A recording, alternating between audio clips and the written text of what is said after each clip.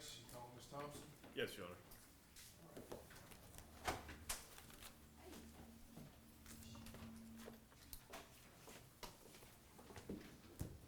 Now, we'll stand right there and be sworn. Here's your start. Do you swear or affirm the testimony you give will be the truth, the whole truth, and nothing but the truth, so help you God? I did. Please have a seat, ma'am.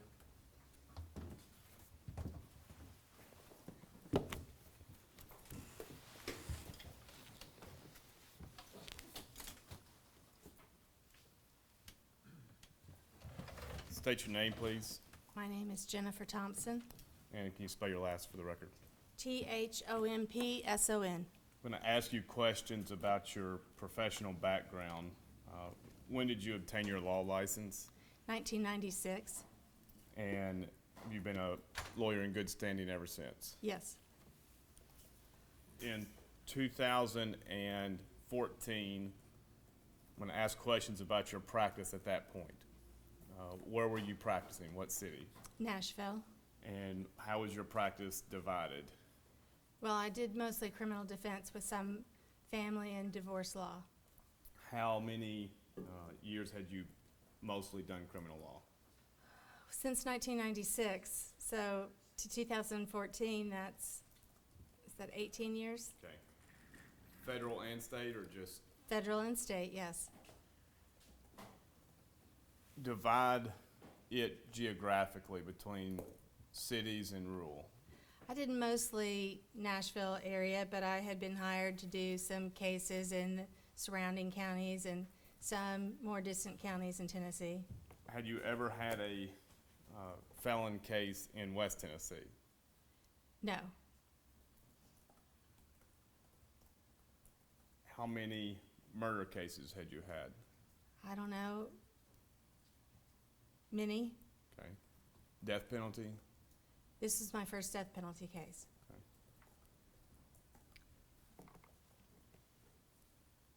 How many assistants and paralegals did you have?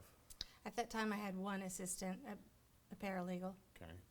Did you have any more assistants through the case of representing Zach Adams? She was the only assistant that I employed. Okay. Describe the process of being retained by Zach Adams. Well, I was on the board of directors for the National Association of Criminal Defense Lawyers at the time. I was very dedicated to defense and indigent defense. And so I had been going to the national meetings for the National Association of Criminal Defense Lawyers, NACDL, I'll call it. And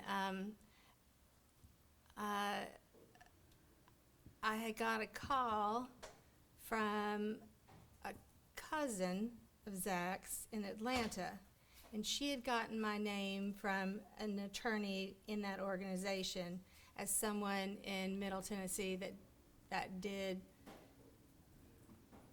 criminal cases. How soon in the process was this? It was after Zach was arrested, but before there had been any court. Okay. And did you charge a fee? Yes, I did. Was he in general sessions case or in circuit court? No, it had been indicted. It was a direct presentment Okay. indictment. What fee did you charge? $50,000. Was that a flat fee? Or It was a flat fee. okay.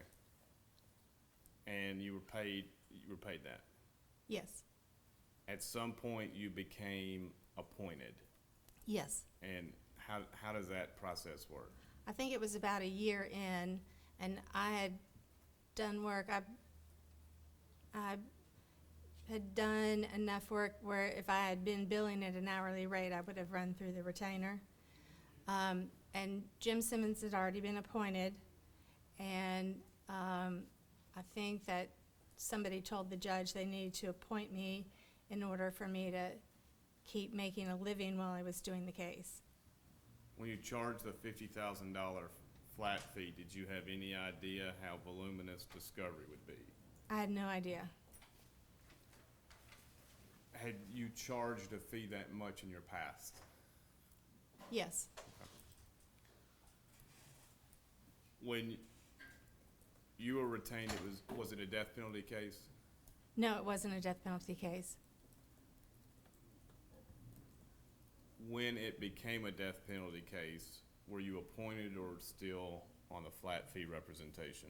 I was appointed, I guess. Maybe Okay. that's what it was. It became a death penalty case about a year after, in May. I think it's May of 2015 that it became a death penalty case. And that's when I think I got appointed. When you came on,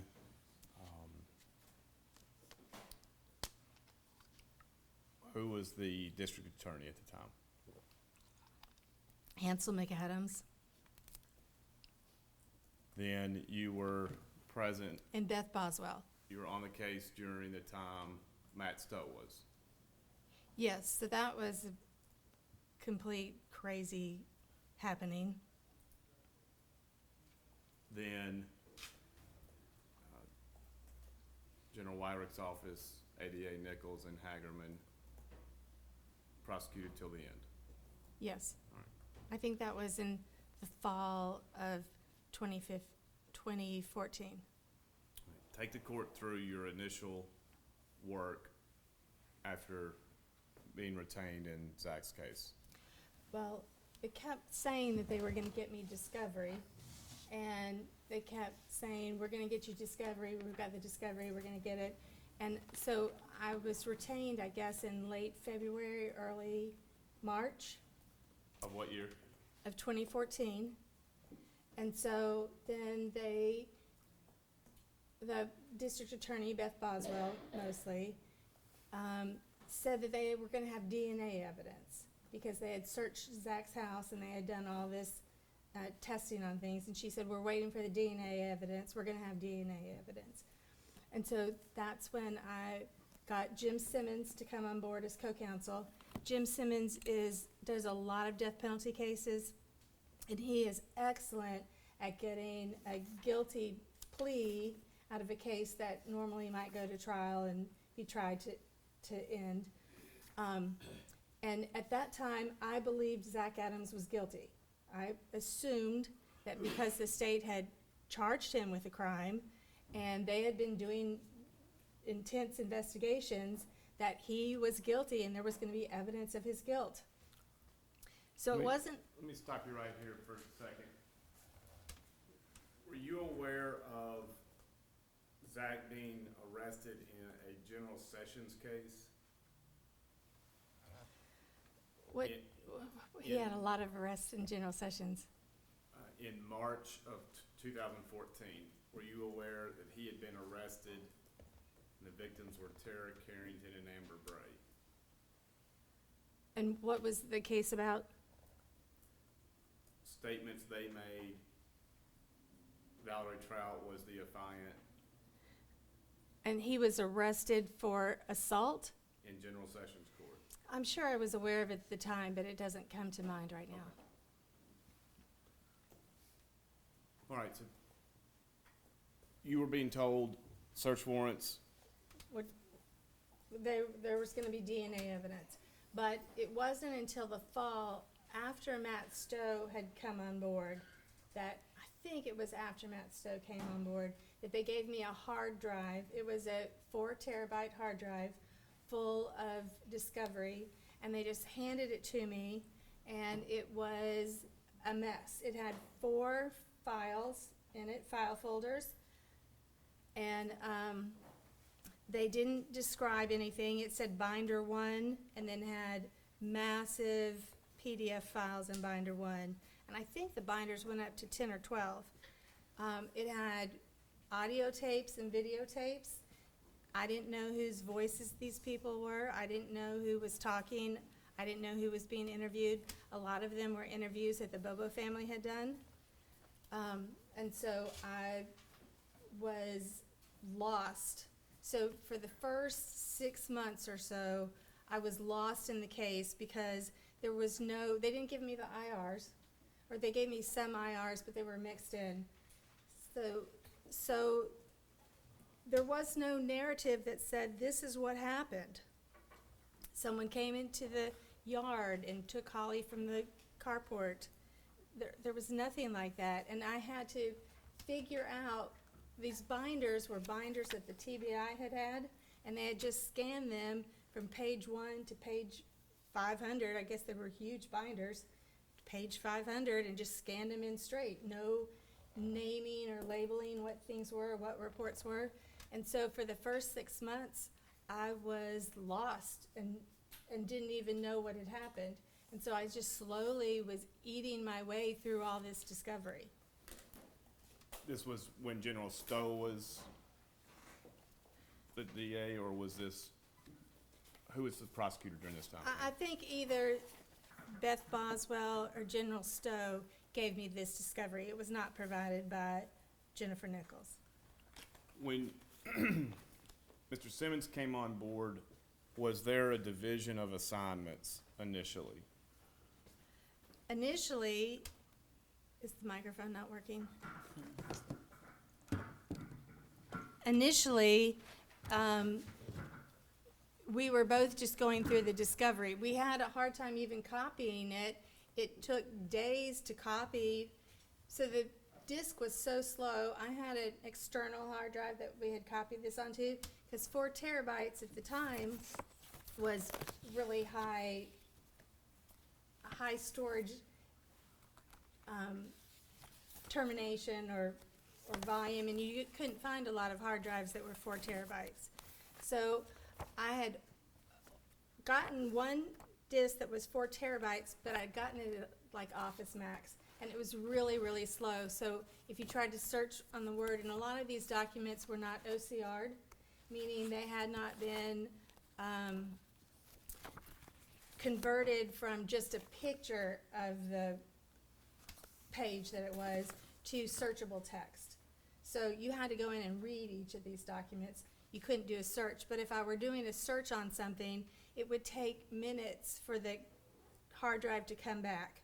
So at that point, I did some research, and I ordered online a special hard drive that was about this big, so it's about 10 inches long and about 8 inches high.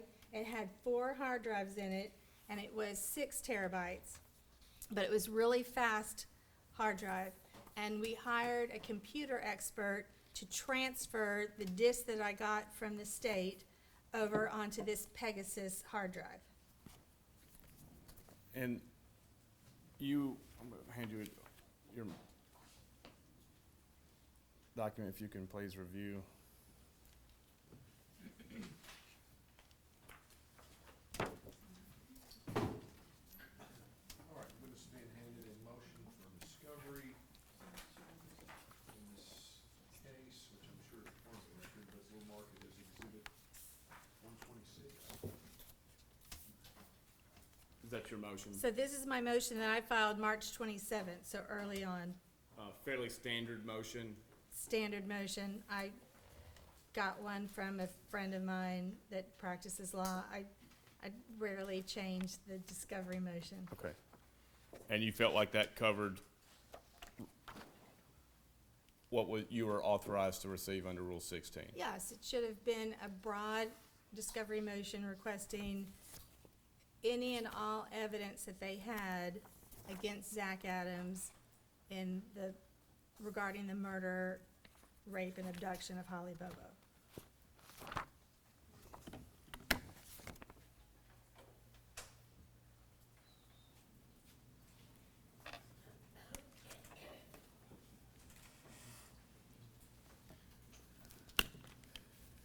Who were the co-defendants' attorneys? Well, at that time, there were no co-defendants. Okay. When did they come on? I think when the case was re-indicted by Jennifer Nichols. Okay. They added charges, and they added co-defendants. Who were the co-defendants added?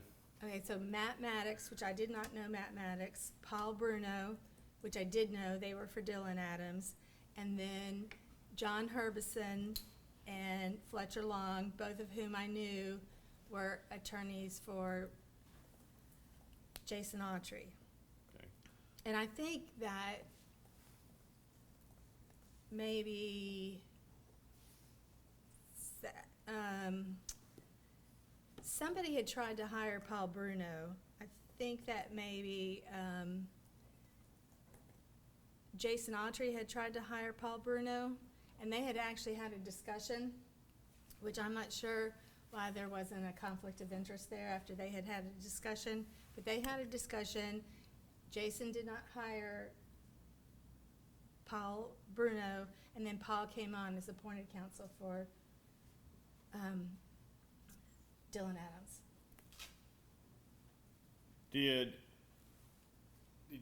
the co-defendants' attorneys ever have a joint defense representation agreement or We never had a written one, but in the beginning, we were all talking about how there was going to be a joint defense what is that? plan, meaning that everybody said they were not guilty. And by this time, Shane had already taken his life. So Luke Evans had been Shane's attorney. And so everybody gets together and says, you know, we're all not guilty. We're going to work together to present a defense in this case and combat these charges. At some point, did you tailor the rest of your practice to accommodate this case? Yes. How so? I got off almost all of my other cases. All of my federal cases I got off of, and almost all of my state cases. I think I kept 1 or 2 state cases, but I got off of all the other ones. So I filed motions to withdraw so that I only had this one case to work on. I'm not sure that the other attorneys did that. At what point in this process were you able to devote exclusively to this case? Probably starting in about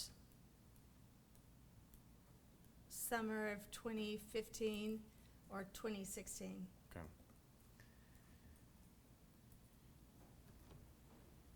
After you got your discovery,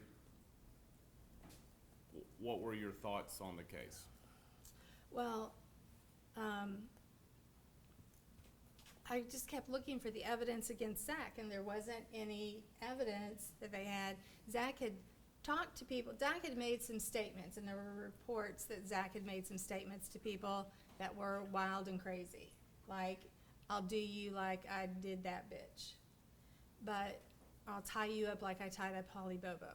But there was no evidence of his involvement. And also at that time, I was not an expert in cell phone records and cell phone towers and which tower was hitting off of which phone. And I studied it, I researched it, and I became a mini expert in cell phone records.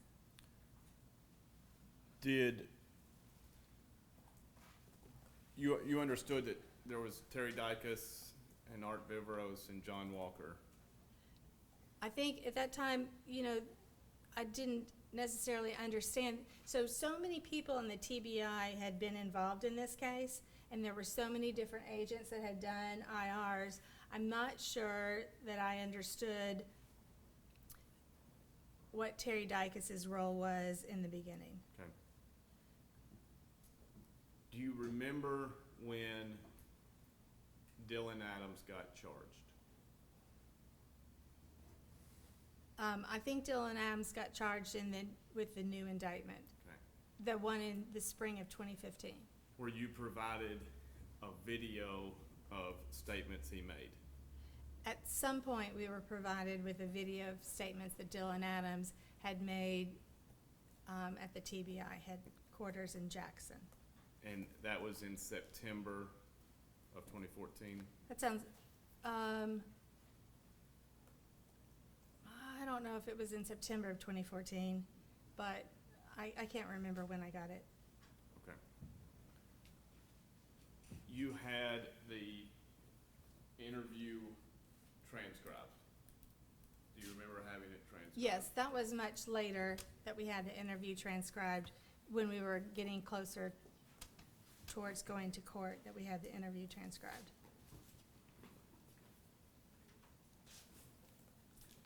Wow.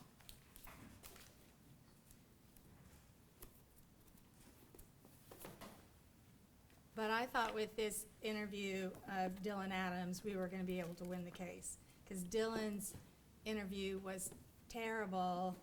It was very suggestive. So the investigators, the agents just sat down and fed Dylan information as he's spitting it out. You know, they're correcting him and they're feeding him information. And some of what he said just could not have been true. And I thought that we were gonna be able to win the case by showing the inconsistencies in Dylan's statement. If you can look at the transcript. What, All right, the witness has been handed an interview of Dylan Adams, transcript of an interview of Dylan Adams, of September the 17th, 2014. At this stage for identification. Yes, this looks like the transcript of Dylan Adams. I move to make it an exhibit. Objections? No, sir. Without objections, we make this transcript exhibit 127.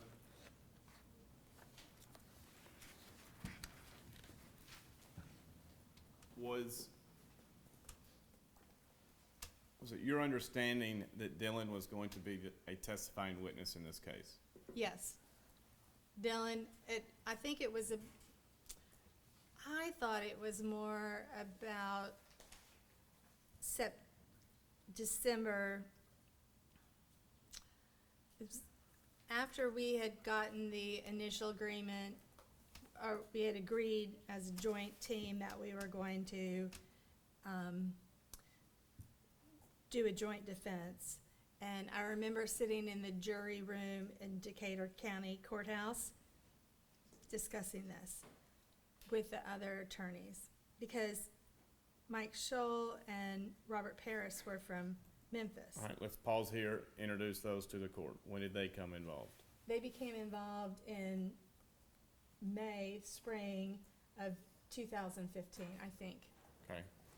Why did they come into the picture? Well, Fletcher Long had been tried for crimes and had lost his law license in Clarksville. And I think John Herbison had also lost his law license.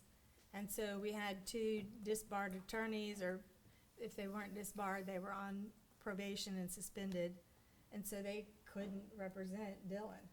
So we had Paul Bruno and Matt Maddox come on that spring. At the same time, they appointed Jason Autry attorneys that were Robert Paris and Mike Scholl. Had you ever worked with either Mr. Scholl or Mr. Paris? No, I did not know them. Was it the still undefined defense agreement when they came on? So, Jim Simmons is a very quiet man. He's very subdued and quiet. Mike Scholl is very outspoken, and he's, like, every time we would have a court hearing, he would go out and give a press conference. I didn't speak to the press at this time before all the time it was going through trial. I refused to speak to the press. But Mike Scholl would go out and give statements. And so Mike and everybody was like, yes, we're gonna all do a joint defense agreement. And then at some point, Paul Bruno and Matt Maddox kind of began to pull away.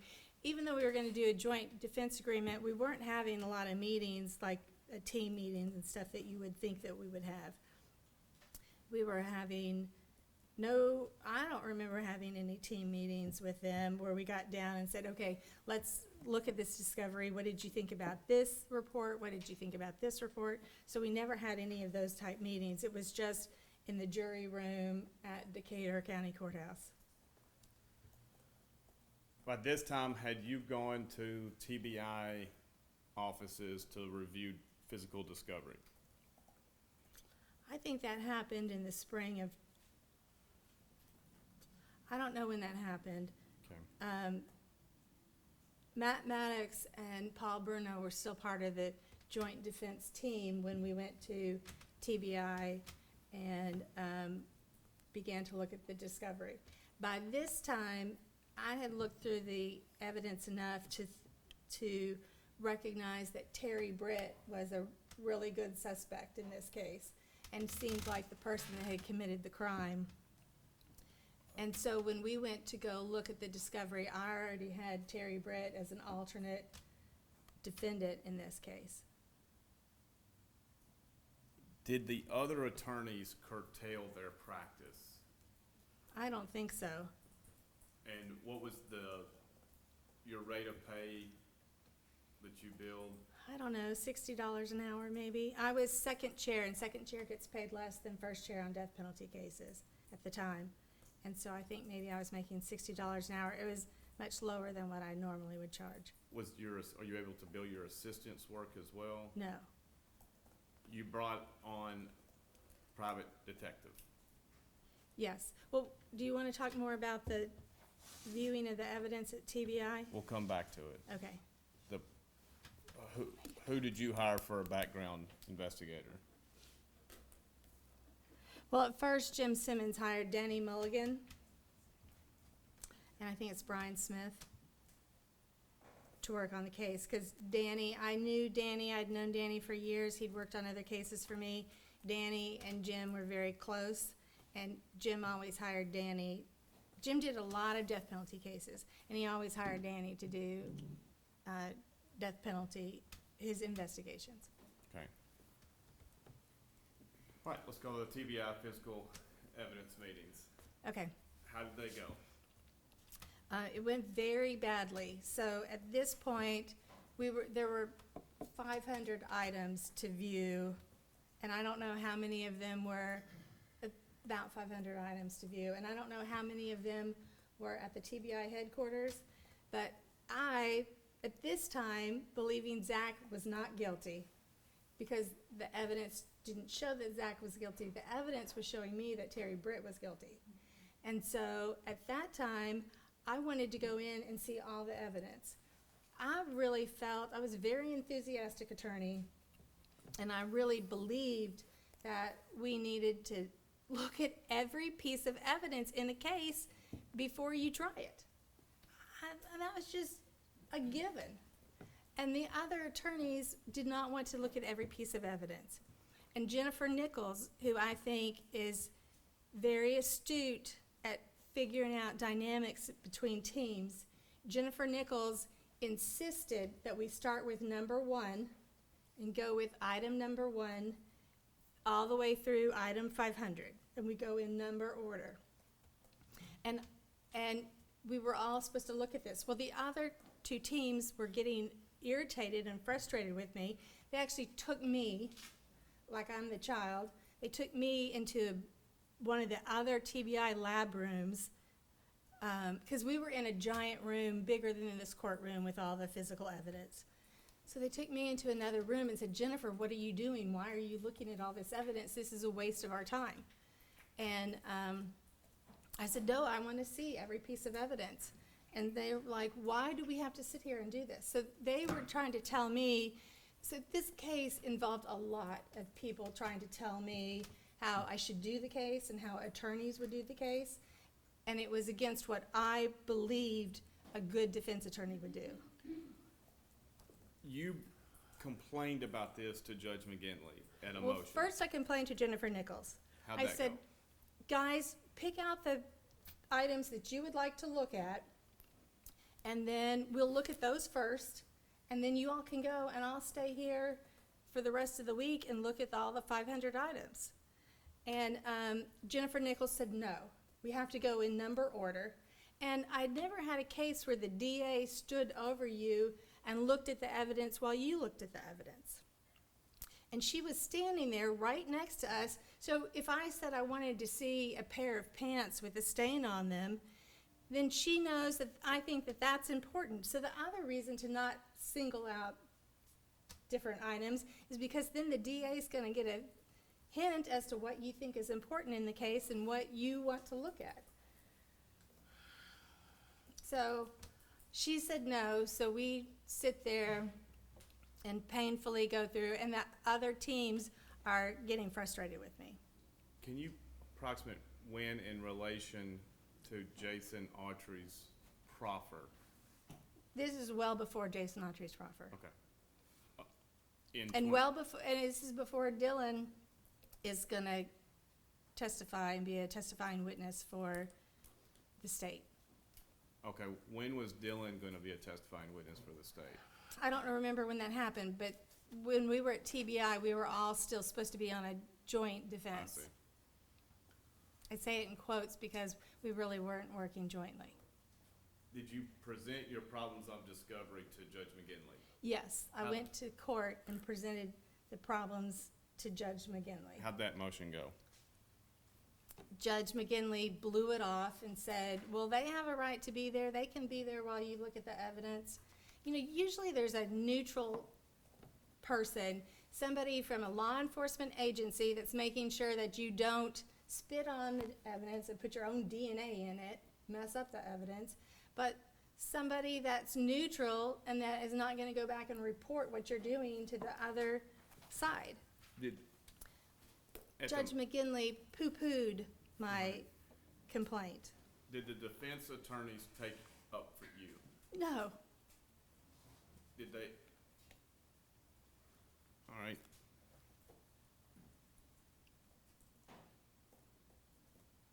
Did your relationship with the other defense attorneys improve or get worse over time? Well, after this,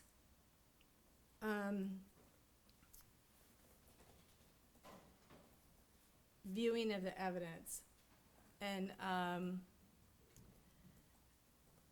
I've talked with the mitigation expert that we had hired on, a mitigation expert at this point. Who was that? Oh, now I can't remember her last name. Lee. You want to remind me? If the witness could be passed Exhibit 34, she could maybe just keep her binder because she might refer to others. You just trying to recall his name? We're going to Her go through name. the memo also, Your Honor. Are we through with this? You said You 34? are through with the transcript? Yes, Your Honor. A witness been handed exhibit 34, you said, right, Mr. Duffy? Yes, Your Honor.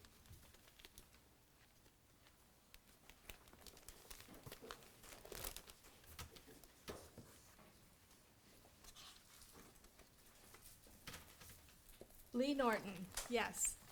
Lee Norton was a mitigating specialist psychologist that Jim always used in his death penalty cases. And Lee gave me some advice that I really held on to throughout this case.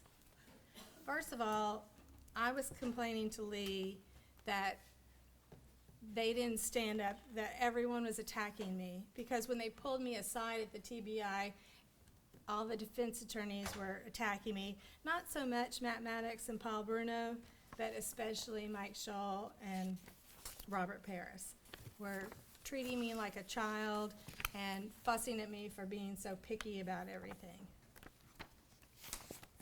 And I called Lee Norton, and the first time, this is the first time in all the years that I had practiced law that I really felt that there was sexism going on, that the men in the case were discounting what I had to say and the information I had because I was female. And they were all very masculine, not so much Matt Maddox and Paul Bruno, but Mike Shull and Robert Paris were very masculine, man, we're gonna do this cowboy type attorneys. Right. As you reflect on your services at this stage in your representation, do you feel you were competent? At this point, I still felt I was competent. You were diligent? I was diligent. I was gonna look through every piece of evidence. I was gonna make notes and make sure that I knew what it was. And the things that I thought were important, I was trying not to look at extensively.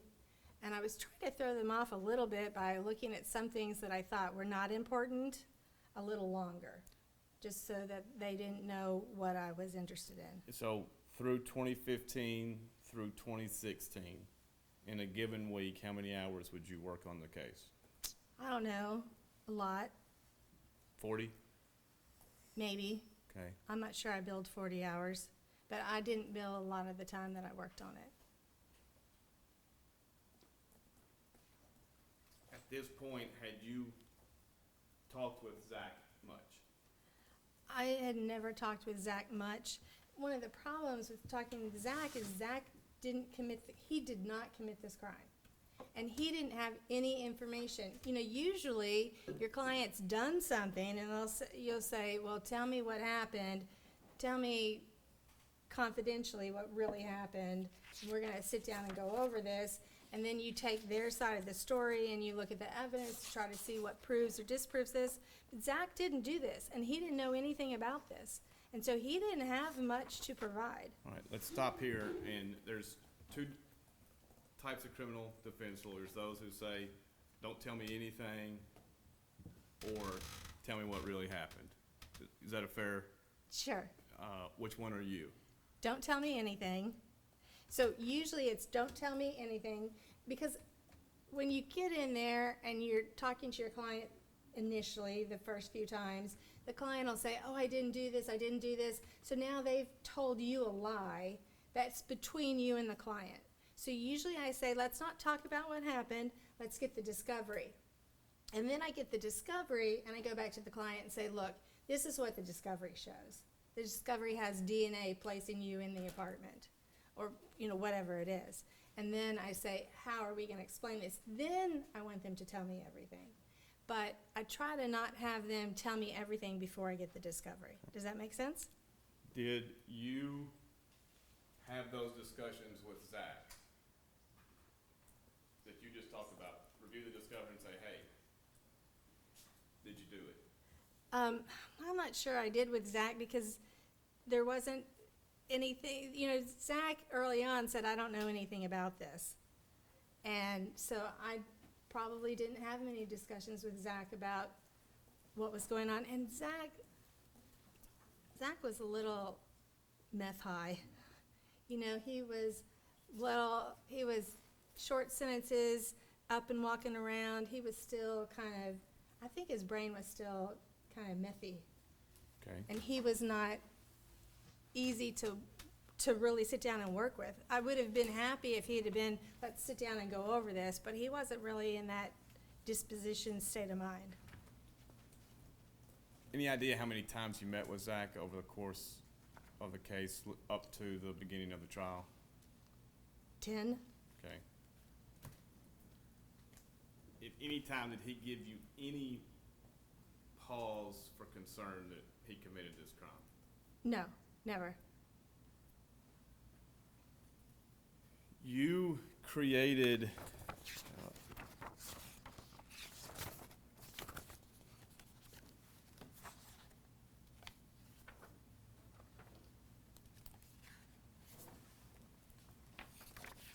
or received list of digital evidence.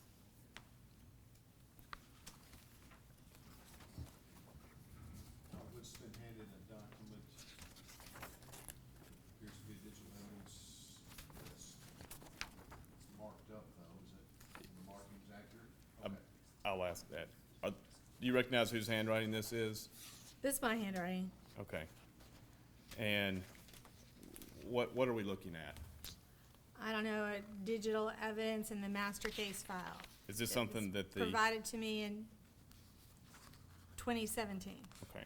Is this what the state provided you, the typed Yes, and this is after Jason Autry, or around the time Jason Autry is going to flip and begin his lies about Zach. And then there's a physical evidence list on the third page.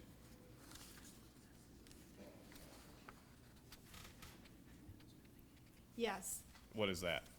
this is a list of evidence that we got showing what was where and saying where it was being kept. A lot of this evidence was being kept in West Tennessee, but they brought many, many pieces to Middle Tennessee for us to review. Okay. It's my memory. And the handwriting throughout on that document, Is not all my handwriting. you know whose else handwriting it is? It might have been Jim's daughter's handwriting. So my handwriting down at the bottom where it says Kevin, that's my handwriting. My handwriting is not at the top where it says Nash office, 6/15/16. So this must be when we went to go view the evidence at the TBI lab. All right. So 2 years in. Are you, And Simmons, I think that's Simmons' handwriting right there where it says Simmons on the page. and are you confident these are documents that were prepared or worked with in your course of your work representing Mr. Adams? Yes. Your Honor, I move to enter them as the next numbered exhibit. Yeah. All right. We're at 128, correct? All right. Ms. Bates, the witness was handed exhibit 34, and then we never, We're gonna go to that now. so these have 34. All right, we're at 128.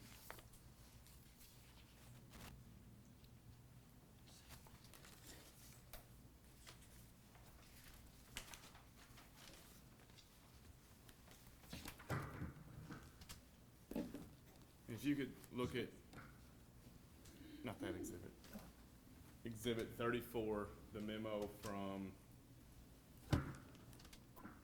Dr. Norton. And go to page 4 at the bottom.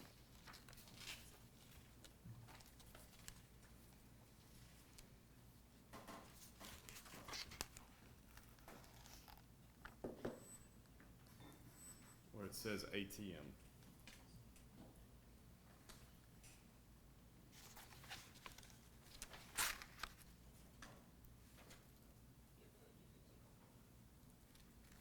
Yes. How did you know the ATM, evidence from an ATM machine would be important? Well, Zach did say what he had done that morning, and he said that Zach, Dylan, and Shane had all gotten into Dylan's truck and had driven down to Parsons. I think they got something at Sonic, and they went to the ATM to get some money because they were going to get some Xanax bars. And so they got money. Shane had been working at a job, and Shane had some money in his bank account. So they were going to go withdraw the money from Shane's bank account, and we're going to go buy some Xanax bars.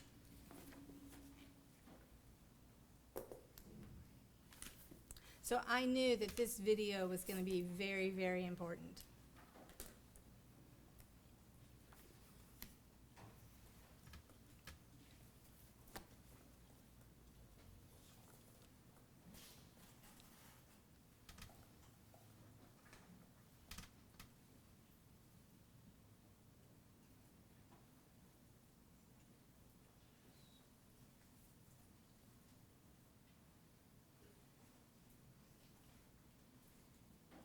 Had you read in Discovery where Joe Walker, Agent Walker, had subpoenaed Shane's bank records? I'm sure I had. do you remember going over that with Zach? I don't have a clear memory of that, no.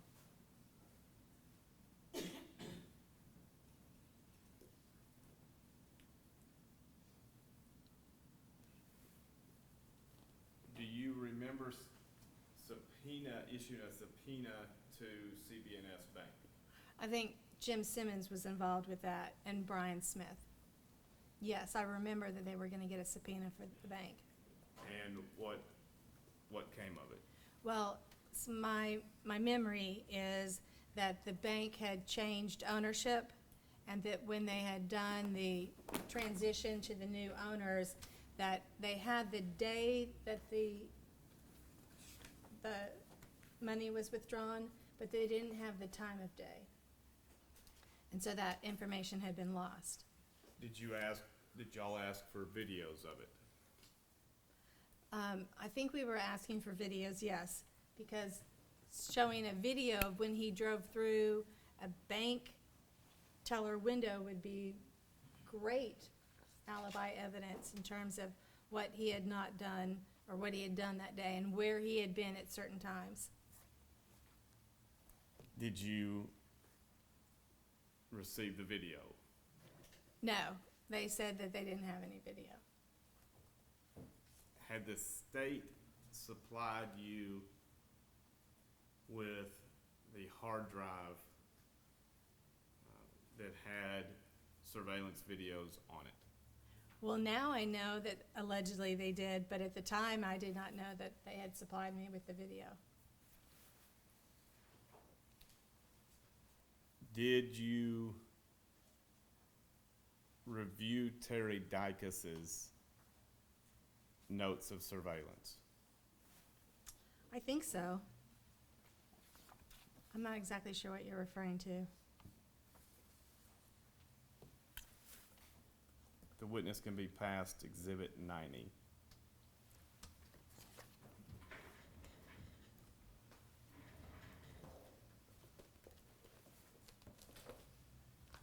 Mr. Bates, just for a little clarification, I may have heard this name before. I believe the witness testified that Jim Simmons and Brian Smith were involved in something. I can clarify. Who's Brian Smith? Oh, do I have his name wrong?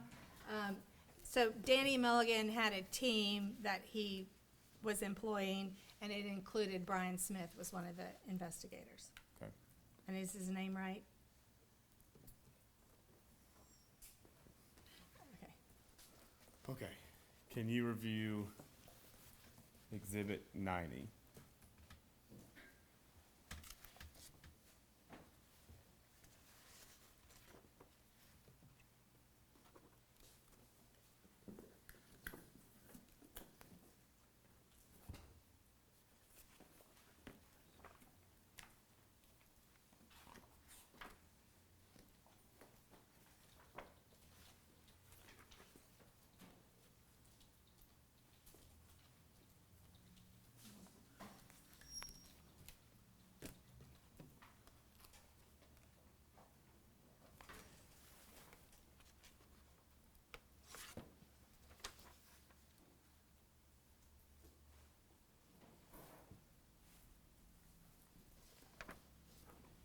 Yes, I see Exhibit 90. And do you remember seeing that in your work? I don't remember it. Okay. If you can now go to Exhibit 23.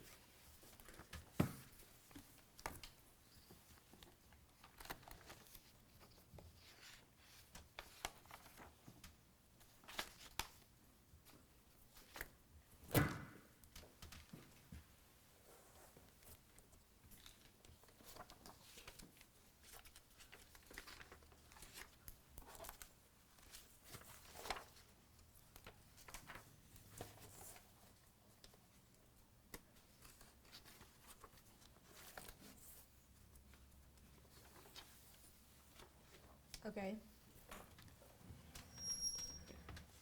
And do you remember this IR?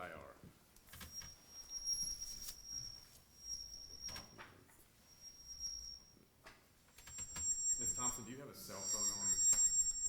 Do you have a cell phone on possibly that's causing that? I think it was because I was too close to it. Okay.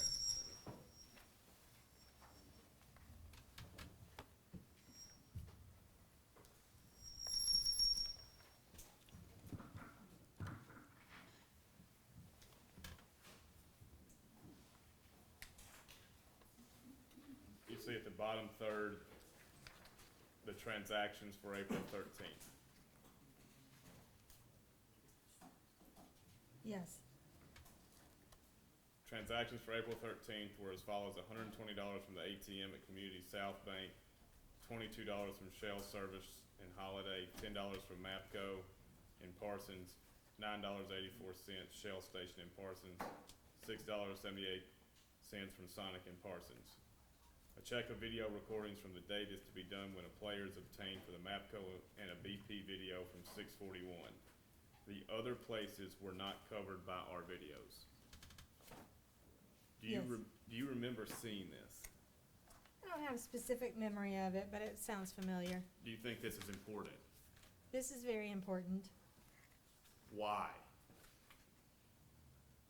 Well, I mean, it's got some potential alibi evidence for Zach.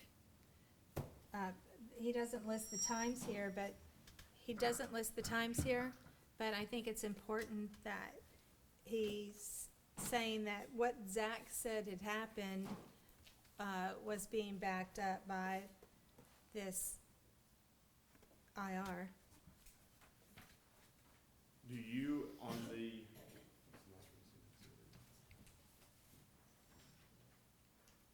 Exhibit 128, it's just newly entered.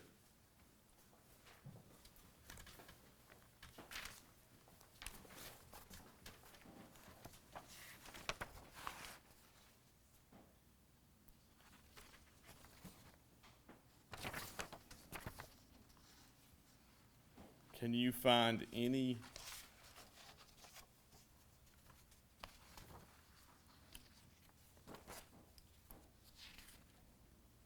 ATM video listed?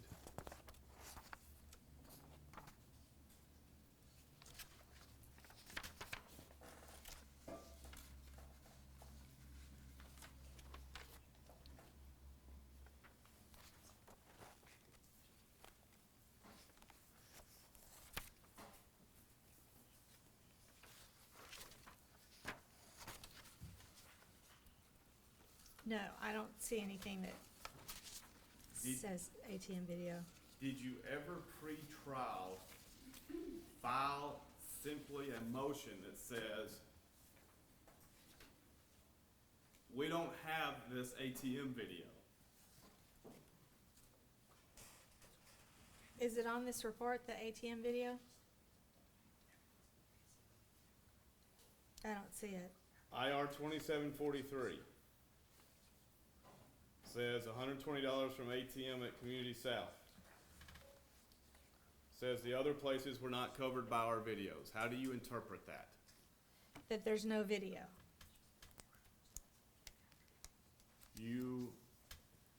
Dr. Norton told you that you need to get this. Yes. Did you ever bring it to the court's attention by just a simple motion to compel or bring the bank in to compel them to look a little harder? No. Why not? I don't know. It was very important. It's the best you can do is say, I don't know. Yes. I don't know why not. I guess I thought that it didn't exist. And I thought that we had searched, we had done due diligence. I thought we had done due diligence and it didn't exist.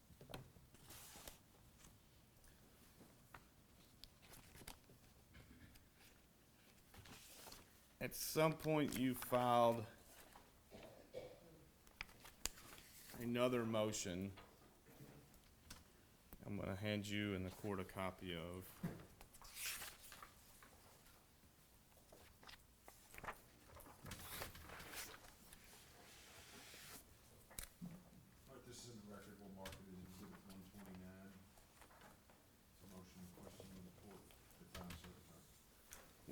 can you review this motion?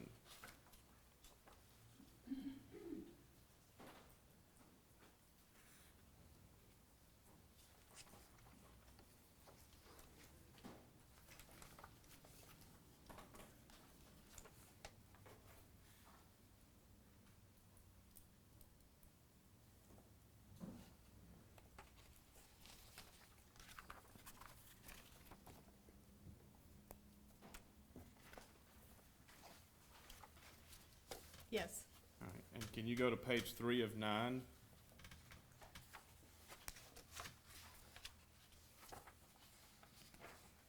Yes. And paragraph 5, what is that? Can you read that to the court? Any deal, promise, inducement, or benefit that the government has made or may make in the future to any witness the government intends to call as a witness in this case. And you went on throughout. Is this a motion, where did you receive this motion, the template? I don't remember. Okay. Your Honor. I moved it in as 129. Yes, Your Honor, thank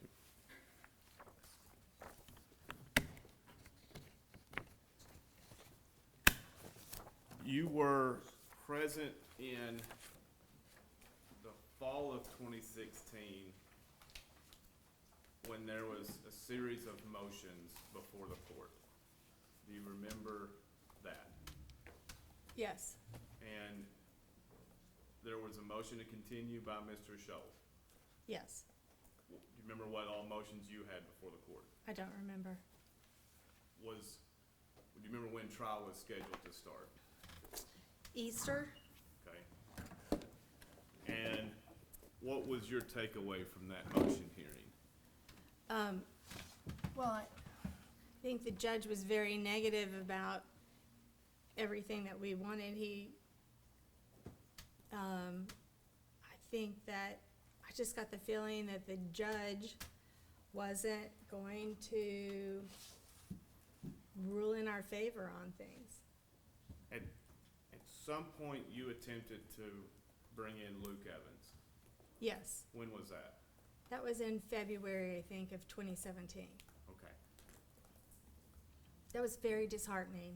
What took place in between the motion hearing in the fall of 2016 and February of 2017? Well, Jason then had flipped and had made up this whole story about he was with Zach when Zach shot Holly Bobo.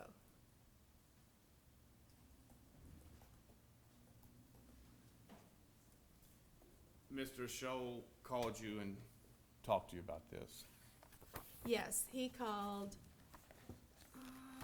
So I was downtown Nashville. They were having the little rally downtown Nashville for women. And I was in downtown Nashville with my family and my phone. And I got a call, I think I got a call from Jim Simmons. But then Jim, I can't remember how it went, if we did a three-way call, but I was in a Jack's Barbecue down on 2nd Avenue, and I went outside upstairs to a balcony. It was cold, and I went out to the balcony to try to get some quiet so I could hear what they were saying. And Mr. Scholl told you what?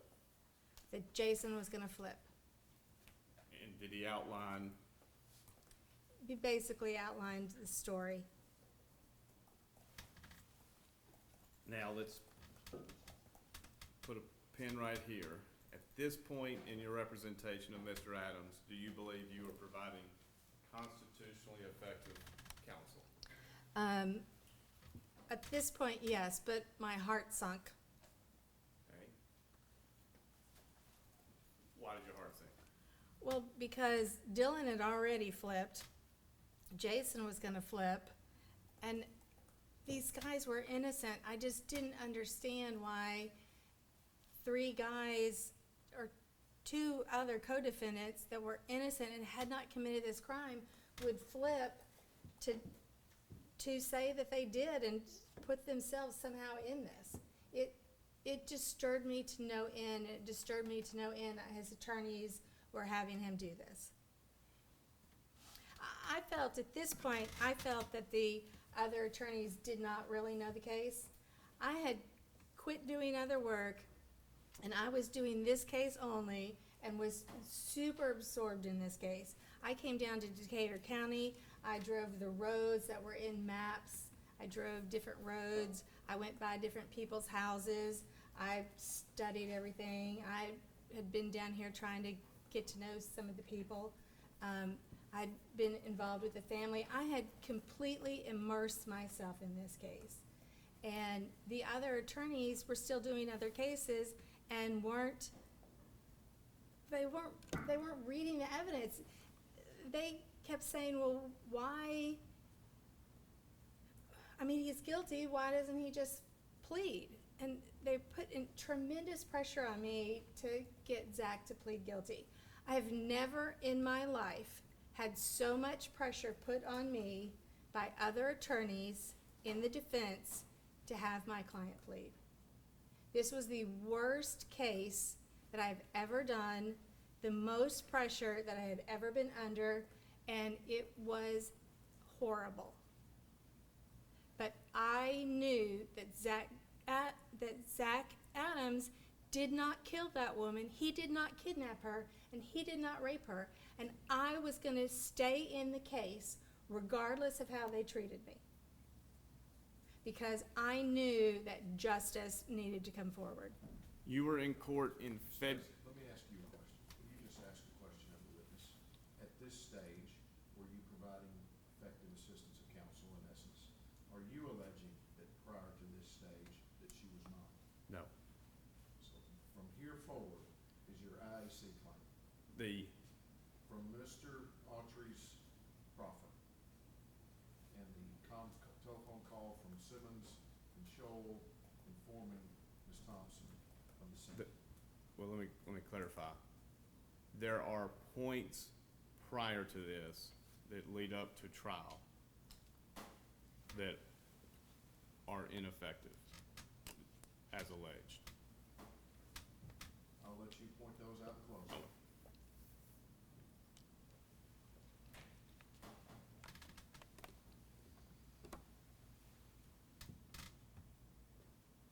Do you remember February 2017's motion hearing? This is for Zach Adams or to have the judge recused? Court's recusal. Yes, I remember the court's recusal. And did you have it transcribed? Probably. Because we appealed it.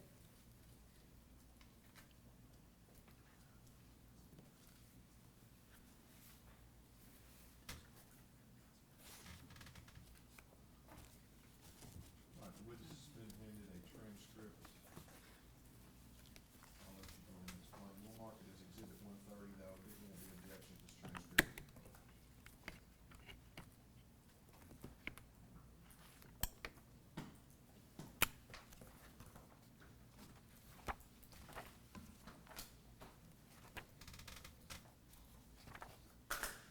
So it's at this point that Jim Simmons and I really severely parted ways.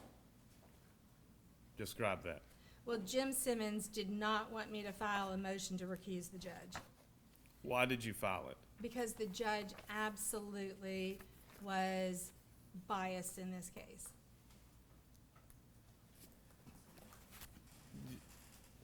How is the judge treating you?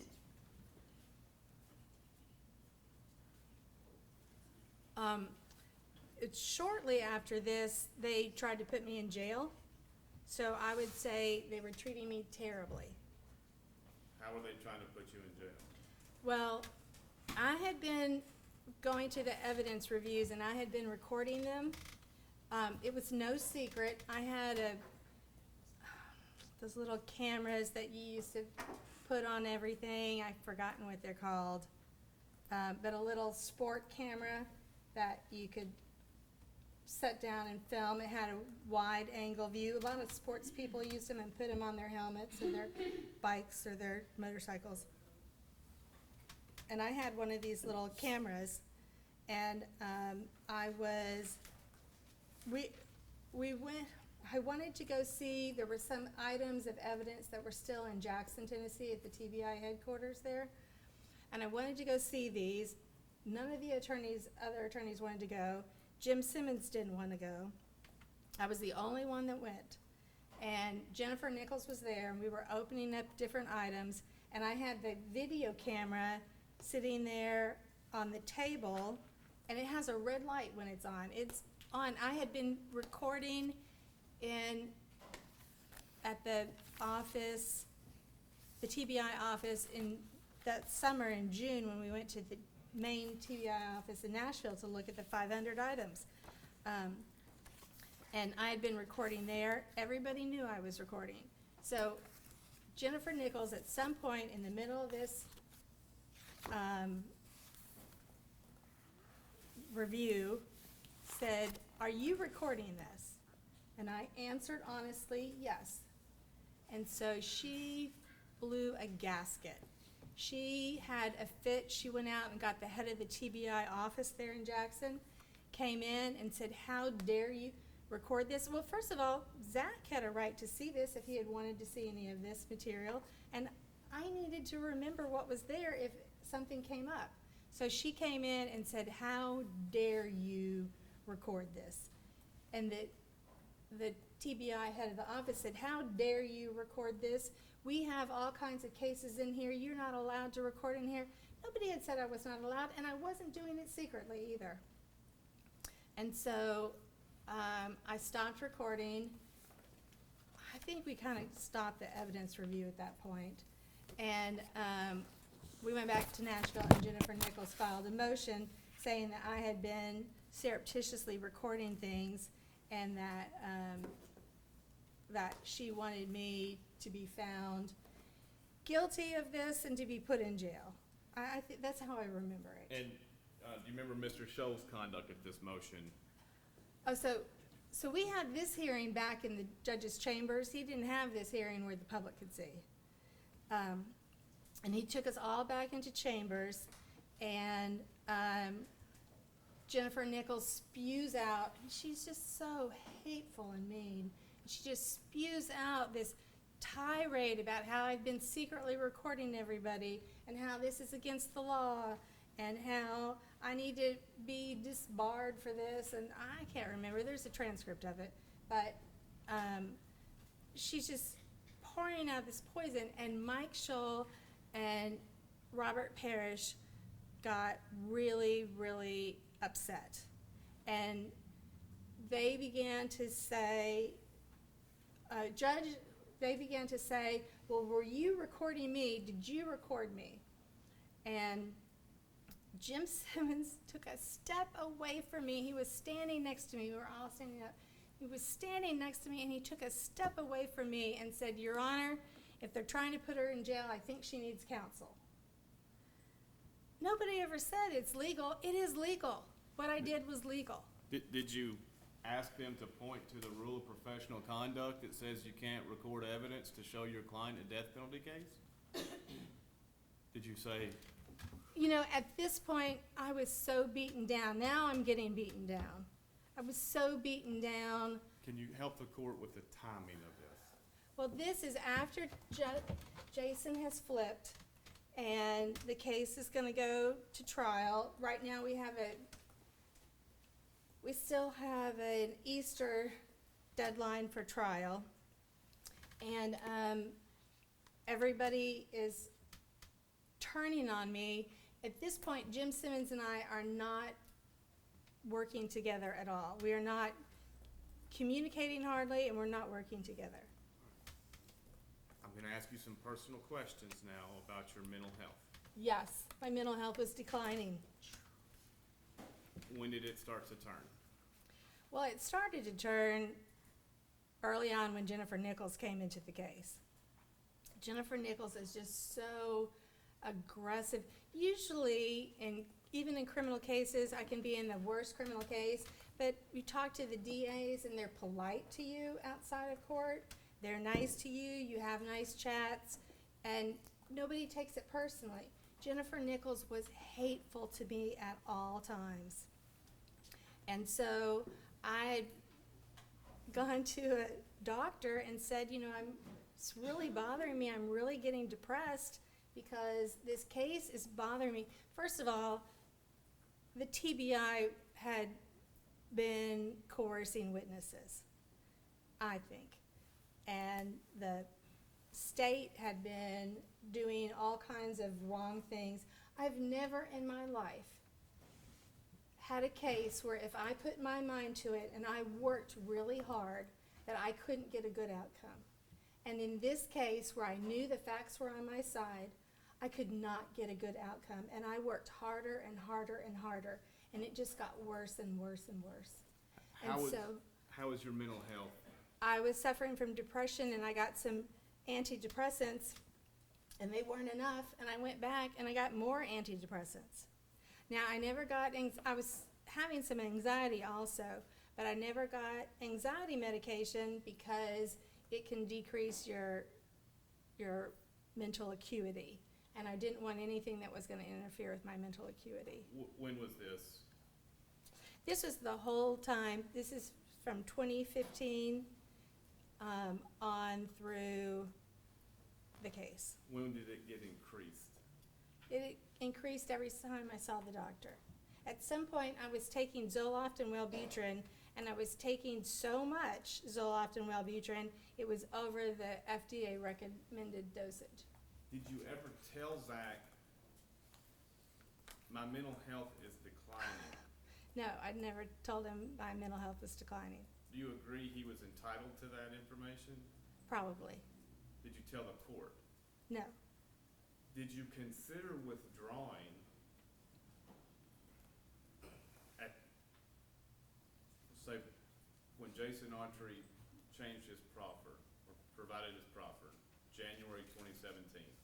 I think the real turning point was when the judge didn't let Luke Evans be an attorney. When was that? That was in February, perhaps, of 2017, after Jason had turned. Luke Evans had from the Board of Professional Responsibility an all clear. They said it is not a conflict for you to represent Zach Adams, that Shane Austin had died, that there was nothing further that could go, that the state could do against Shane Austin, and there was no way that anything that Luke did in Zach Adams' case was going to affect Shane Austin's criminal outcome. And so they said, you may represent Zach Adams. Why did you ask to bring Luke Evans? Because Luke Evans is a dynamite attorney. He was like me. He fights for everything. He fights for innocence, and he was going to fight this case and make it he was going to help me win this case. And there was a turning point for the judge, because the judge had been saying, I've talked with the AOC, we're going to get you a third attorney, because we had two attorneys. Simmons wasn't doing any work on the guilt innocence part. He was only doing the mitigation work at that point. I was the only one doing the guilt innocence. That had not been my choice, but that is something he decided he would do, that it would give the jury more credibility. He would be more credible if he didn't take part in a guilt innocence trial. And so the state had 4 attorneys that were working on it.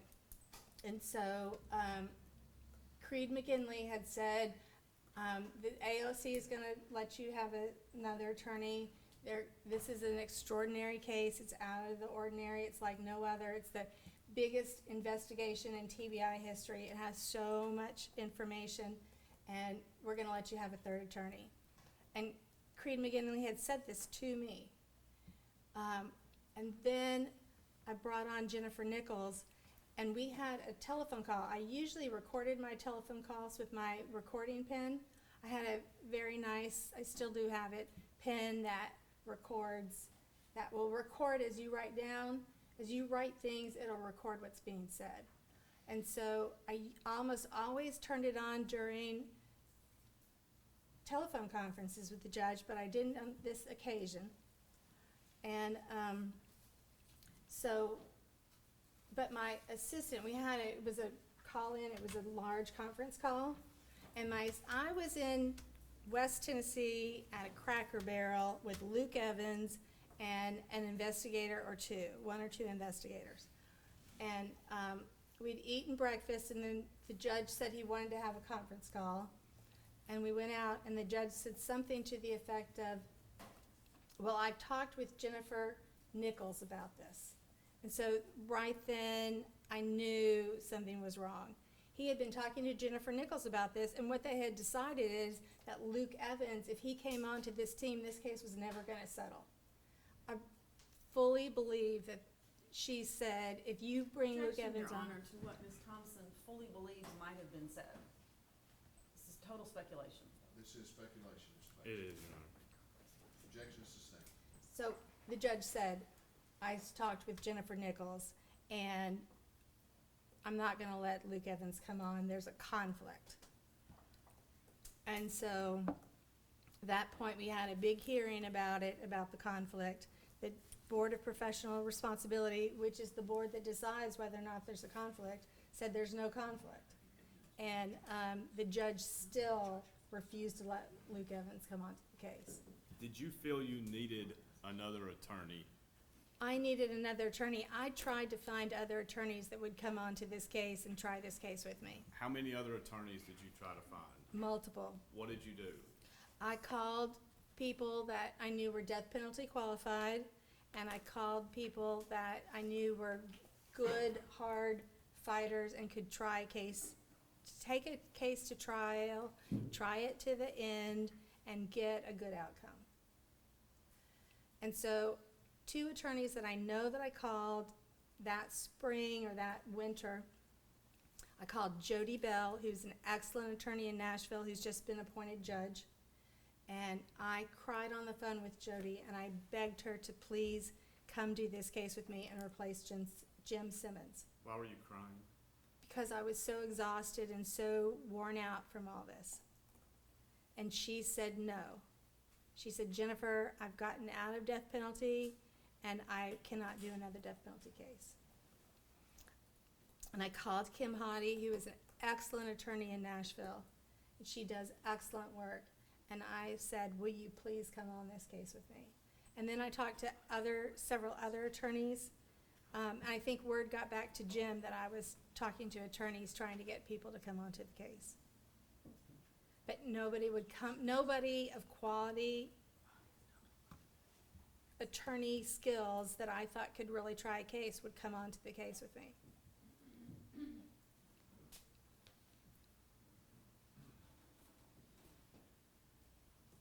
When, after the February hearing date, the April 3rd date, was it moved? Yes, And it was set for when? July. All right.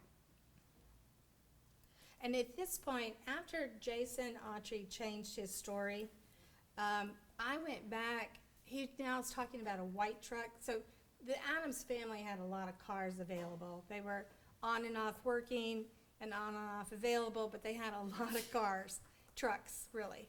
And so Zach had been driving a black truck, a little kind of beater truck, and Dylan had a nice gray, I don't know if it's an F-150, but it was a nice gray full-size pickup truck. And so Jason Autry now says it's a white truck, which I knew that the white truck was not available to Zach at that time because he had run through the fields, gotten arrested at the Natchez Trace, and his grandfather had taken the truck from him, so Zach did not have transportation at that time. And so I knew that these were not available. And so when Jason Autry says it's a white truck, I start from beginning then. He has a whole new story. Dylan Adams' story was that they raped her at the house, and he walked in and they were raping her, and they forced him to anally rape her. And Dylan's story was so incredible, it was unbelievable. Jason now has a story that starts at the Tennessee River. Jason has seen the discovery, and he has crafted a story. I'm gonna object to her speculating about what people have seen. She has absolutely no proof of that.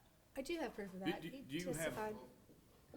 I would, The objection is sustained to the way the witness was answering, so I'll let you rephrase or ask more specific Yes. questions.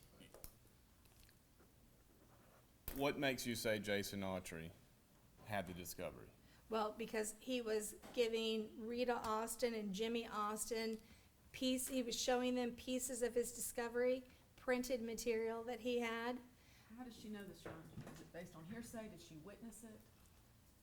Again, it's speculation. I did research. Still speculation at this stage, Mr. Davis. Objection sustained. Jason Autry testified at trial that he had some of the discovery in his cell.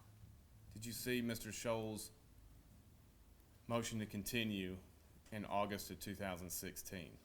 Yes, I'm sure I did.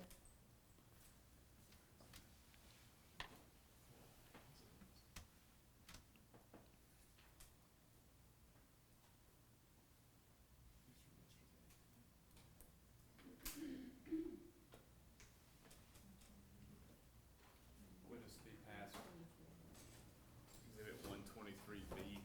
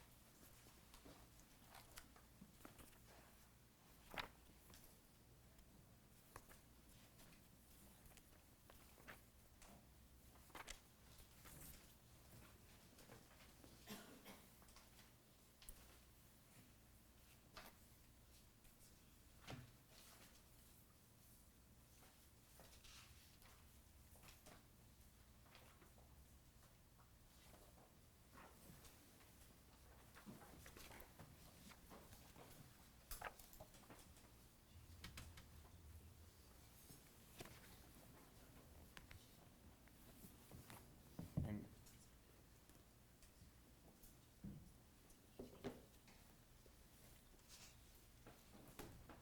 can you review this motion?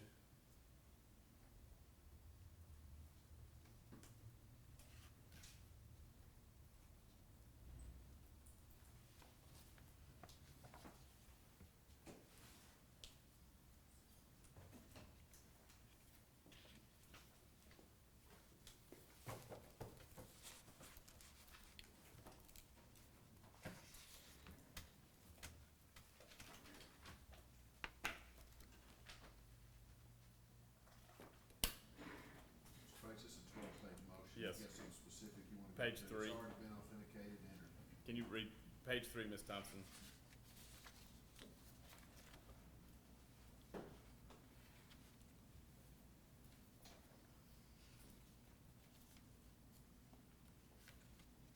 You see where Mr. Scholl says where they meet, Yes, and then Mr. Scholl provides discovery to his client. yes, Now, did you bring that motion out to the jury at any time? no. Right. I should have.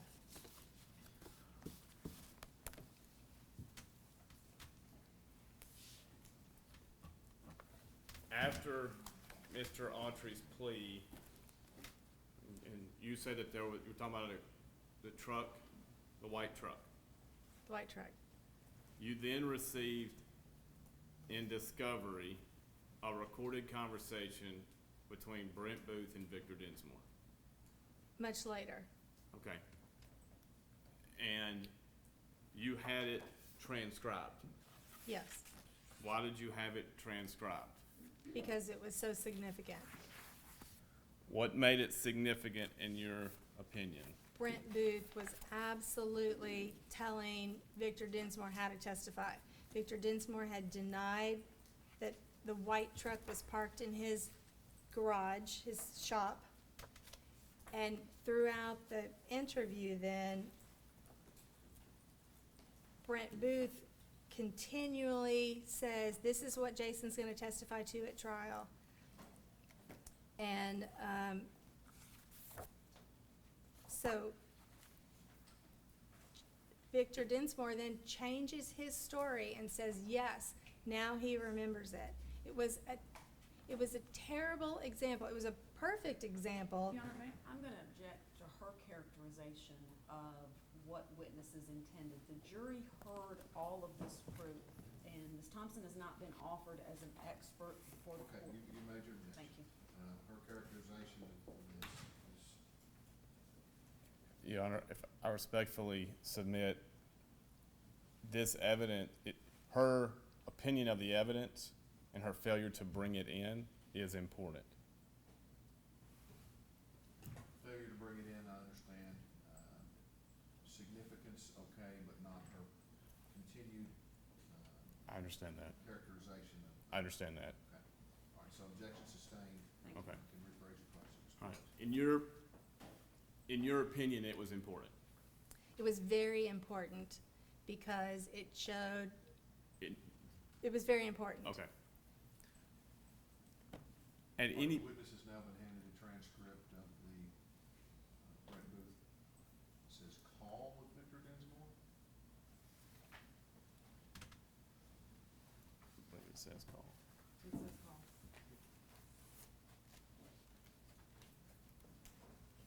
We'll mark for identification at this stage. 31.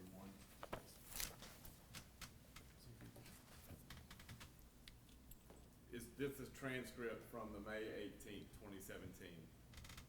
Yes. And you remember it was a phone call or was it an in-person meeting?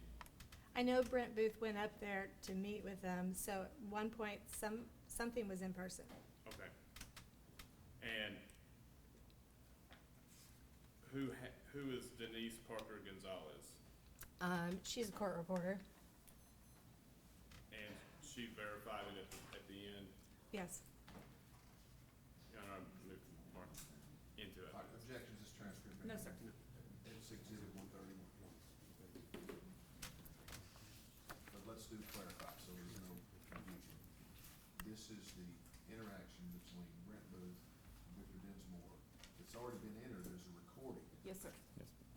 If we could figure out which exhibit number that is, let's reference it for the record. That's 103 is the first meeting. No. This is the second.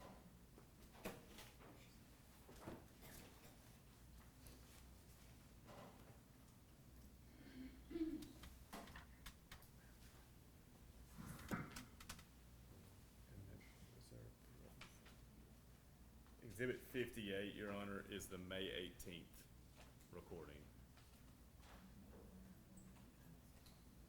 All right, court's in agreement after looking back at my notes, exhibit 58. So this exhibit 131 is a transcript of the audio interview. This marked as exhibit 58. All right, thank you, Mr. Bates. All right.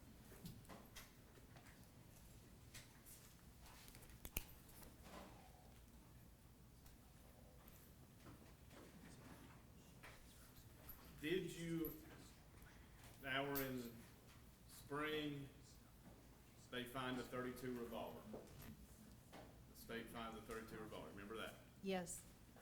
And did you remember the prior statements of other people about possible weapons? To some degree. All right. What was your understanding of prior statements regarding weapons? Well, my memory is that Jason Autry had said that the revolver was much bigger caliber. Okay. You know what he said? Maybe he said it was a 36. Okay.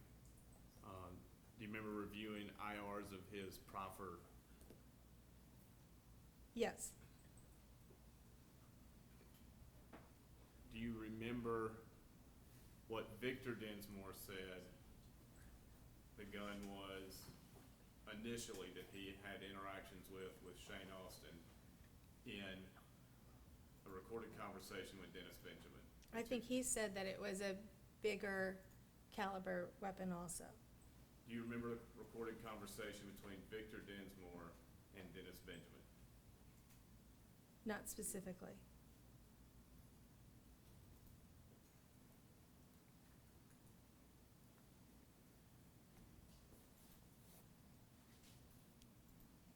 Do you remember if Mr. Dinsmore referencing a .32 revolver?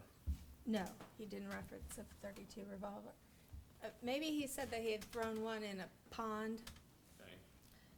At some point, I know that Victor Dinsmore said that he had had a .32 revolver that did not shoot, that would not fire right, and so he threw it into a pond at his cousin's house, I think. Do you,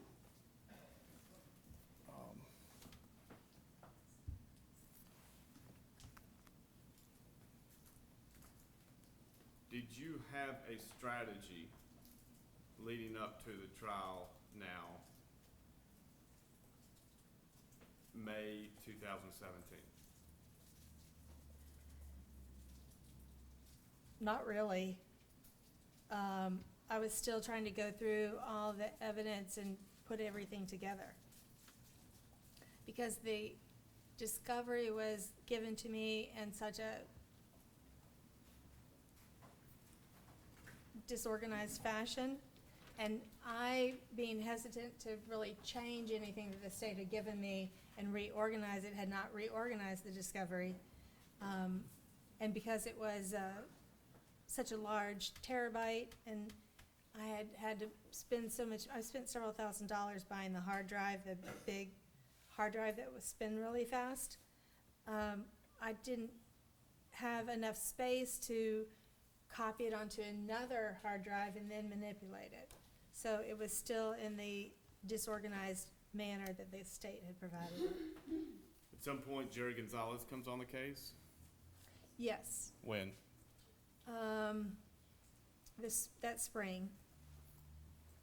Why? I begged Jerry Gonzalez and he said, okay. Jury selection began in July.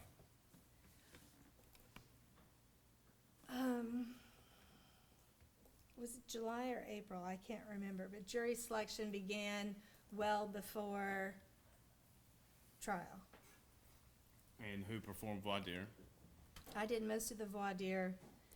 I did most of the beginning voir dire, and then at some point the judge had yelled at me so much, I refused to get up and do anymore, and I made Jim get up and do it.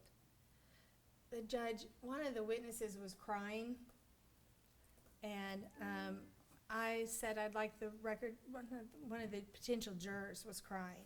She was on the stand, and she was so bothered by the taking of Holly Bobo, she began to cry, and I said, I'd like the record to reflect that the juror is crying. And the judge snapped at me and said, I'm sitting right here next to her, her voice is cracking, something like her voice is cracking, but she is not crying. She was crying. And he snapped at me so much, I just at that point, I gave up. And I didn't want to do any more voir dire. How would you assess your mental health at this point? And at one point, Jim Simmons wasn't even there for part of the voir dire. He had another case in another county, and the judge insisted we go on without him. So at some point, Zach had only one attorney present. My mental health was declining. Did you consider withdrawing at this point? I didn't, because I felt that because of the mess with Luke Evans, and Luke being so eager to try the case and to really work on the case tough, I felt that if I withdrew, that the judge was just going to point somebody that he knew that was going to just take this case and plead it out. Because Jim Simmons had tried very hard to get Zach Adams to plead guilty. And he had come to me and said, on one occasion, he said, I've talked with Zach, he's ready to plead guilty. Was Jim working on guilt innocence? No, he was not working on guilt innocence. And did Mr. Simmons file a motion to withdraw? Well, Zach, after that, Zach told him he wanted him to withdraw. And Jim Simmons filed a motion to withdraw under seal where he said something to the effect that he believed the client was guilty and that withdrawing in the case would be detrimental. I couldn't believe that his affidavit said he thought that the client, something about the client's guilt or that evidence was overwhelming and that it would be detrimental to the client under the ABA standards to withdraw as attorney of record, something like that. And the judge didn't let him withdraw. And the judge should have had him withdraw. Your office then filed a motion to continue prior to the September date. Yes. And what was the purpose of that motion? I was not ready to go to trial. The state had given us all the IRs, so I can't remember at what point the state gave us all the IRs, but they'd never given us all the IRs with the materials attached to them. And the state had dumped on me all these hundreds of IRs and the materials attached to them. And so I had gone back, and I was chasing butterflies at this point. I had gone back and I was reading the IRs. They'd given us a witness list of 200-something witnesses that they said would testify. And these people had names I didn't even recognize. And I could sit down and search in the discovery and not find their names because it was not OCR. And so we were desperately trying to figure out who these witnesses were going to be. So instead of doing my witness prep like I should have done and sat down and thought about each witness and what I was going to bring in and what evidence I was going to put in, how I was going to get it in, how I was going to cross-examine them, I was out looking at these new materials. They gave us lab reports shortly before trial. So all these materials were fresh to me, and I was desperately trying to digest them. And I've handed you the motion to continue. Is this your motion? It looks like it. And who argued this motion? I don't remember. And you attached the various complaints you had about discovery in an affidavit. It looks like it. Your Honor, I'd like to make this the next numbered exhibit. Objection. No, All right, this is Zachary Adams, motion to continue the trial. Is that August the 8th of 17? Yes, Your Honor.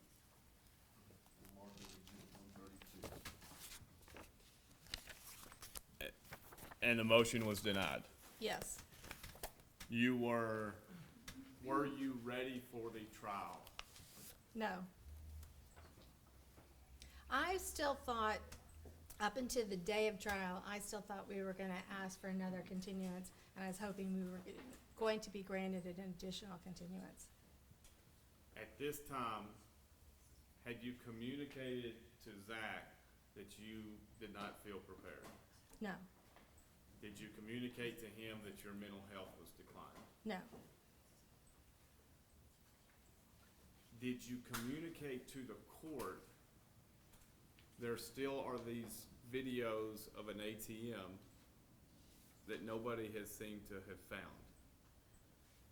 Probably not, because at that point I thought that the videos didn't exist.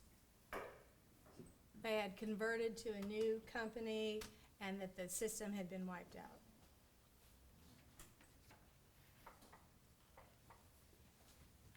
Had you talked at this point to U.S. Marshal John Walker? Yes, I had, I When think. did you talk with him? I don't remember.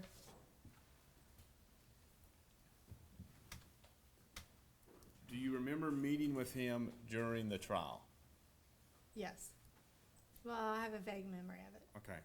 Had you met with him before trial began? I'm not sure I had met with him before trial began. What was your understanding of Marshal Walker's qualifications? Well, he was the one that did cell phone tracking for the Marshal Service. So when somebody would disappear, they'd run off and he couldn't find them and they had a federal case, he would go in and he had secret methods, which he wasn't gonna disclose. He would go in, search their phone and figure out where they were. He could do it kind of by figuring out what road they were on or what area they're most likely to be in. And he had said, made a report that said that Holly was most likely gonna be found above, north of the cell phone tower where she was found. She was found north of the cell phone tower, and he said she most likely had been in that area.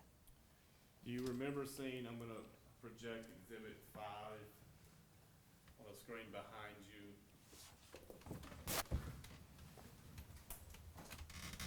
Do you remember seeing this map of John Walker's? I think so. All right. Do you remember discussing it with John Walker before his testimony? I don't have a clear memory of it, no. Were you drinking alcohol when you met with Marshall Walker? I don't think so, but I can't say for sure. Did you drink alcohol the nights after court? No, I didn't have any alcohol during trial. I don't think so. What was your understanding of the significance of determining the route Marshall Walker surmised Miss Bobo's body and cell phone went on? Well, he had come up with streets, and I think he had worked with Terry Dykes and AT&T. And they had come up with streets that they thought was most likely that Holly had been taken on and driven, and that her phone had stopped in an area where her body was eventually found, but her phone had pinged in that area. You remember what time?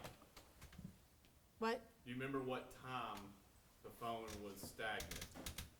About 8:30, but I don't have a clear memory. And don't believe we have printed exhibit 5. Could the witness be passed exhibit? Do we have it?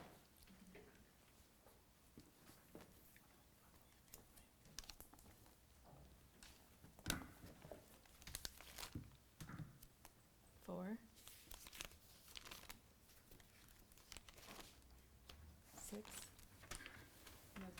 Is it back there?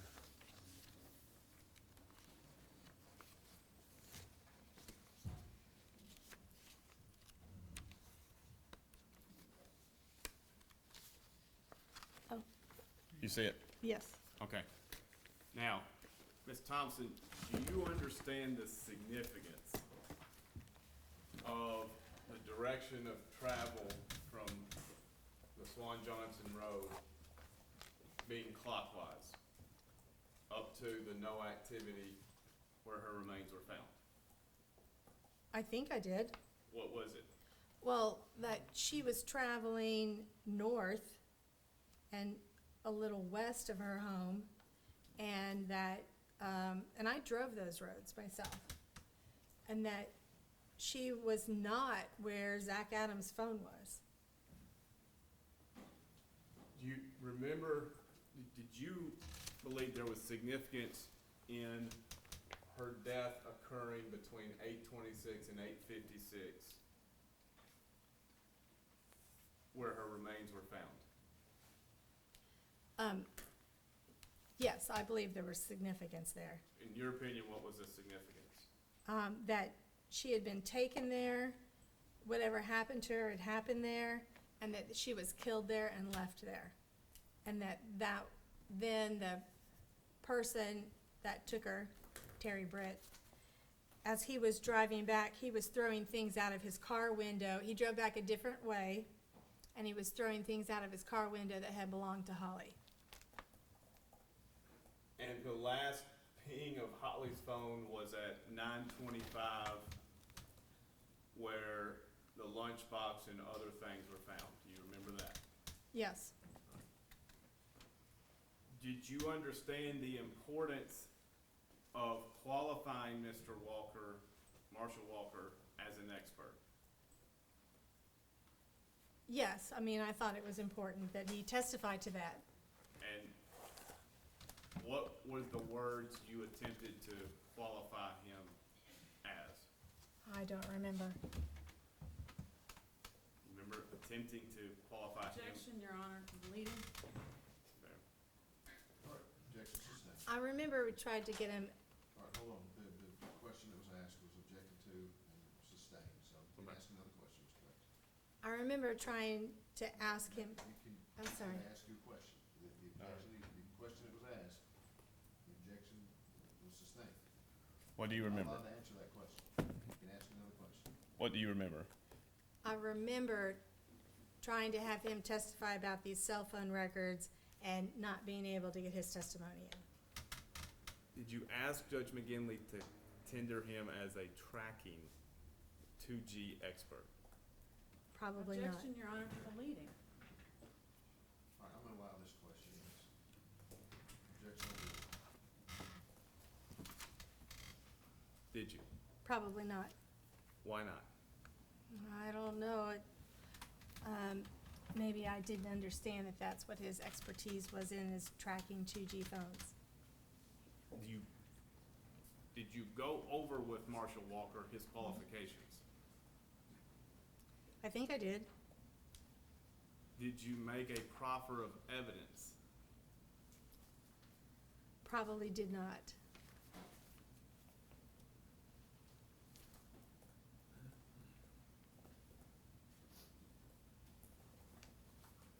At the site where Marshall Walker said there was no activity, there was a .380 casing from a pistol round found. Okay. Do you remember that? Yes, I remember that. I don't remember that was from a pistol. I remember it was a .380 round found there. Okay. And again, Your Honor, for the record, it was a casing, not a round. Casing. Correct. Apologize. Do you understand what a casing is? It's the shell that's over the bullet that in a automatic spits out. All right.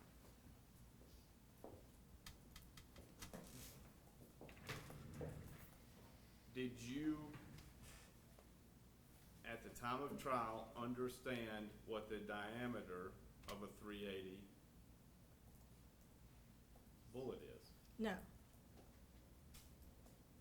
Did you think it was important? yes.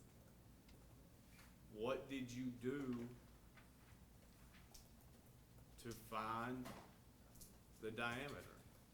Well, I had some other people on the case with me.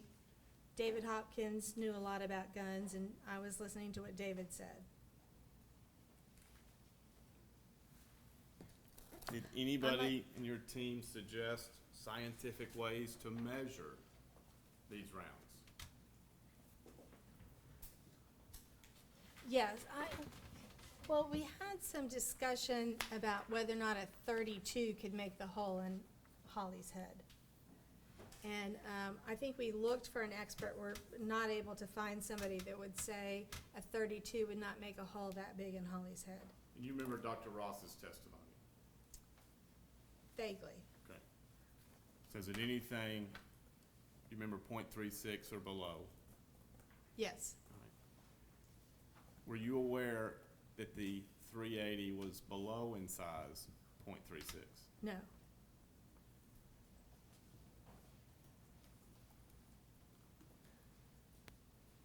You were present when General Nichols, at her closing argument, told the jury .38 is excluded. I was present, yes. You did not object. No, I did not object. Is it your understanding that a prosecutor can misstate evidence to a jury? No, they cannot misstate evidence. If they do, what do you do as defense? You object, saying they're mischaracterizing evidence from trial. Did you object I didn't understand the bullets enough to know that I should have objected, so no, I did not object. Do you understand the significance of a casing next to the remains? Yes. What is the significance? The significance is that's most likely the bullet that killed Holly Bobo is right there next to her remains.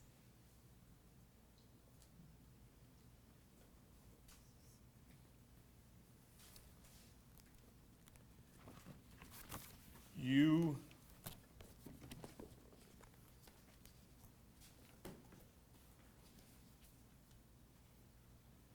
never put Dylan Adams' interview into evidence. No, I did not. Your Honor, if the court would indulge to seal the portion of the next bit of testimony. All right, it's a good time to take a break then. Okay. All right, ladies and gentlemen, Mr. Bates has alluded to the fact that he's going to address, let's put your board down so these folks behind can see.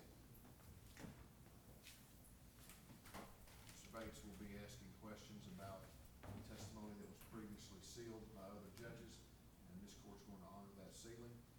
So I'm going to ask that you step outside the courtroom for this next bit of questioning. When that is completed, I'll put you back in the courtroom.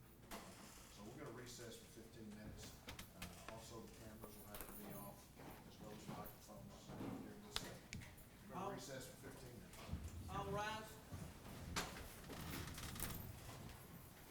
Your Honor, I have the transcript of the proceedings for the witness. All right. We'll be referring to it. Transcript's being passed up. While that's happening, I want to address something relative to an application of the rules of evidence. The court's interpretation of 804 and the unavailability of a witness, the requirement for cross-examination is when the state would attempt to introduce a statement against interest. In this case, not the defense. Correct. So I'm not sure how that, but I'll give you an opportunity to respond if you wish. Well, I'll defer to Your Honor's more recent research than mine, but the state's position is consistent that it wouldn't qualify as a statement against interest. It would have to meet both of those prongs, and that statement was self-serving and was not a statement against interest. That's a part of that rule as well, but there potentially were parts of that interview that could be taken as statements against interest. And the point of this was that she never attempted to introduce. And I'm gonna clarify that with the witness as well. Staying off our It's not gonna be, or issue, all right. Ms. Thompson, do you believe any part of Dylan Adams' September 2014 statements were true regarding who raped, abducted, and killed Holly Bobo? Well, they weren't made in September 2014, right? The recorded statement. The recorded statement was made back in early January or February or so of 2014. Jeff Jackson, Brent Booth interview. Yes. Do I believe it was what? True. No, none of it was true. Could you have asserted a video if the statements were not asserted for the truth of the matter?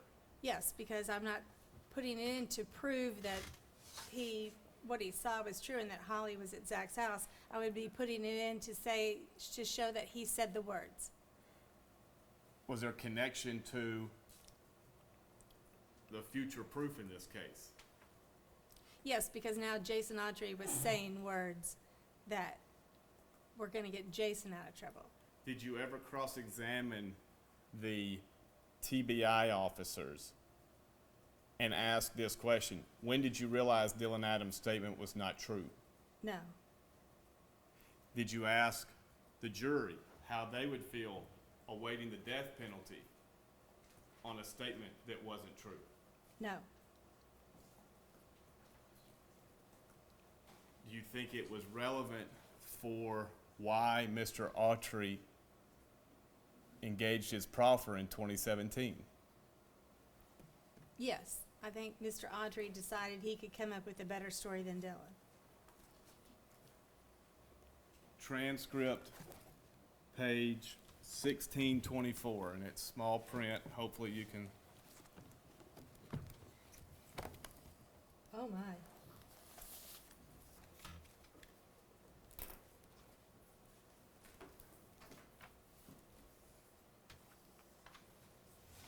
Can you see the page numbers?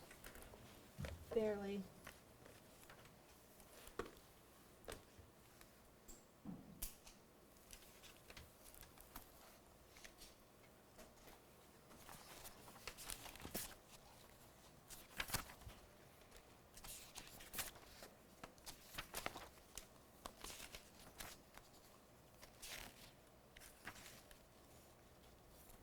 Okay, which page did you say? Start with 1,570. Oh, 15. 1,570. Okay, 1570. hang on.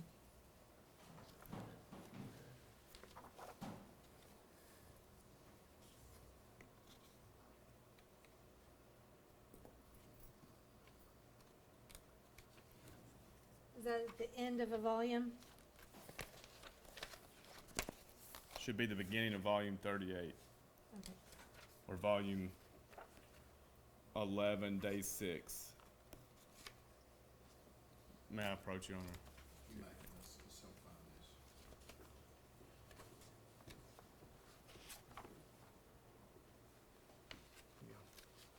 I think I'm here. 1570. Yes. Okay. And who is being the examined witness? Brent Booth.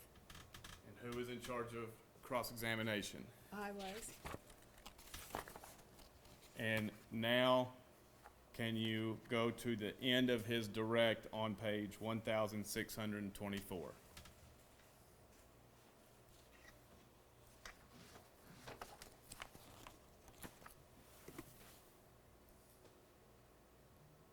Yes. Question, by General Hagerman, was there pressure to solve this case? Answer, self-imposed. Yeah. There's pressure. That's by friends and neighbor. You don't get in this line of work for the money. I don't do what I do for the money. I do what I do because I love people. I fix things. I am a hands-on kind of guy. Take charge and fix things. What's solving this case mean? Does it mean just picking somebody? No, because there's all this pressure being self-imposed. No, I would never do that. We never would do something like that. We pride ourselves on doing the right Is thing. there a question for Ms. Thompson here? Yes, yes, Okay, if I can get to it. all right. We pride ourselves on doing the right thing and always the right way. We make mistakes in this one, yeah. One I'll take with me the rest of my life. That's all, excuse me. But I got the right person. I didn't charge the wrong. Then you objected, line 23. Objection, Your Honor. I object. We're giving opinion testimony right now. I object to that. Then General Hagerman, I think it's enough. I'm not going to ask any further. Thank you, Agent Booth. And the court said cross. All right, do you remember this part of the trial? Yes. Do you believe Agent Booth opened the door to whether he did things the right way? Yes. At the time, you had the recording of Agent Booth and Victor Dinsmore just several months before, correct? Yes. You did not hit him with that on cross-examination, did you? No, I didn't. You did not hit him with the Dylan Adams interview that he could have authenticated because he was there. No, I didn't. You agree he could have authenticated it? Yes. You could have gone through Jeff Jackson's behavior against Dylan to get a statement the state said they don't believe. Yes. Why not? I don't know. I think I was overwhelmed at that point. I think that I didn't You know, we didn't know who was coming to testify.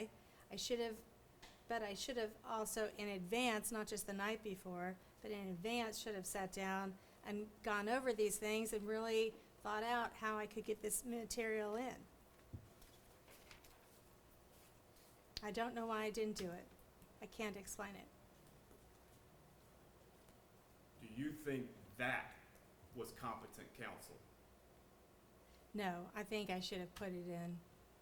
I think that the fact that the TBI was willing to go with one lie when it really didn't meet the facts, and then they were willing to go with Jason Autry's lie, which didn't meet the facts, would have been telling. The jury never heard any of the Dillon stuff, did they? No. They had no idea there was a 4-hour interview that the state traveled on for how many years? 2014, 15, 16, so 3 years. You didn't ask Agent Booth if he felt he coerced Victor Dinsmore, did you? No, I did not. Did you ask Agent Booth whether Victor Dinsmore told you what kind of gun it was? No, I did not. I don't think this is working.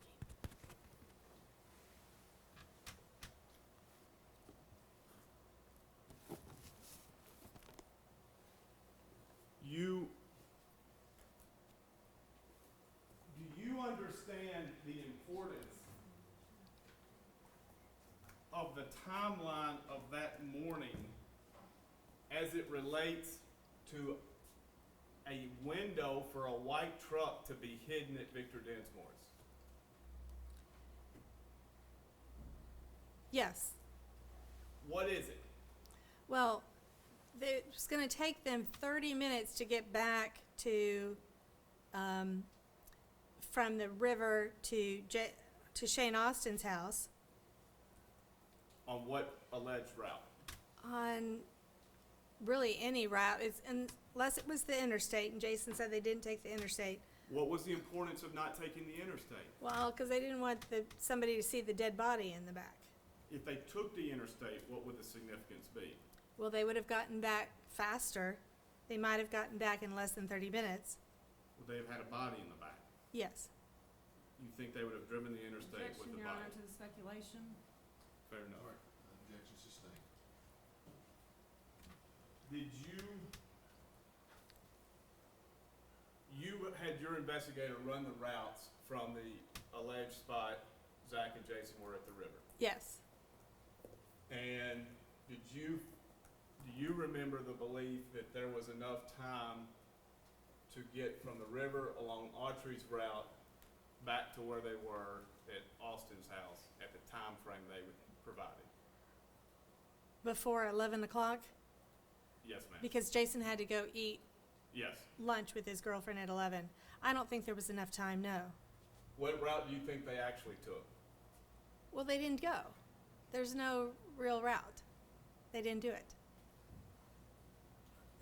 Do you understand at some point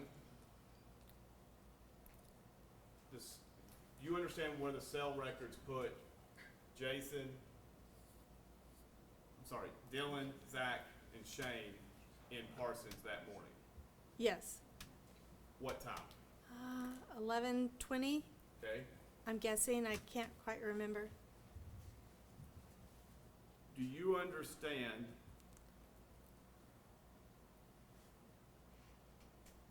what was your understanding of the state's timeline when a truck was hidden at Victor Dinsmore's? I don't know what the state's timeline was. I'm guessing from Victor Dinsmore's trial testimony, the state's saying they did it before they went to Parsons.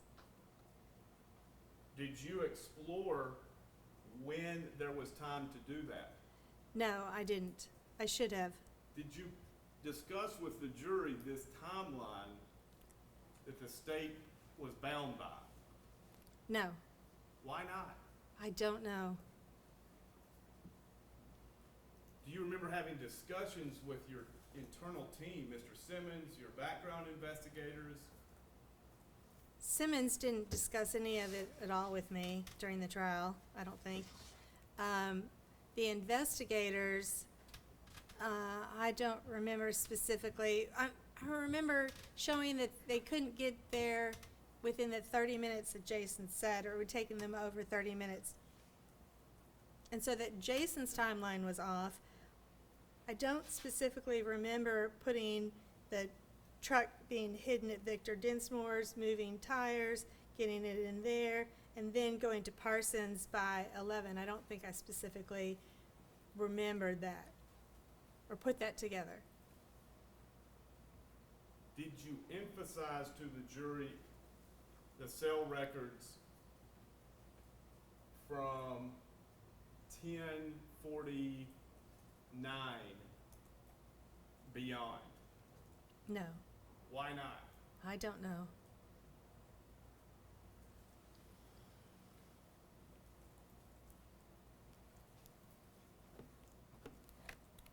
Do you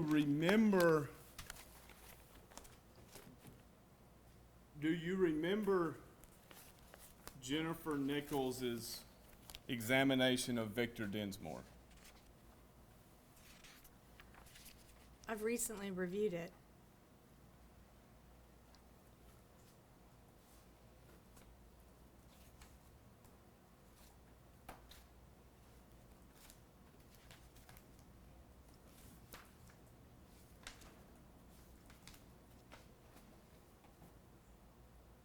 If you could go to page 1536.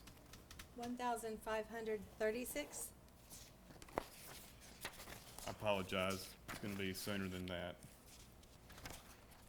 1,490. 1,505, final answer.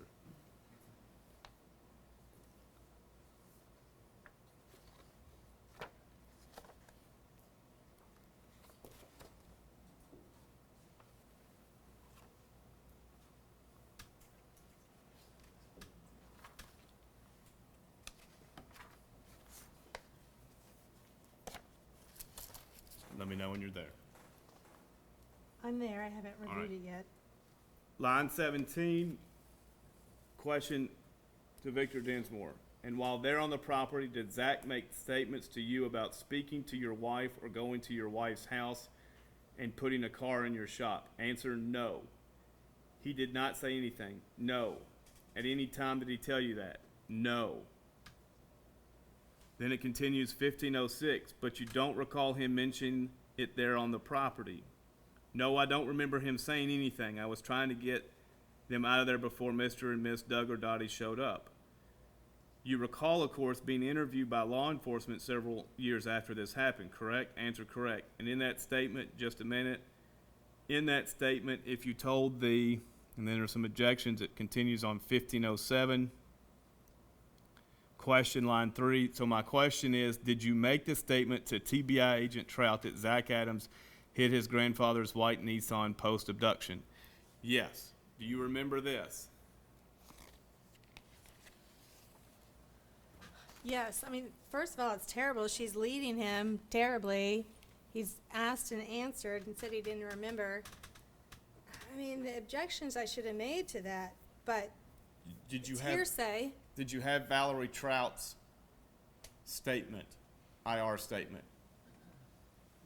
I probably did, but I don't remember. Did you have Valerie Trout under subpoena? No, I did not. Are you aware of Rule 803-26?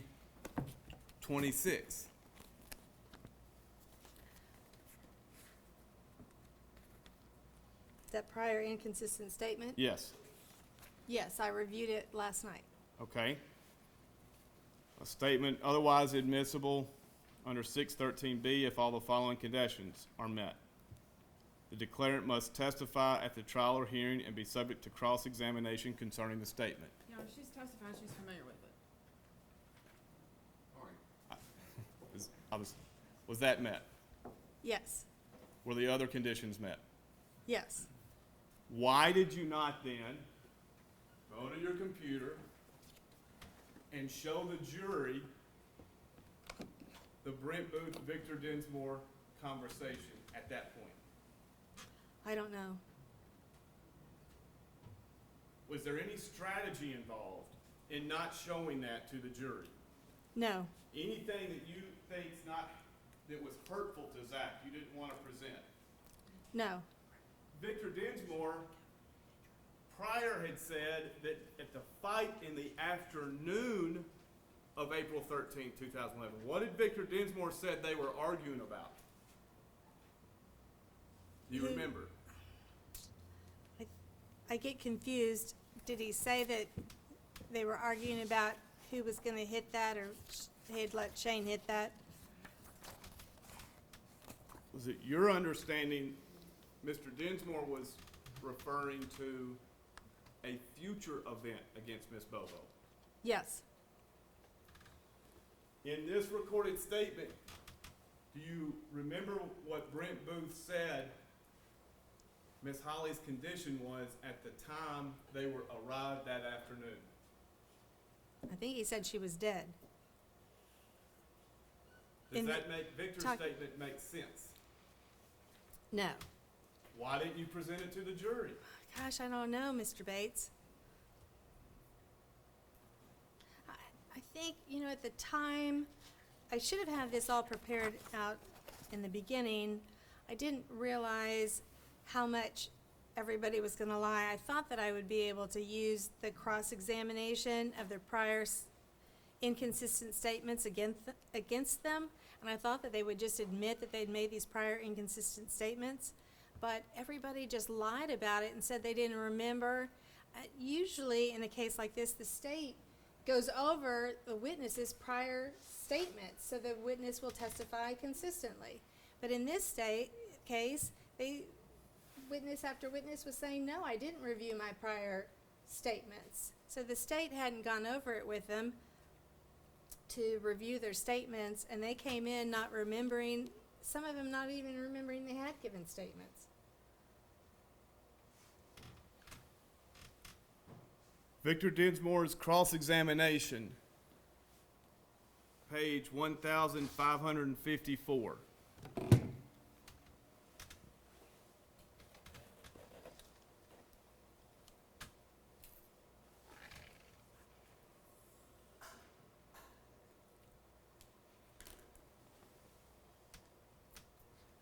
Line 16. Now, you also talked to Brent Booth about the gun that you disposed of that you got from Jason Autry, didn't you? That I had my wife dispose of. I got it from Shane. Your wife disposed of it because you suggested she dispose it, didn't you? Yes, I did. At first, you told Brent Booth also that it was a .357 or a .38, didn't you? Answer, yeah, I wasn't really sure what it was. Had you listened to the second recording of Brent Booth and Mr. Dinsmore when you cross-examined? Yes. Do you remember what Mr. Dinsmore said to Mr. Booth regarding the gun? Not off the top of my head. Your Honor, I'm going to play from the May 18th video recorded. Exhibit 64, the May 19th.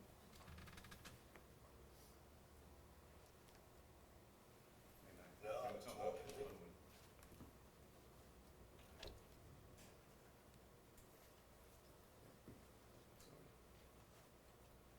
We go to, what did we say?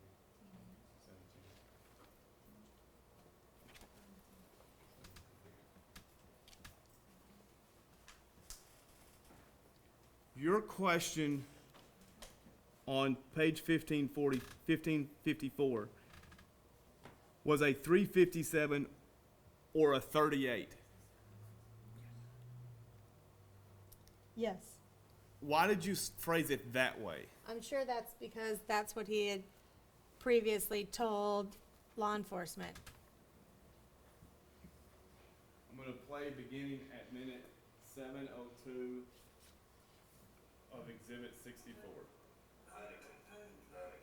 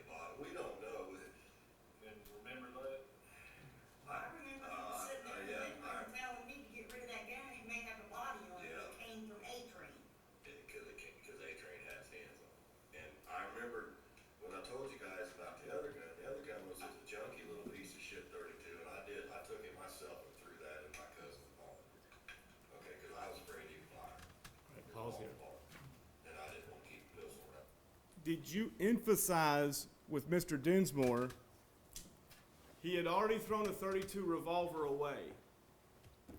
No, Did you emphasize when he made this statement in relation to when the gun was found? no, Do you know how many days before this statement was made?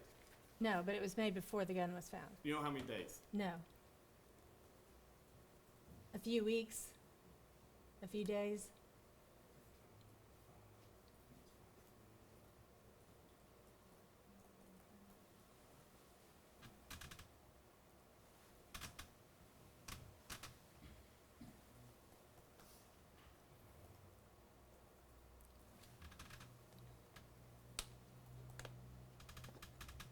We're now going to go to minute 604 of this same exhibit.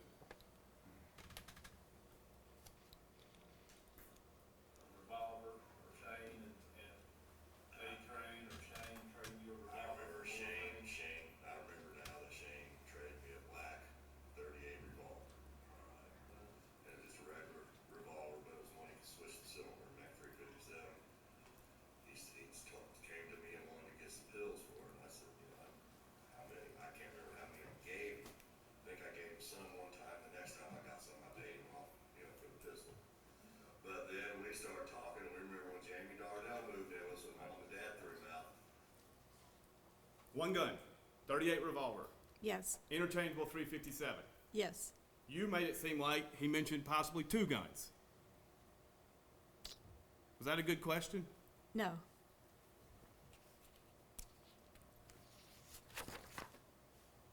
Did you ever ask how is it that at one point Autry and Dinsmore both gave a .357 as the murder weapon? And then they both said at trial it was a .32 revolver. Did you ever connect that to the jury? No, I didn't. Why not? I don't know. You continually say you don't know. Well, sitting here today, I do not know. Would a competent, effective attorney had made these mistakes? No. You had poured your life into this case. What's going on? What was going on at this time? I think at this time, I wasn't prepared for trial. I thought we were going to get a continuance. I even thought when we showed up for trial on the day of trial in September that the other attorneys were going to ask for a continuance. I had been chasing all these other leads that they had dumped on us in May and July, and I was looking up like all these other witnesses. So instead of sitting down and doing my prep on the witnesses that were going to be the really tough ones that I should have done, I was trying to figure out who these unknown people were that were on the witness list. I was still reading through IRs, trying to find the white truck, and so I wasn't prepared, and I had nobody. In that trial, I did witness after witness after witness. If you watch, the state breaks theirs up among 4 different attorneys, and they take turns. Nobody goes twice in a row, or not very many times did they go twice in a row. I was going time after time after time, day after day, and I just wasn't prepared to ask good, hard cross-examination questions. Keep going. Well, I mean, I am a good attorney, and I did know the facts of the case, but just the way that it set up and it came to trial, it was a cluster. On page 1542, you asked Mr. Dinsmore, page 1542.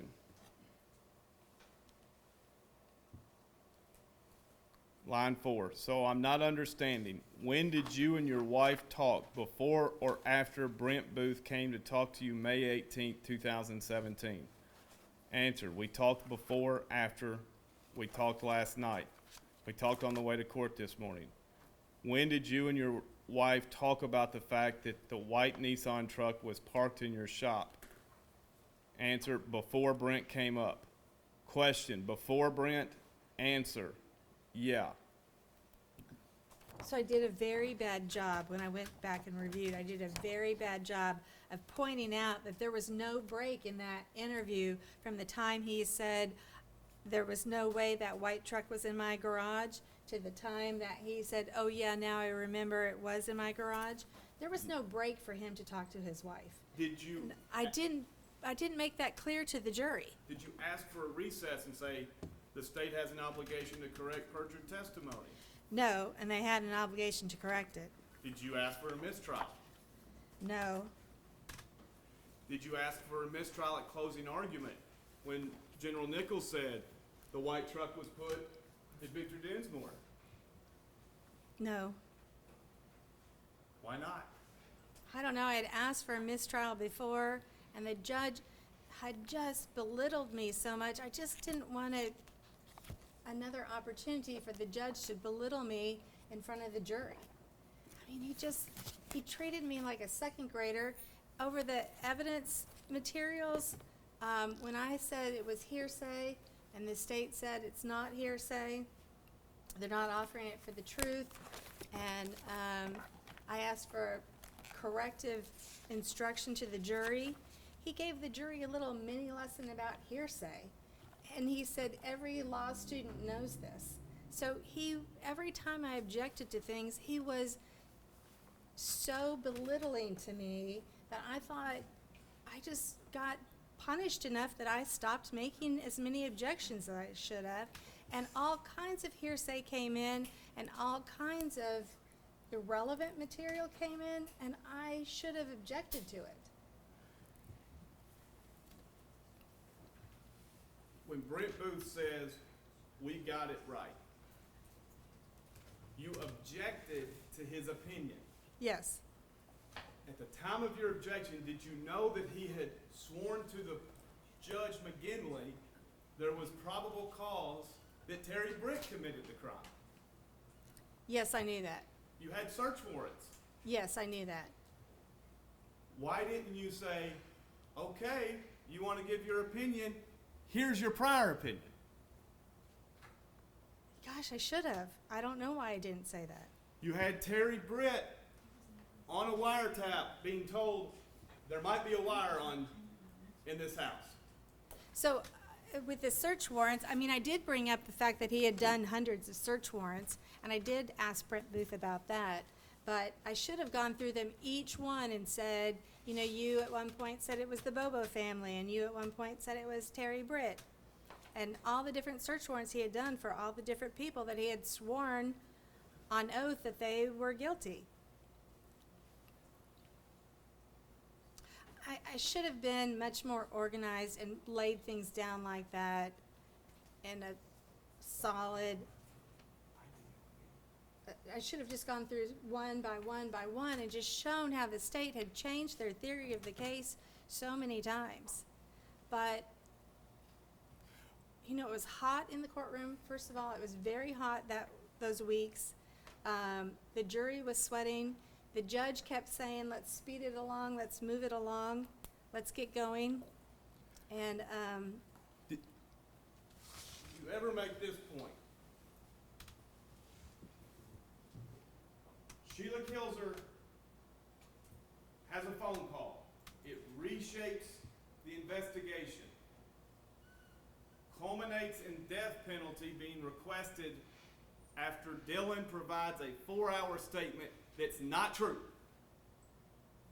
But now, ladies and gentlemen, we're supposed to trust this last round of TBI's effort.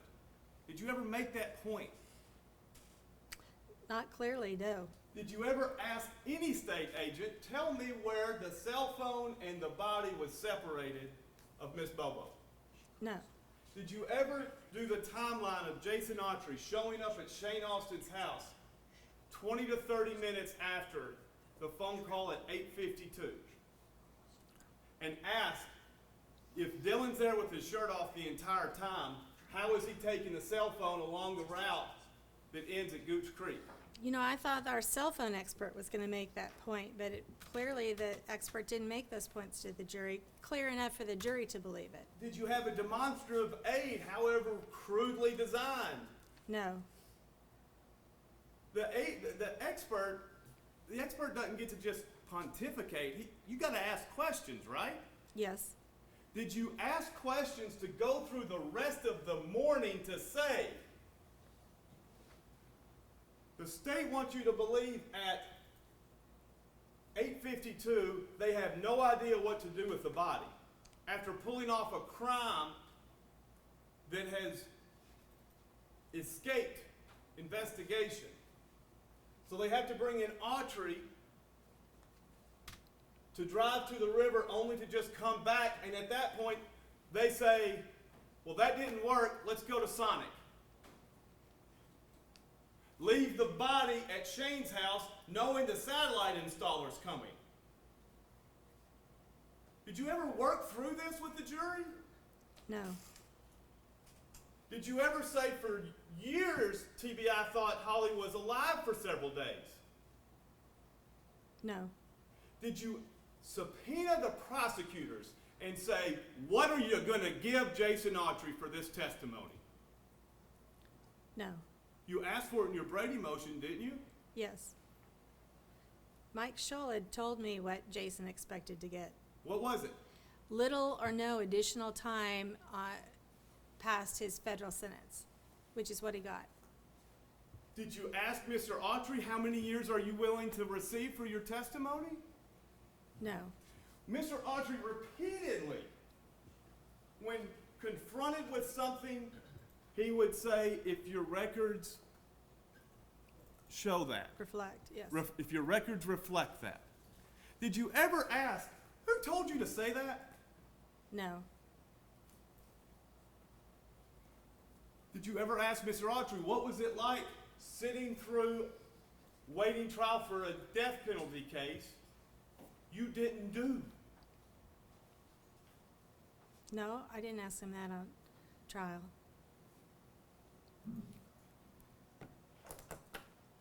There were statements Zach made, correct?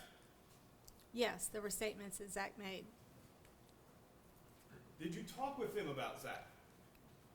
Did you talk with Zach about them? No, Jim Simmons, I think, talked with Zach about the statements.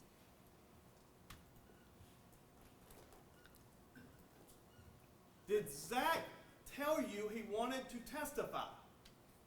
I don't remember that.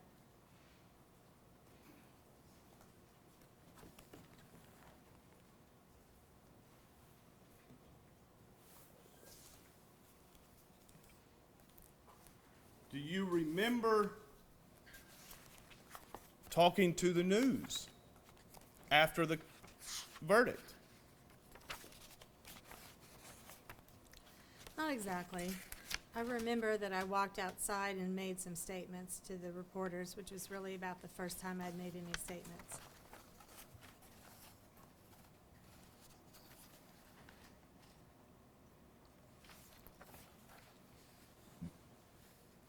Did you ever prepare Zach to testify?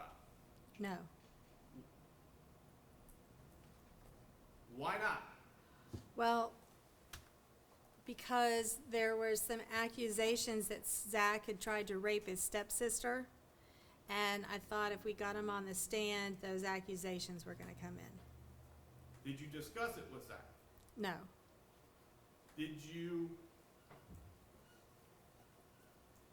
Do you ever allow your clients to testify? not usually. How many clients have you allowed to testify? Oh, maybe just one. How many trials? Many. How can you make a decision as to the wisdom of the client testifying if you don't see how he does in preparing him? Well, I guess I made the decision based on the fact that these accusations, which I did not believe, were out there, and I didn't want them to come in.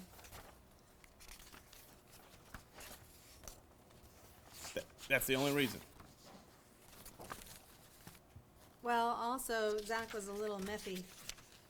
He, even still then, he's not the man he is today.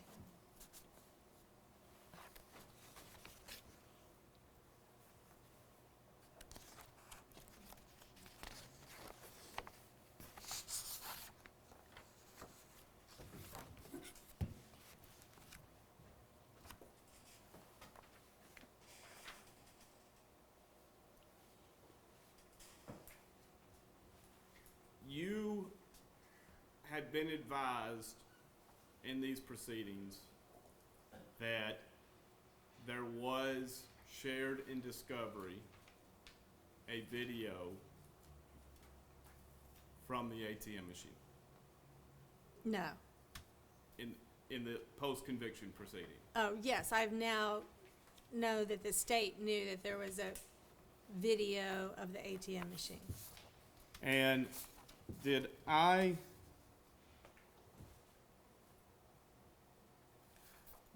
ask you to follow the file path that was provided in a motion by General Boyano to find us? Yes.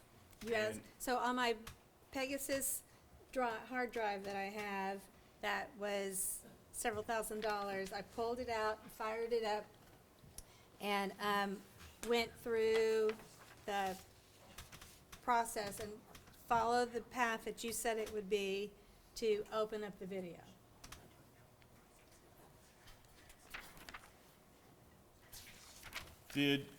Were you able to open the file path from BP 413? No, I could not get it open. And did you take a screenshot of what your computer had? You can look at the document been passed.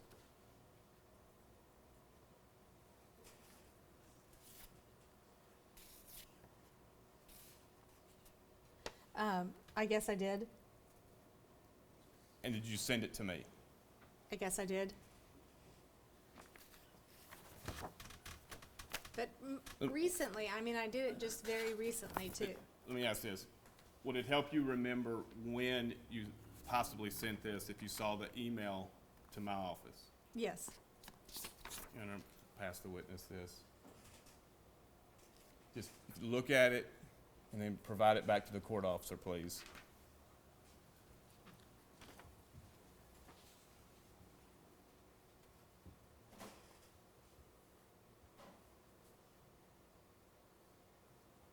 Yes. All right, provide it back to the court officer. And what date was the email? April 25th, maybe, 2025. And what's the date on the install this first to view on the far right? Oh.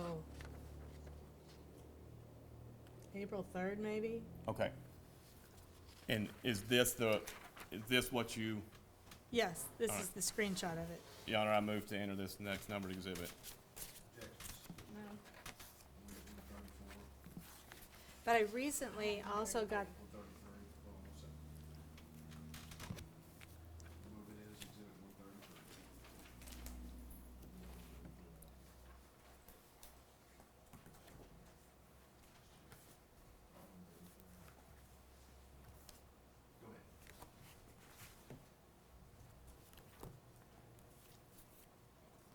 Yeah, you recently what?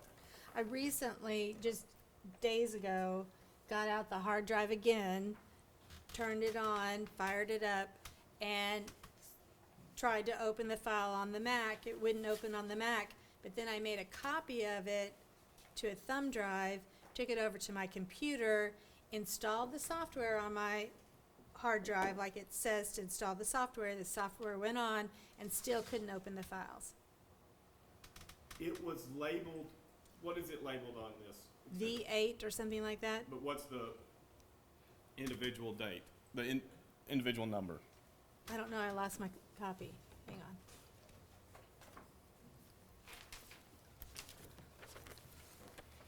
on. Oh gosh, this is not a good copy. What are the letters by the number? BP, so it's labeled BP, BP 4-15 And in the file path, what is it labeled that it's from?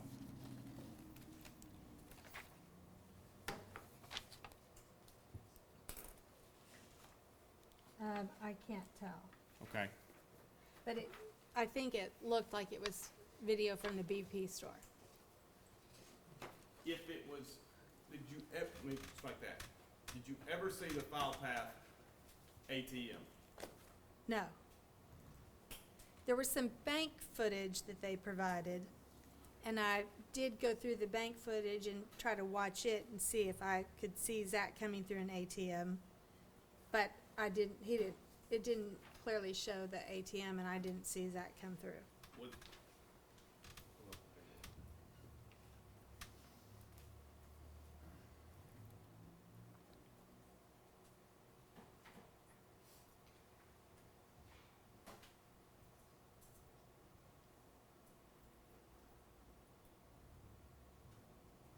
You could look behind you. Which exhibit is it?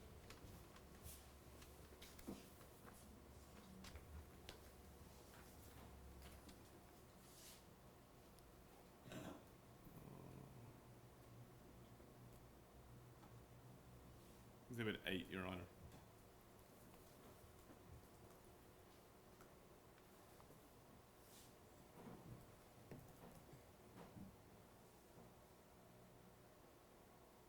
Do you remember seeing this video, Ms. Thompson?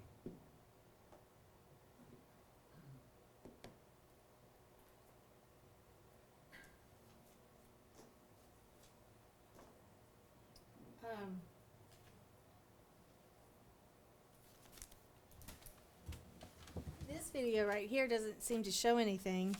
Okay. Do you remember seeing it? Hold on one second.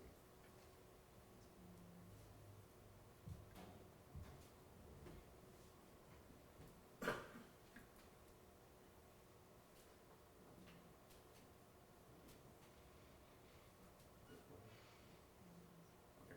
You remember watching this video?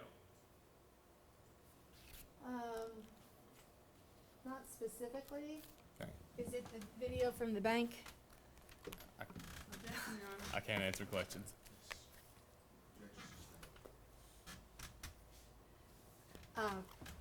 It seems like it's a video from the bank where it's showing the road and showing cars driving up to the bank teller window.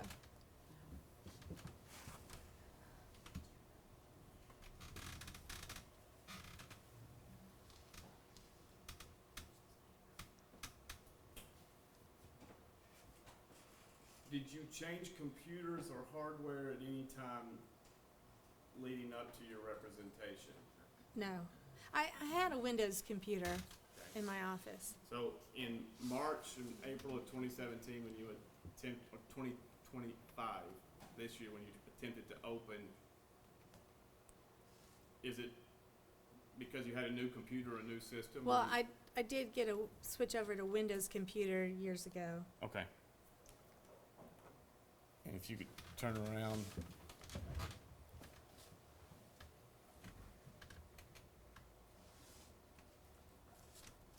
Do you ever remember seeing, prior to these post-conviction proceedings, this photo? No. Do you, Which is a still shot of that exhibit, we marked it as a long exhibit, what? 101. 101. if you had the timestamp of 11/12 of that photo, would you have used it in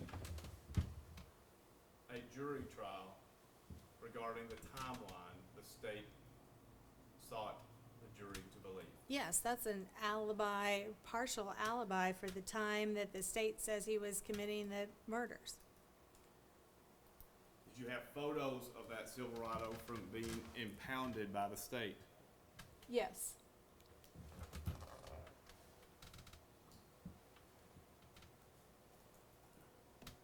You testified you were competent and diligent as an attorney in 2014, Yes. 2015, Yes. 2016, Yes. 2017. I think 2017 things began to change. were you competent and effective at the trial in September of 2017? I don't think so.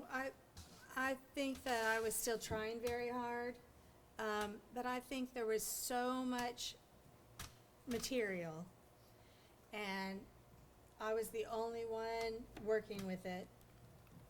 I was the only one doing the trial, and even if I had wanted to pull something up and play something for the jury, it would have been a monumentous task for me to find it in the discovery.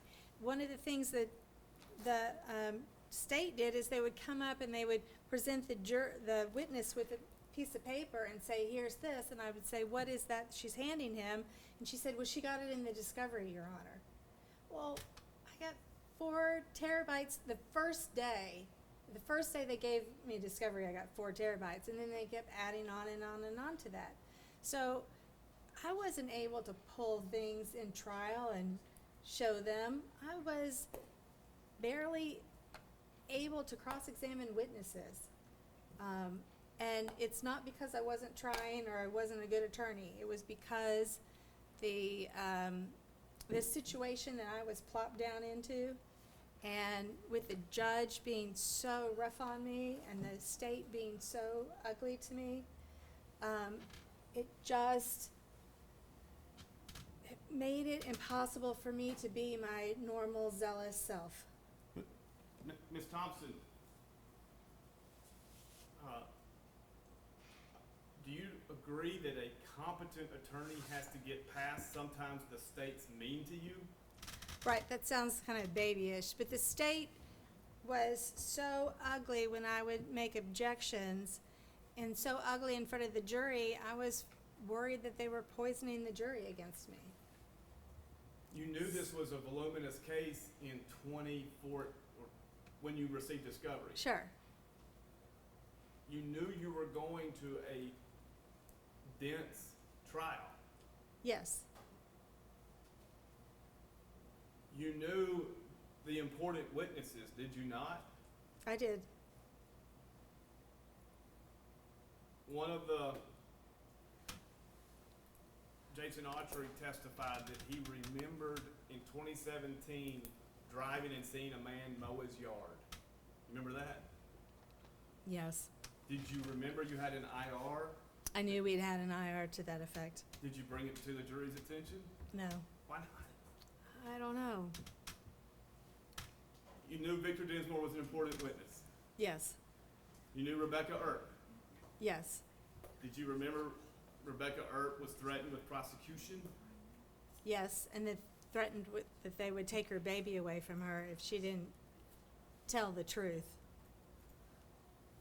Did you ever tell the judge right before the continuance, Judge, I'm upping my dosage of antidepressants? No. And when I said the state was mean to me, I mean, that's not, people being mean to me is not a reason, but over time, just the continuous, when they threatened to put me in jail is really when things kind of changed. Why didn't you withdraw then? Well, Judge, they're trying to put me in jail. because I thought if I withdrew, judge was just going to put on some other attorney that would come in and plead Zach guilty, and I knew Zach was not guilty. You thought you were the only attorney that could help Zach. I thought Judge McGinley was not going to appoint a fiery attorney to represent Zach, and I believe that's true.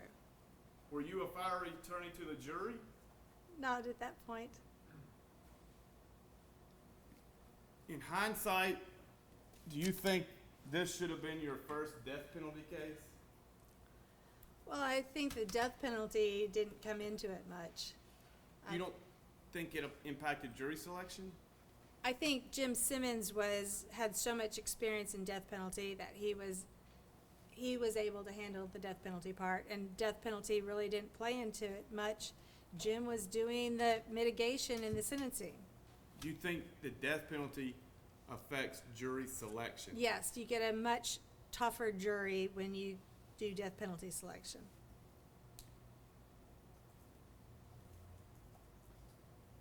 It's been alleged that nobody looked through the discovery as much as you did. Yes.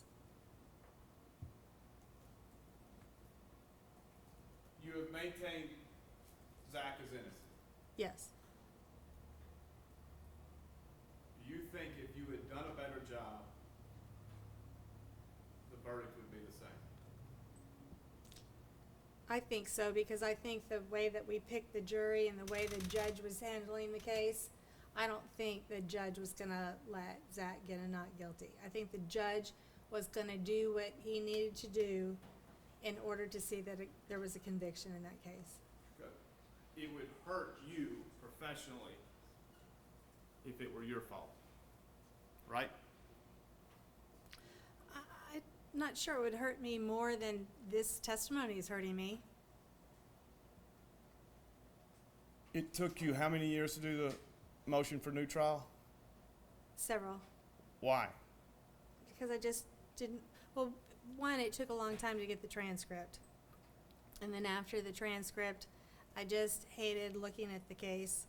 It just was so ugly, I just didn't want to go over that part again. Did you have gone through and watched your trial from 2017? Yes. How was your cross-examination of important witnesses? Well, Victor Dinsmore and Jason Autry was poor. In the past, when somebody lies and makes up stories, I've been able to go through their story very slowly and show all the lies. I mean, they get twisted up in their story. But Jason didn't get twisted up. He stuck with it, and so what I ended up doing was just nailing down, just confirming and reaffirming Jason's story instead of showing that he was lying. He was lying. Did it ever cross your mind to call Mr. Scholl as an attorney or somebody from the state to discuss their plans for Mr. Autry? No.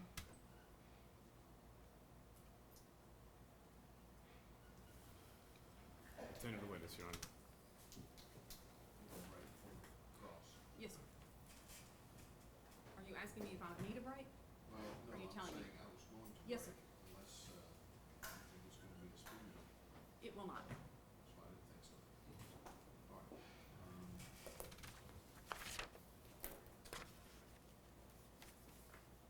All right, we're gonna recess until 1:15. We'll start cross-examination then. Ms. Thompson. You can have lunch or not. You can't have lunch with, folks involved in the case. We can discuss it here. Okay. We're recessed. All rise. Thank you.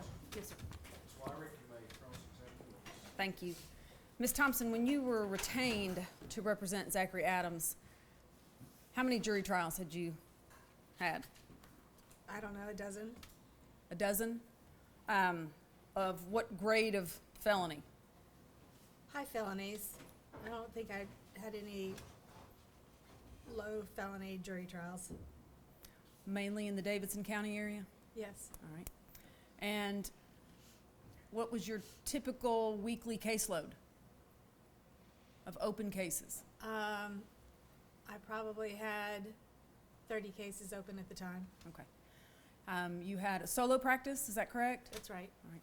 And you had opened that practice in what year? 1998. Before that, you worked as a computer programmer, is that correct? Before law school, I did. Before law school. For how many years? Maybe 6. Okay. So you worked in the professional world and then went to law school. Right. All right. Graduated with high honors in law Yes. school, correct? And I'm going to show you on the screen there something, if you could turn around, see if you recognize it. Is that your website? Looks like it. All right. Is that a fairly recent, new website? Looks like it, yes. Okay. And when you scroll down, it says your professional activities. You're a member of many organizations, correct? Yes. Board member, correct? Yes. In fact, voted super lawyer by your peers? I was. Serve on the criminal justice panel for the federal courts, is that correct? I do. All right, you still do or you did? I do. I still do. That's an elite group of defense attorneys, correct? It is. It's a lengthy application, it's correct? Yes, you have to have lots of experience. 20 pages of information to fill out, and then you have to be approved by the federal bench, is that correct? Yes. And how long have you served on the CJA panel? Over 20 years. And you were named Member of the Year of the CJA panel, right? Panel Attorney of the Year. Yes, I was. You clerked for Criminal Court Judge Gary Wade, Yes, I did. tactile board member, correct? Yes, I was. On your website, under notable cases, there's 3 listed. The first one being State of Tennessee versus Zachary Rye Adams. Correct? Yes. Those other 2 cases, are they criminal cases as well? Yes, it's 4 cases. Oh, I'm sorry. All right, 4 cases, and they're all criminal cases. Yes. All right. When did you create that website or have it created? Probably 2024. Okay. I'm going to ask the document be passed to you. Well, actually 2. I'll save some time here. A 1-pager and a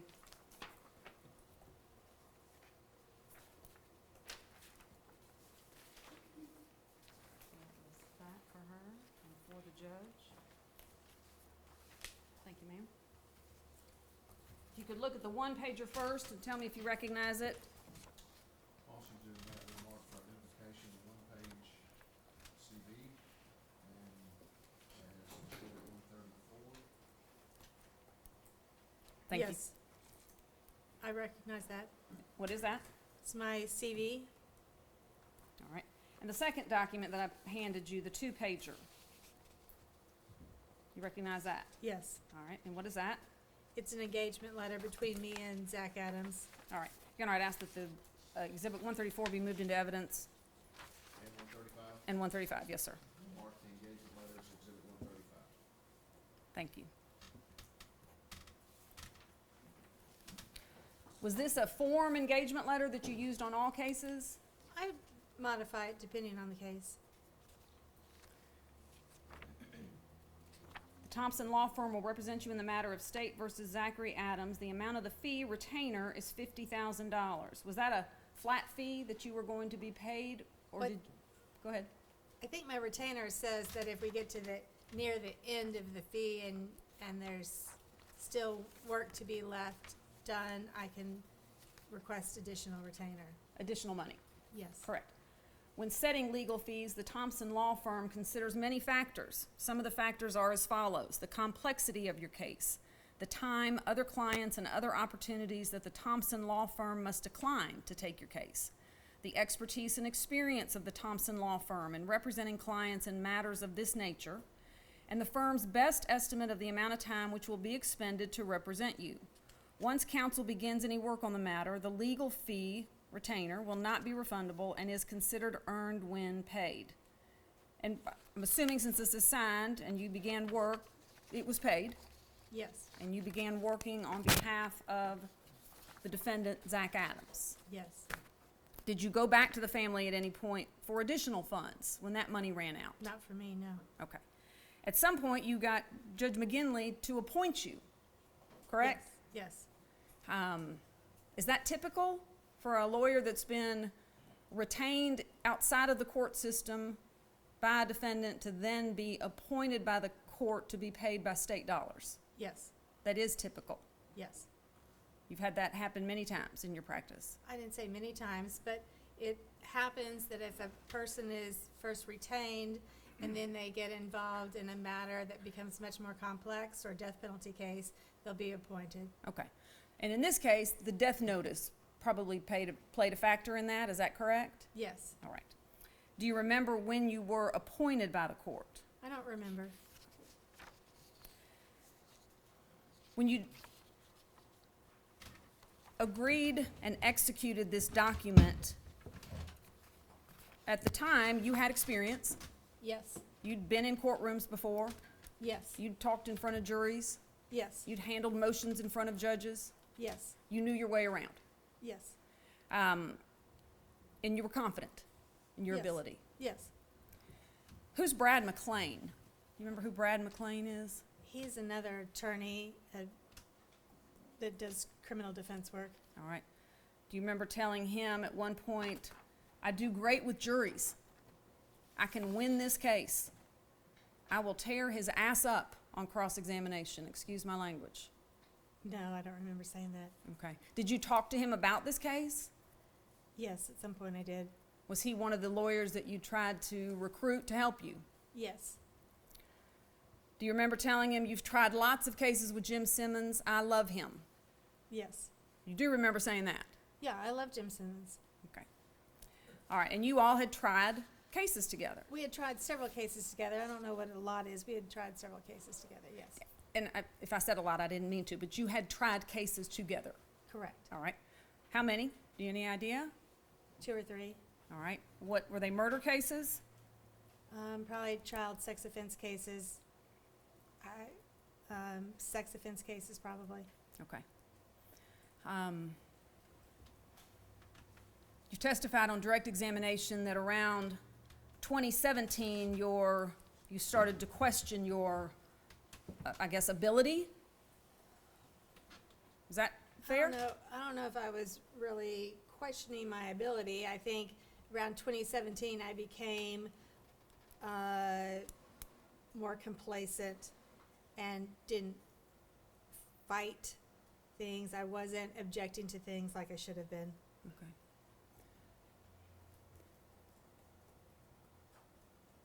When Mike Scholl shared with you that Jason Autry was going to testify for the state of Tennessee, you all had a conversation about that, right? He called you. Yes, He told you, he called the other attorneys. yes. Do you remember asking Mike Scholl, when I walk my client out of the courtroom, will your client have any time to serve? Remember asking him that? No, not specifically, no. Okay. That sounds pretty confident, doesn't it? Sounds pretty confident. Do you always have that level of confidence when you go into trial? I wouldn't say on every case. It depends on the facts of the case. Okay. You billed, once you got appointed by Judge McKinley, to be paid by the state of Tennessee, explain to the court how that works. You do the work and then you submit the billing, correct? Right, you do the work and then you have to submit the billing within 180 days from the day of the work. And did you do that in this case? Yes, All right. Did you have a system set up in which you did that on a fairly regular basis? yes, All right. And I think you testified earlier that you did work that you didn't even bother submitting to the state. yes, All right. And then at some point, you started growing the team. Is that a fair characterization? yes, Brought on Jim Simmons. yes. You brought on Jerry Gonzalez. Yes, he came in late spring, early summer. All right. You brought on experts. Yes, You attempted to reach out to other defense attorneys to help you, correct? yes, Some of the experts that you had a computer expert, correct? yes, A neuropharmacologist expert, yes, Dr. Pam Auble, yes. an instinctual trauma response expert. What is that? I don't remember, But you had one of those. I guess. I don't You- remember that. You had a cell phone expert. Yes, You had a gun expert. yes, You had a mitigation expert. yes, You had a memory expert. yes. A confession expert. Now, these are people that we may have talked to. I'm not sure that they were ever fully engaged and paid money to, but these are people that we were talking to. That you worked with. That you shared information with. Yes, All in the name of representing Zach Adams. yes. Not on other cases. No, this case. Right. A memory expert. Yes, A confession expert. yes. A sound expert. That I don't know. A false confession expert. Well, that would have been the same as the confession expert. All right. A jury expert. Yes. A death penalty expert.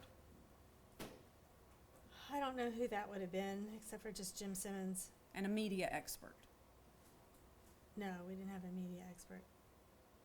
You didn't talk to anybody about how to handle the media situation around this case? I don't remember that I did. Okay. You also had two public investigation firms, or private investigation firms. Yes, we did. Working for you, AK and SAI, Yes. correct? How long were they on the case? Probably from near the beginning. You know- AK probably came on a year into it, a year later. I'm sorry, I didn't hear you. AK probably came on after a year or so. All right. But Danny Mulligan and SAI came on right away. And they would do the work, and then you would submit to the state reimbursement for their work, or did you pay them out of your pocket? Submitted to the state for reimbursement. Okay. AK Investigations made $114,000 on this case. Were you aware of that? I don't know the sum, no. But you would have submitted the paperwork for it. I would have submitted the paperwork, yes. SAI made $37,000 on this case, Again, I wouldn't know what the total was. but you would have submitted it. No, Simmons submitted the paperwork for Okay. SAI. But through the same system and in the name of the representation of Zach Adams? Yes. Okay. And you billed the state for $210,000, I don't remember the final number. okay? I'm gonna pass you a document.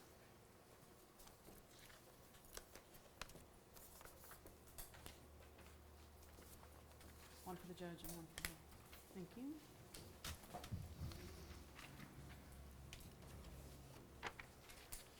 You got the billing record?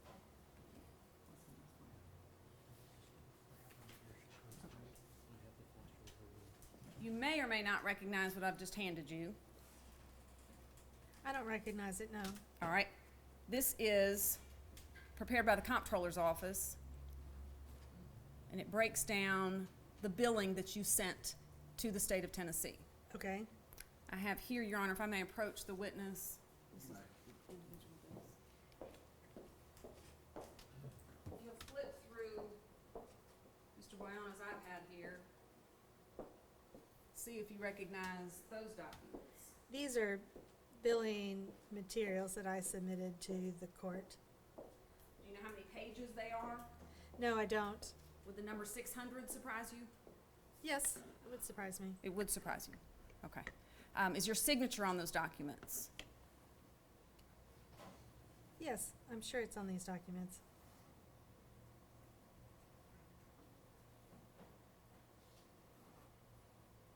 So anytime you did work, it got reflected in a bill and submitted to the state. Is that correct? Yes. All right. Your Honor, at this time, I'd ask that the comptroller document be marked for ID only purposes. All right, this will be marked for ID only, exhibit 136. And here, take this. Take this. Yeah. And then we have a flash drive for the billing records, if those could be the next numbered exhibit. Exhibit 137 will be the billing records of Ms. Thompson for her representation, Mr. Allen.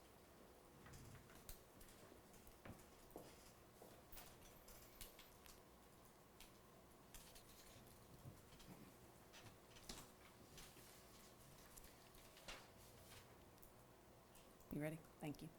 So you testified, I believe, earlier that you all didn't, you as a team did not meet regularly. You and Mr. Simmons and Mr. Gonzalez and these 14 consultants and experts that I've just listed, you didn't meet regularly? Is that your testimony? No, I think I was testifying that all the defense attorney teams didn't meet regularly. As the case grew on and was towards the end of the case, we were not meeting regularly with Jim Simmons. I did have regular meetings with my investigators. All right. And when you say regular, what does that mean? I don't know, once a week, once every few weeks. All right. Did you put together a focus group at one point? Oh, I did it not a formal one, no. Well, what's the difference? Well, I gathered up some people and had them come to the motel where I was staying and come into the little breakfast area and sat and talked to them About what? about possible theories of the case, different facts of the case, things like that. How did you select the people? just kind of went out and asked people that I knew or people that knew people that I knew and asked them if they'd be willing to come over to the motel. The motel here in town? Yes, Okay. And did you do this on one of your trips here on a court hearing? yes, This wasn't during trial. no, This was, how far in advance of trial did you do this? I don't know, maybe that summer sometime. And which of the other attorneys or team did you have with you? I think Paul Bruno might have been there, but I can't remember now. What did you share with them? I can't remember now. Well, I mean, you gather these people, it sounds like just off the street, you bring them into a hotel lobby, and they're doing you a favor, they're giving you their time. Was this on a Saturday, on a Sunday? I can't remember. Okay. How long did you spend with them? Oh, maybe an hour or so. Had they all heard of the case? I think so. Okay. What did you tell them? I don't remember now. I honestly just don't remember what I said to them. I told them about the case. Had the body been found when you did Yes, this? the body was found early on before I got the discovery. Okay. Had Jason Autry decided to join Team America when you did this? Team America. Had he gone to the dark side? Is that what you're asking? I asked you if Jason Autry had decided to testify for the state of Tennessee when you put together the focus group. Yes, I think he'd already decided to testify. Okay.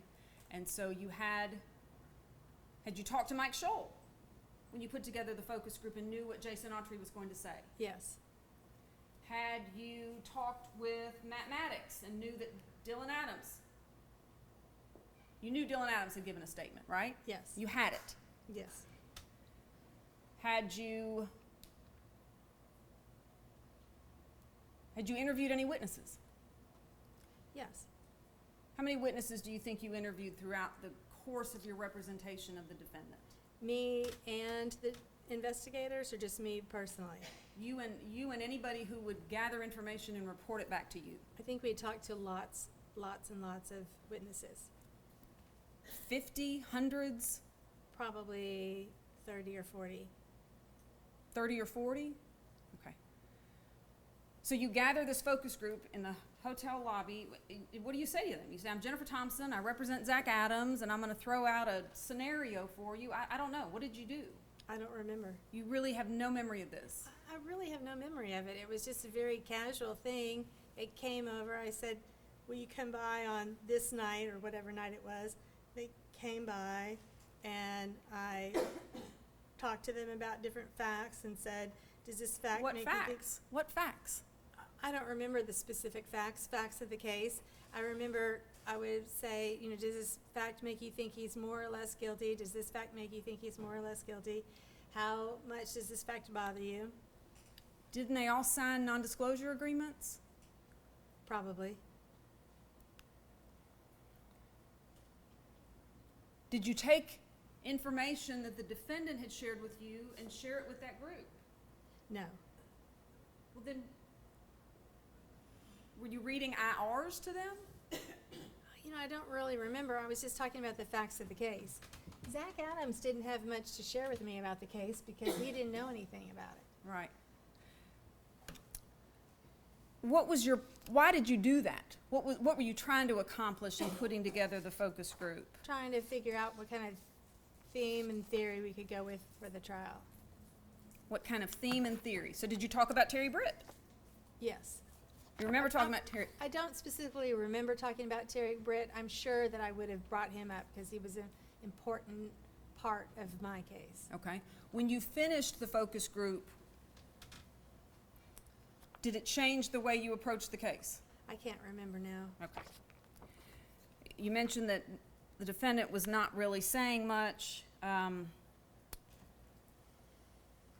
fact, do you remember telling Brad McClain, I get along fine with Zach Adams. He's not engaged in the case. He doesn't say anything. You remember that? No, but that's probably how he was acting at the time. He was kind of methy. It's kind of methy. You're smiling when you say that. Is that, he's kind of methy? Yeah. You mean he was still on meth even though he was in prison? No, I mean his brain was still affected by meth and he wasn't thinking like he does today. Gotcha. Okay. Who's Marjorie Fargo? I think she was the jury expert. Okay. Do you remember telling her he has no short-term memory because of all the drugs he's done? I don't remember specifically saying that. Okay. Did you put together any other focus groups besides the one you don't remember? I remember the focus group, I just don't specifically remember what we said. Okay. You solicited help from NACDL, correct? The National Association of Criminal Defense Lawyers? From people in NACDL. Yes, but contacts that you had within NACDL. Yes, I did. You solicited help from law schools for Yes, I did. interns? At one point, you were trying to get a large firm to hop on board with you, correct? Remember that? Yes, I'm not sure if that was for the trial or for appeal. Okay. When you needed resources, who holds the purse strings on an appointed case? The judge. The judge. So when you needed money, you had to ask Judge McGinley, correct? Yes. Was it something you had to put in writing Yes. every time? Yes. Okay. But you don't have to share it with the state, correct? No. It's all done under seal. Yes. Do you have any idea how many sealed requests for resources you made? No. Do you remember what you requested money for? Some of the things I remember, Like, jury consultant, Marjorie Fargo. were they paid by the hour? I think the AOC does it where they mostly pay people by the hour and they don't pay people by the case. That's how I remember things. All right. Do you remember a trip to Green Hills Mall to the Apple Store I've been to Green Hills Mall lots of times. on and this case? I don't specifically remember going to Green Hills Mall in this case.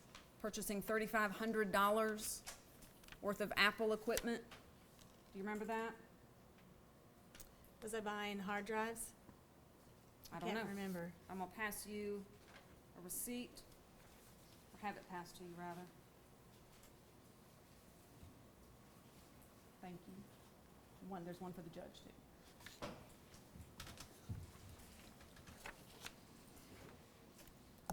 Do you recognize this?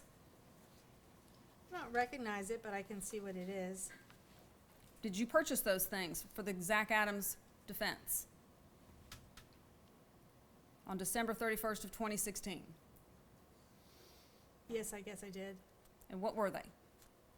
I think it's a hard drive, and then the plugs for the hard drives, cables for the hard drives, a cable to put the Mac computer onto a TV screen or video screen like this one.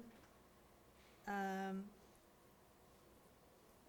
think ways to hook a printer up to a USB cable, so these are adapters for that. Did you know how to use all this equipment that you were buying? Or Yes. did you? You did? Yes. Okay. You're gonna have this. Ask Exhibit that the- 137. Thank you. Judge, the flash drive, I think is 137. My apologies, 138.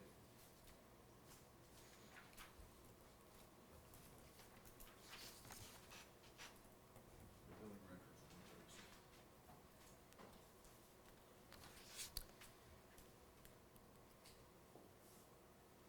Did Judge McGinley ever deny a monetary resource request that you made? Now, I think Jim Simmons made most of those requests, but I'm not aware that he did. All right. Did you file motions in the representation of Zach Adams? I did. You know how many? No. And again, you filed motions that we can see that are public record, and then you filed motions that were under seal, correct? I think most of the motions that were under seal were for funds. Okay. All right. Do you recognize what's just been handed to you? No. Take a moment, look through it.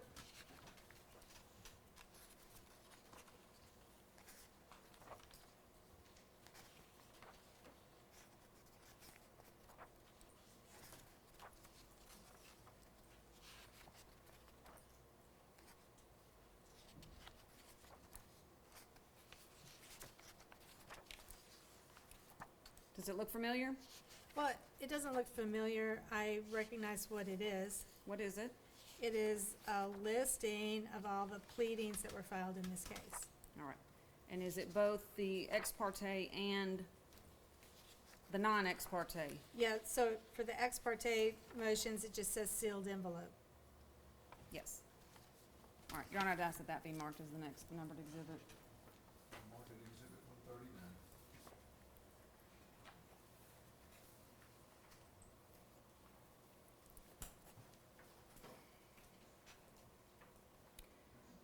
How many discovery review sessions did you have? You've talked about the one where Jennifer Nichols wanted you to look through everything, you didn't want to look through everything, then you did want to, I guess that was the first one, is that correct? No, I think you're mischaracterizing what I said about the discovery examination in the Middle District of Tennessee. Okay, where was it? It was in the Middle District of Tennessee, Where in the Middle District of at Tennessee? the TBI headquarters. Okay. And all the defense attorneys were there, you were there? Yes. Was that the only evidence viewing session that you attended in the Middle District of Tennessee? We might have gone back for one more time. All right. Did you ever go by yourself? Yes. Okay. Did you ever go to an area other than the Middle District of Tennessee to view evidence? Yes. Where? I went to Jackson and to Memphis. All right. And did you go alone or with every co-defendant's attorney? I went to Jackson alone. I went to Memphis with other co-defendants' attorneys, and I may have gone to Jackson with other co-defendants' attorneys. I may have gone to Jackson twice, I don't remember. Okay. At some point, did you sit down with some of the state's experts? Did you ever talk to the state's experts, the medical examiner, the cell phone expert? Yes. You did? Yes. And you talked with them? Was the state there? I'm not sure if the state was there when we talked to the medical examiner. I don't think the state was there. All right. I think I can't remember if the state was present or nearby when we talked to the cell phone expert. All right. And the cell phone expert offered to help you, didn't he? I don't think he offered to help me. He offered to explain things to me, explain his report to me. And let you ask him questions? Yes. And in fact, you asked him some questions about Terry Britt's cell phone. Remember that? I don't remember that specifically. Okay. These motions that are part of the exhibit we just handed in, were all of those heard? Do you know? I don't remember any motions not being heard. Okay. Did you attend all of those motion hearings, or were there times that you couldn't get there and Jim Simmons handled it? No, well, some of the motions for funding I didn't go, Okay. but I attended all the motions of substance for the case. The substantive motions, okay. You were there and if it was your motion, you're presenting it. If it was a state's motion, you're defending it. Yes. All right. And I'm assuming, like in all cases, some of your requests were granted and some of your requests were denied. Is that accurate? Yes. You testified that you met with the defendant throughout the course of this 10 times? Is that what you said? I'm guesstimating 10 times. Okay. He was in prison or in jail, He was in jail, yes. right? And so you would travel there, right? Yes. Did you ever have access to him over the phone? I didn't have access to him that the phone calls weren't being recorded, no. Okay. And when you met with him, did you talk about the facts? Sometimes, yes. All right. Sometimes what did you talk about? You know, I don't have specific memories of what I talked about when I met with Zach Adams. Okay. We talked about the case. Well, let me talk then maybe just in general terms. He was not the first client of yours that you talked to in a jail setting. No. Okay. What does that look like? Do you go in? go You're in a they- private room. They take you to a room usually. Usually it's got an old table and a couple of old chairs in it. And you sit down. Maybe it has a plug so you can plug in your computer and you can go over things. All right. And did you plug in your computer and go over things with the defendant in this case? I think so. I don't have specific memory of that. Did you plug in your computer and go over facts of this case with other witnesses? Which witness would you be referring to? I don't know. What other witnesses did you talk to? You know, right now, I can't exactly remember what witnesses I talked to. I talked to Lisa Autry. Okay, did you No, I go talked over to- things with her? I didn't plug in my computer. I sat and talked to her and tried to see what she would tell me. Did you take notes? No, Did you use your recording pen? no, Did you use the other thing you said that was, I don't know, connected to your head or connected to something else, your recording device? no. Okay. It's a GoPro. That's the name of the camera. Okay, did you use your GoPro? I didn't use my GoPro. The investigator was there, and the investigator, I think, was taking notes. Taking notes about what Lisa Autry said. Yes. When you met with the defendant, was an investigator there? No. Did you take notes with the defendant? Not much, no. Not much or no? I can't remember. I couldn't find any notes that I had taken during meetings with Zach Adams. Well, when you typically meet, had you ever represented anybody before charged with murder in the first degree? Yes. Okay. How many people? I don't know. Half dozen. 6 people. Okay. Were they incarcerated when you represented them? Yes. And when you met with them, did you take notes? I would take notes, yes. But for Zach Adams, you can't remember if you did or not. Well, Zach didn't know anything about the case, so if I'm telling him information, I don't need to take notes on what I'm telling him, and he didn't have any real information to give me about the case. So he sat there in silence. Well, we talked. We talked about what he wanted to do. We talked about what I thought the case was looking like. Okay, let's stop right there. Very first time that you met with him, to be fair, would have been at the arraignment, right? The first time you met, or did you meet him before the arraignment? I might have met with him before the arraignment. Okay, and at that point, you didn't have any discovery, correct? Right. You knew about this case, what the whole world knew about this case, right? At the time? Right. What was being reported in the media? Right. Okay. You meet with him, you introduce yourself. Did you know him before this? No. You were hired because of his cousin in Atlanta, correct? Yes. Okay. So you sit down and you meet with him on, the death penalty's not been filed yet, the notice, correct? No. And you tell him you're his lawyer.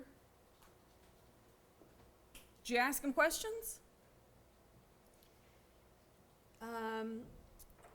Probably just to get to know each other questions, because at that time I didn't have the discovery, and I don't usually like my clients to commit to lies, because it really puts a barrier between me and the client if they've lied to me a whole bunch and said they didn't do something. At that time I thought he was guilty, and so I really didn't want him to come out and tell me I didn't do this, and then have to come back later and say, okay, I really was involved, the evidence, there's DNA evidence that puts me there.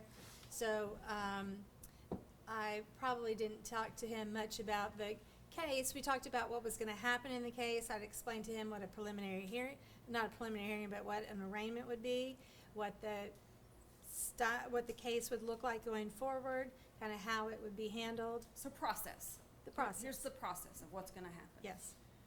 But you never asked him, where were you on April 13th, 2011? In that meeting. I don't have a specific memory of that meeting.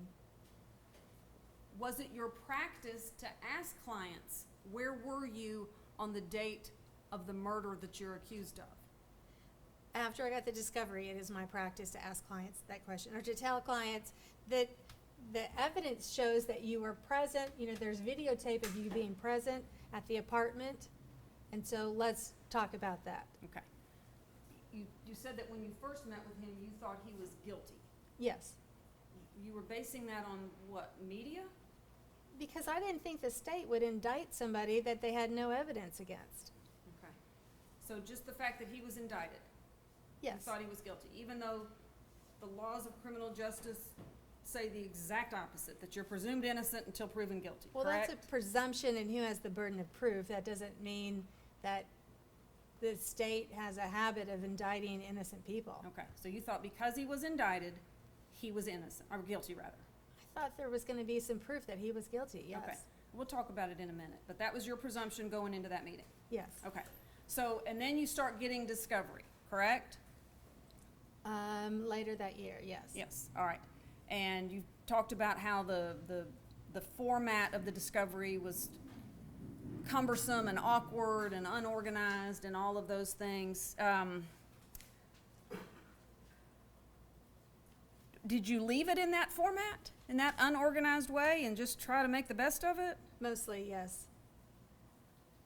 Okay. Did you have people on your staff looking through the discovery? My paralegal did, yes. Did The she, investigators did, yes.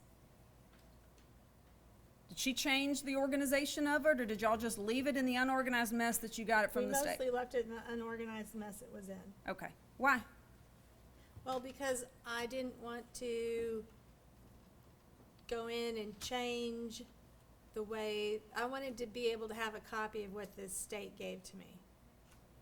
Okay. Well, then what did you, all this equipment that you bought, what did you do with that? Well, I copied it onto a fast hard drive because the hard drive that I bought at Office Max was so slow. Okay.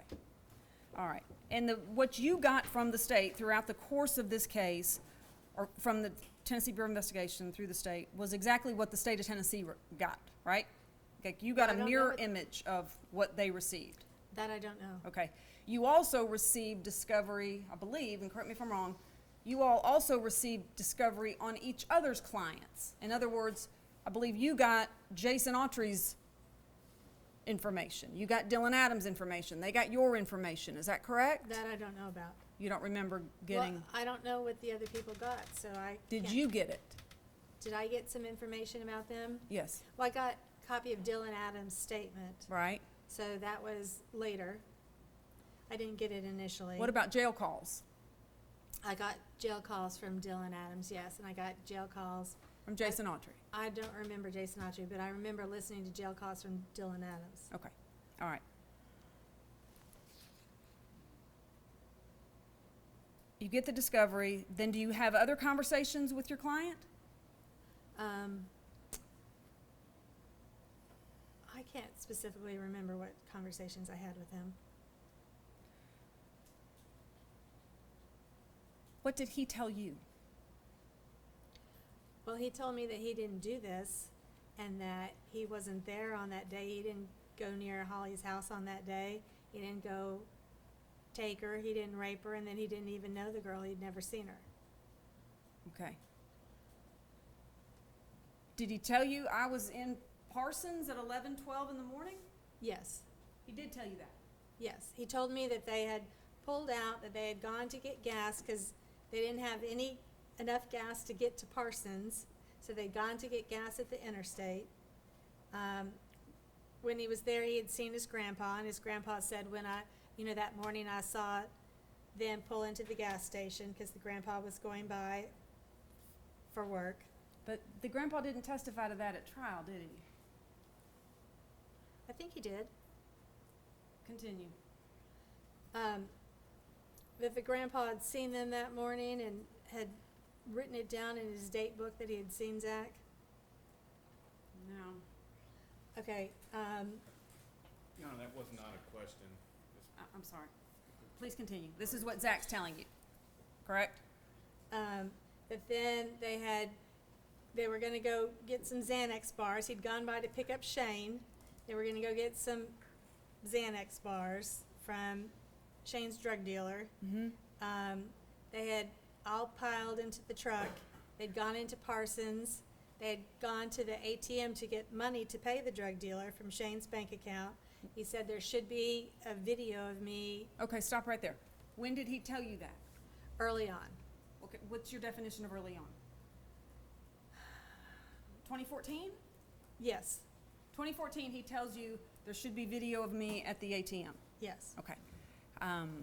And he said he'd also seen Tony Weber at the gas station at the BP. I think it was the BP.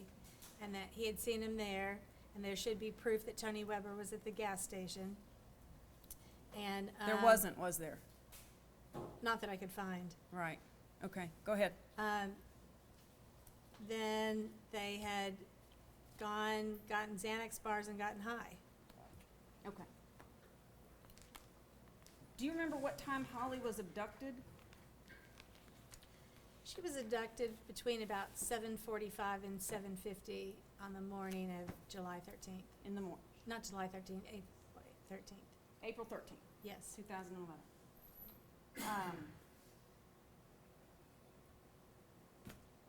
When you talked to your client in these 10 encounters, did you talk about things that he'd said to law enforcement? I think at some point we talked about all the different things he'd said to law enforcement, but I don't have a specific memory of it. Okay. Did you ask him why he was washing a mattress leaned up against the house? I don't remember specifically what his answer would have been or if I asked him that.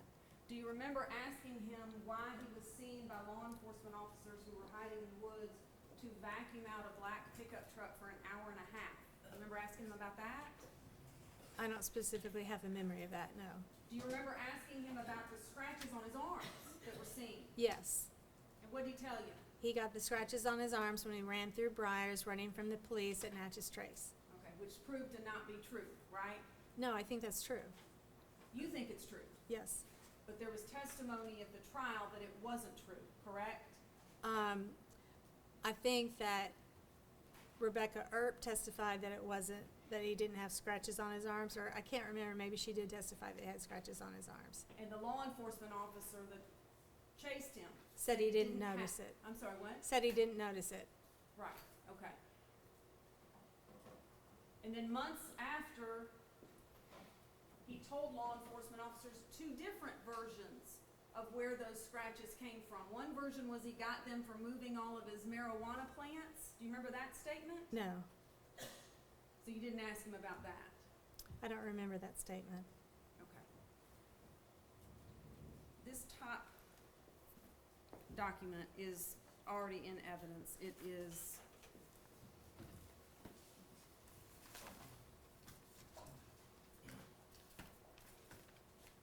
sorry, Your Honor. 118. Who was Brian Smith? He's the investigator for SAI. Okay, I'm gonna pass you this on top, and then behind it are about a 3-inch stack of IRs. Do you recognize what's on top, what's been previously marked as exhibit, what did I just say, 118? I don't recognize it, no. You've never seen that? Well, I'm not saying I've never seen it, I don't recognize it at this point. Okay, well, take a minute, look at it.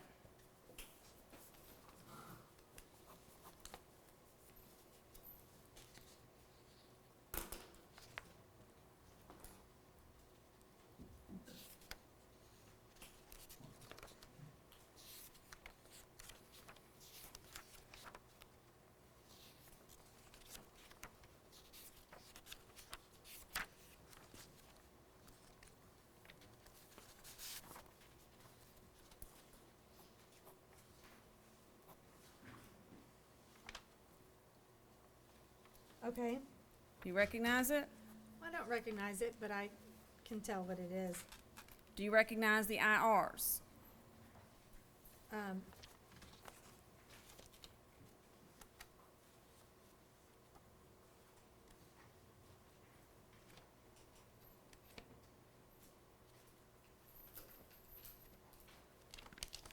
I don't recognize the IR specifically. I recognize that they are IRs and they are labeled from this case.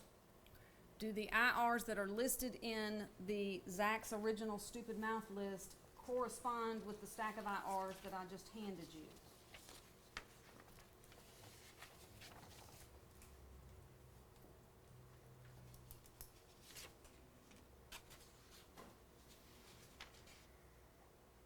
They seem to. All The right. first few correspond. Wait a minute. Yeah, they seem to be corresponding. All right, Your Honor, I'd ask that that collectively be marked as the next exhibit. The stack, the top document's already in evidence. All right, so exhibit 140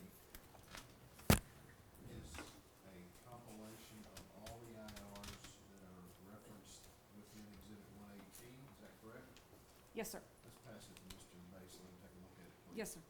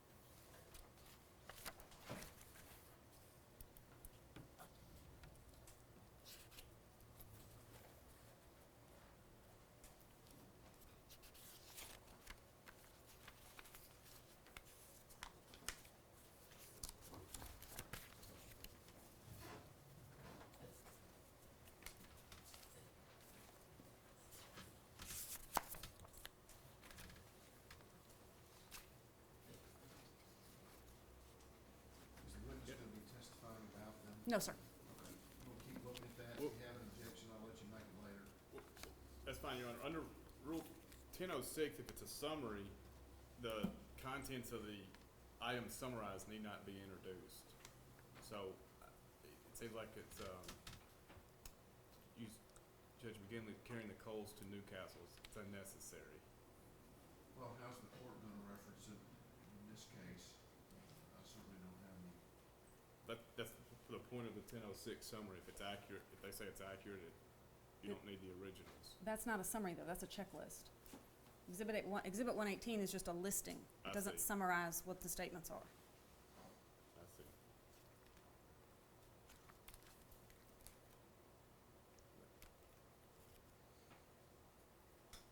I know the court's had the court's had a very helpful understanding of the IRs. I just asked, are they seeking to introduce the IRs for the truth of the matter? Yes, I'm seeking to introduce these because they were produced by her team under the heading of original list regarding Zach's stupid mouth, and it's all the IRs that support that statement for the lawyers to review from the investigators that were hired.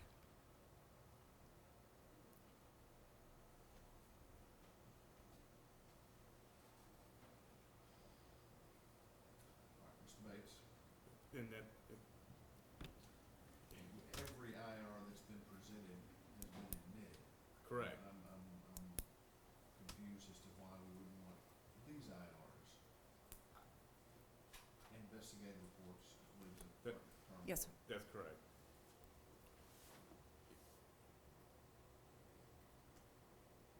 That's fine, Your Honor. All right, I'm gonna let it. Thank you, Your Honor. We'll mark these, again, it's a collective exhibit of many IRs, Yes, sir. exhibit 140, and it is the IRs referenced in exhibit 186, listed in exhibit 186. Did you have at your disposal the IRs in which your client interacted with law enforcement in the early days, weeks, and months of this investigation? I think so. Did you review those with him? I don't specifically have a memory of that, no. Did you review the IRs? Yes. Okay. I ask that 1, 2, 3, 4, 5, 6, 7 IRs. 2005, 19, 18. These are all this. 5, 25, 18, 28, 16, 15, and 2018. Be passed to you, and I apologize, Your Honor, I don't have extra copies of those. Do you recognize those?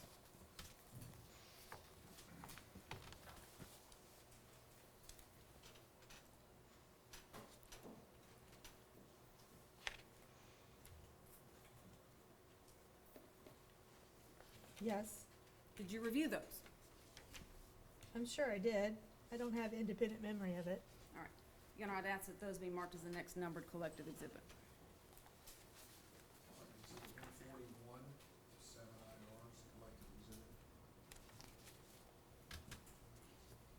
Give me some sort of descriptive, what are these about? These are the defendant's interactions with IRs reflecting the defendant's interaction with law enforcement. You saying, Mr. Bates? Yes, Your Honor. Okay.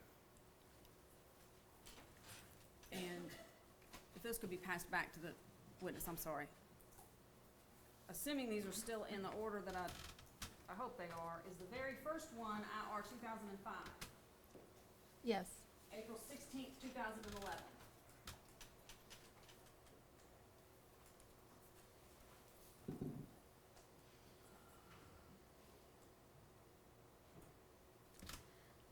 I don't see April 16th, 2011 on here Why do I anywhere. have the dates wrong? But is that the right IR number? It's 2005. All right, is it Warren Rainey? Yes. Okay. Is the next numbered IR 1919 from April 23rd, 2011? Yes. And is it from Matt Ross with the FBI?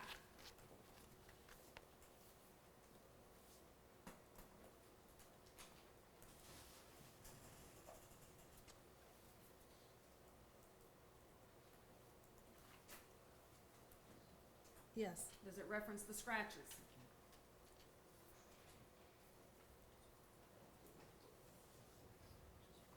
Yes. Okay. And then IR 199, 525, 1650, 1828, and 2018, is that correct? Those all the different IR numbers? Yes, sir. Or is it all about that one item? Those are all the different numbers that she's holding. Give me all 7 again so I can just, Yes, sir. You've got the first two, 2005, 1919, then IR 199, all right? 525, 1650, 1828, 2018. Okay, I don't have 2018, hang on. They're not in the right order. Okay, You don't have it? I found it. Okay.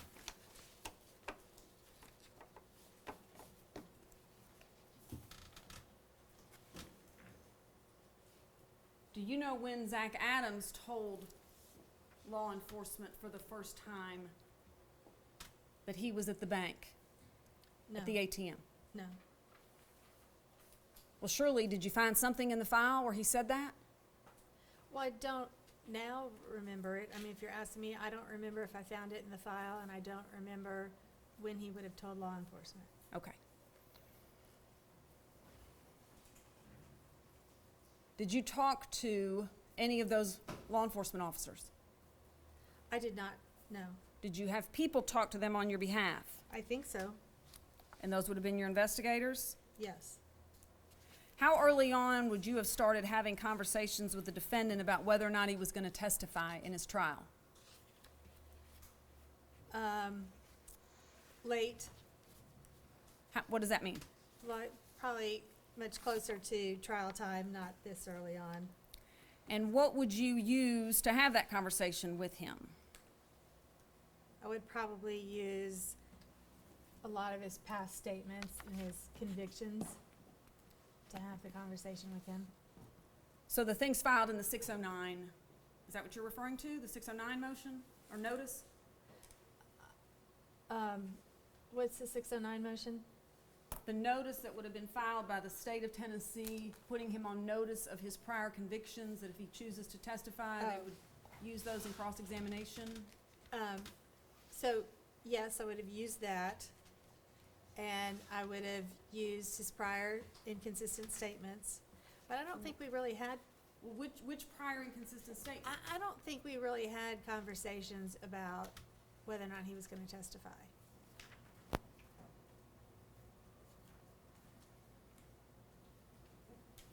So you just wait for him to answer Judge McGinley's question? You're as surprised as everybody else in the courtroom? No, Did you talk to your client about whether or not he was going to testify?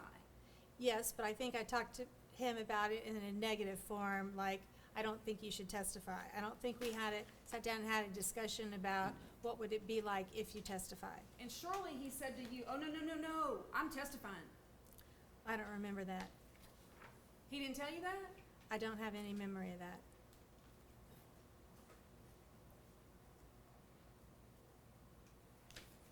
Who got his mother and his cousin from Atlanta up here to talk to him When? about testifying? I don't know. Did they talk to him about testifying? I don't know. I don't have any memory of that.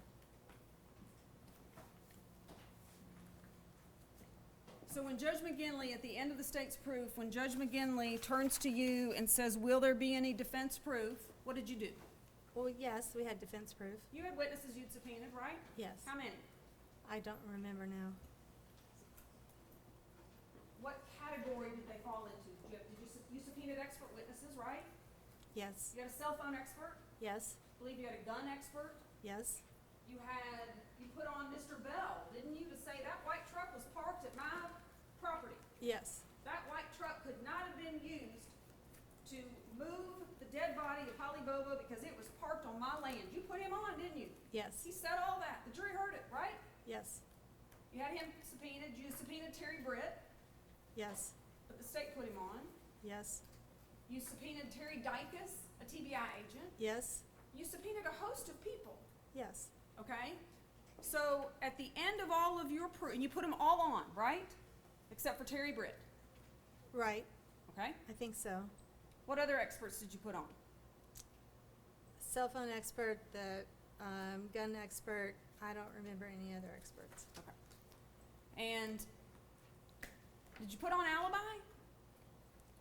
No. Your defense was, my client couldn't have done this because he was in Parsons. You didn't put on alibi? I don't remember, Amy. I don't have a specific memory of that. Well, who would the alibi have been? Well, it would have, it wouldn't have been Shane, and it wouldn't have been Dylan. But you listed them as alibi witnesses in your response to the request for an alibi. If we filed a response for request for alibi, then we filed it. I have no independent memory of that. You listed his co-defendants, Shane Austin and Dylan Adams. You listed Rebecca Earp, and you listed his grandfather, Dick Adams. Okay. Did his grandfather testify to the jury that between 8 a.m. and 10 a.m. on April 13th, 2011, Zach was helping me clean out the shed? No. Did his grandfather say that between 8 a.m. and 10 a.m. on April 13th, 2011, Zach was at work? No. Did his grandfather say anything about his whereabouts between 8 and 10 a.m. on April 13th, 2011? At some point, I think his grandfather had seen him in a car. What time? It was after 10, I think. Okay. Who testified and said, well, let me rephrase that. I was jumping around and I apologize for that. So,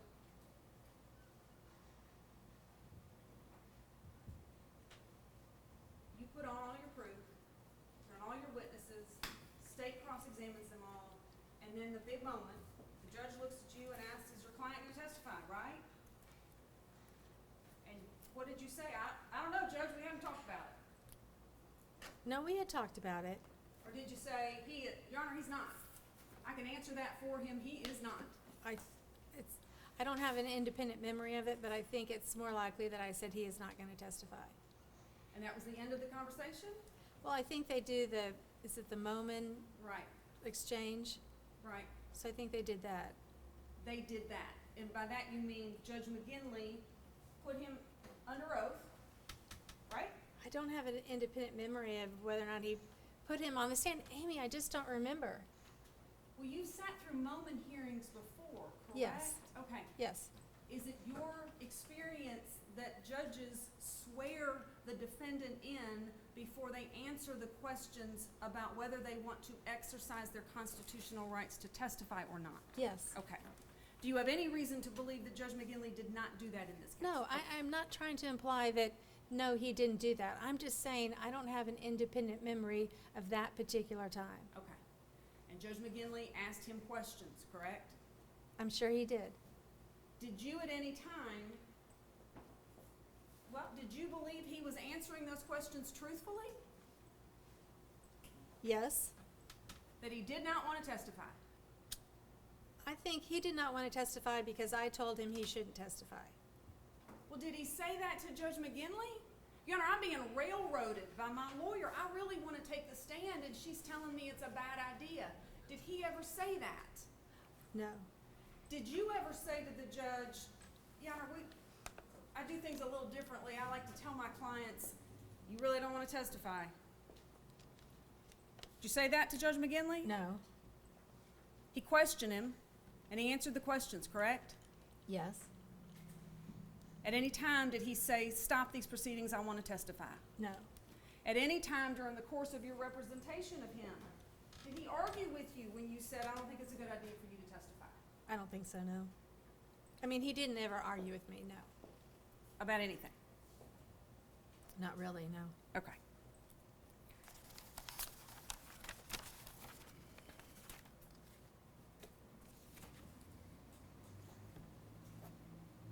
Do you recall where he would have met with his mother and his cousin to have the conversation about whether he was going to testify? Would the judge have allowed them to take a break and do that? Do you remember?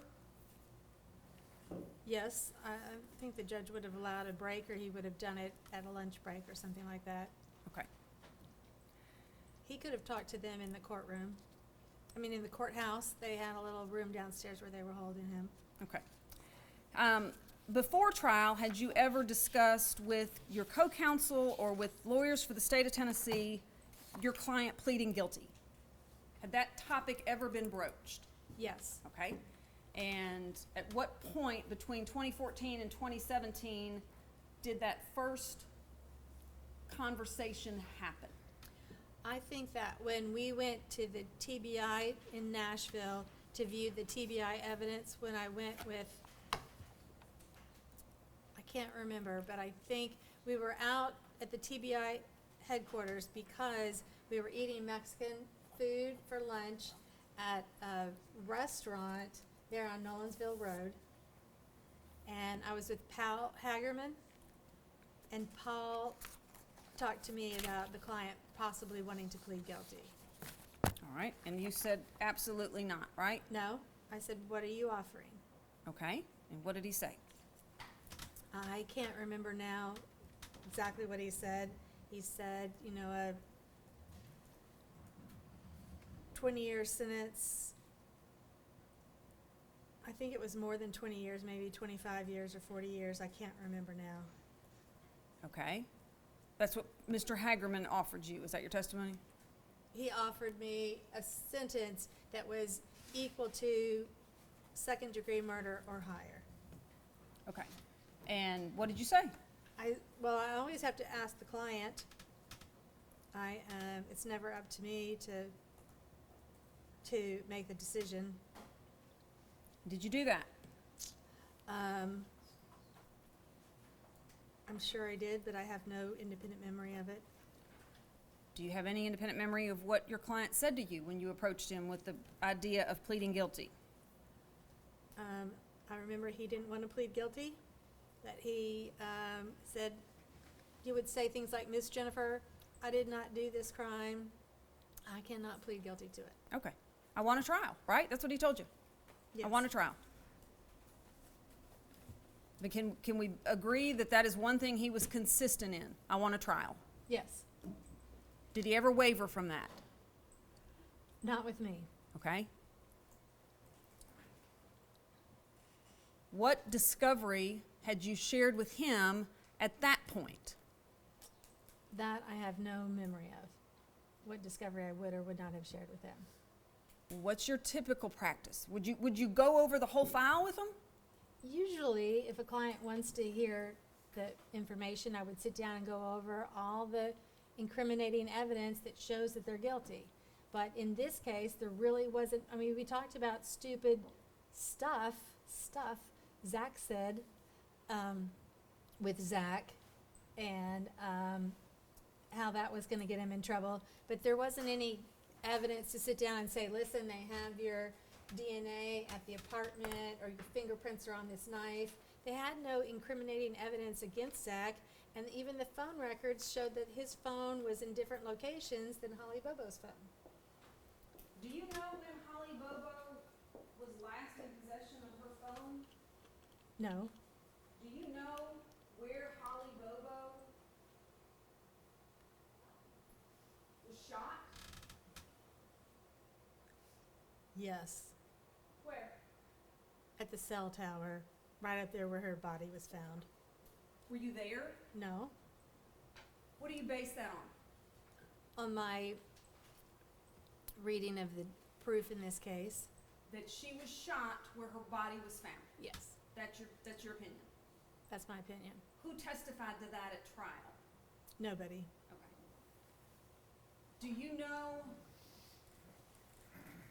when her body was left there at the cell tower? I think when the phone started moving again the second time, they had left Holly's body at the cell tower, and he was driving back towards his home. They shot her there and left her there. He did. Oh, yeah, he who? Mr. Britt, right? Yes. Okay, all right. Was there any testimony to that at trial? No. Okay.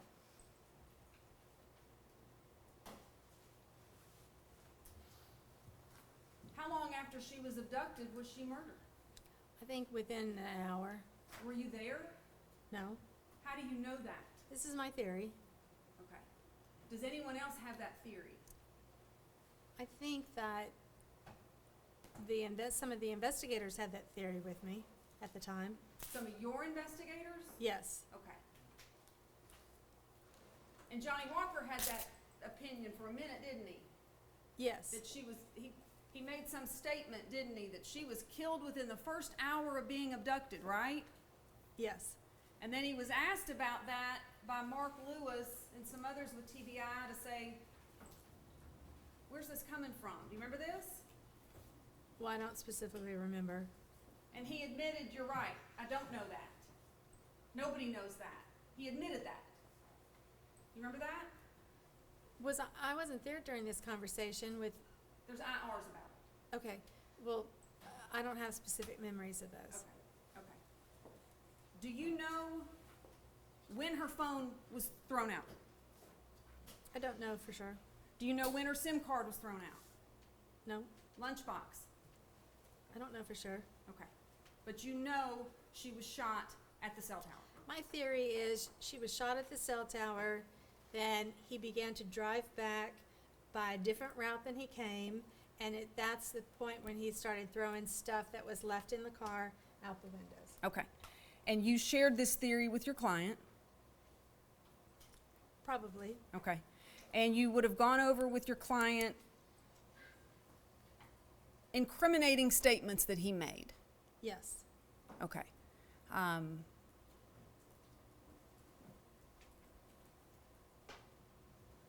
Give us an example. What are some of the ones you remember being problematic? I'm gonna take you out and tie you up like I did Holly Bobo. I don't have the statements verbatim, but I'm gonna do you like I did her, or I'm gonna take you up and tie you out back like I did her.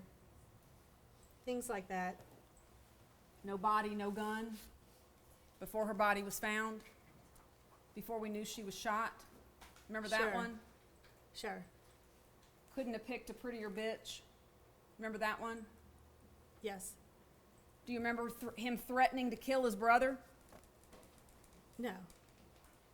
You don't remember there being information, evidence, you don't remember him being indicted Oh, for trying to kill his brother? for what happened at the courthouse, the O'Brien, or the courthouse where he said, you tell him if he doesn't, he told a guy that was sitting there allegedly, you tell him that if he doesn't straighten up, I'm gonna put him in a hole next to her. Yeah, that one. I remember that. But that didn't happen? I think people had a lot of motivation to make up things that Zach said. Okay. Did Judge McGinley instruct the jury on witness credibility? I'm sure he did. I don't have independent memory of what jury instructions he read. Did you go over videos with the defendant? I don't have specific memory of going over videos with him. Well, you've testified that you never saw the ATM video, so let's park that on the shelf for a minute. There were lots of other videos collected by TBI in the hours and days following Holly Bobo's disappearance, correct? Right, like the M Farm video. Okay, and you had all that, correct? And in I fact, did. you received the ATM video in June of 2015, correct? That I do not know. I mean, I have it on my hard drive now that Mr. Bates says is the ATM video, but I couldn't get it to open. Okay, but you received it in June of 2015. Okay? No, I'm asking. I don't Does have a that sound correct? specific, I do not have a specific memory of that. Okay. If I could have one moment. What do I do with all that stuff?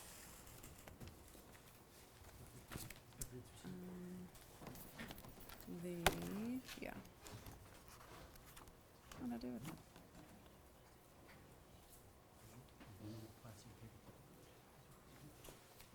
You good? Oh, wait, let me see. Okay, thank you. I'm remembering the blue plastic paper clip. I'm gonna.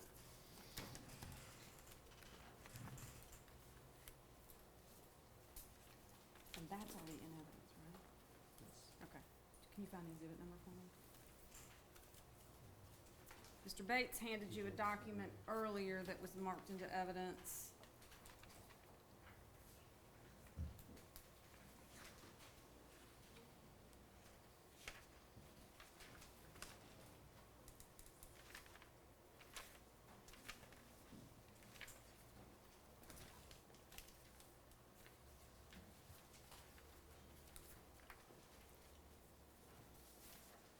And there we go.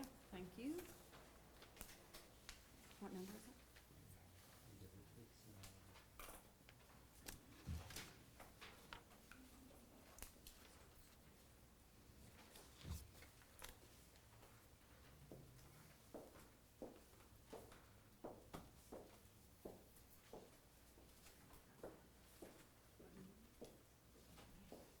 I believe it was, all right, I'll grab it.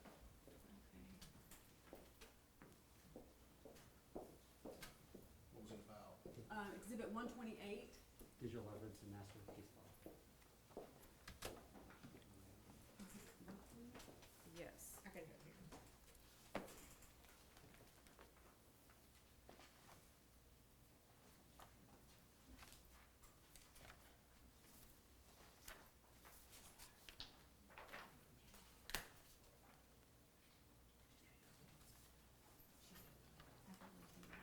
Yeah, and I've written exhibit 17.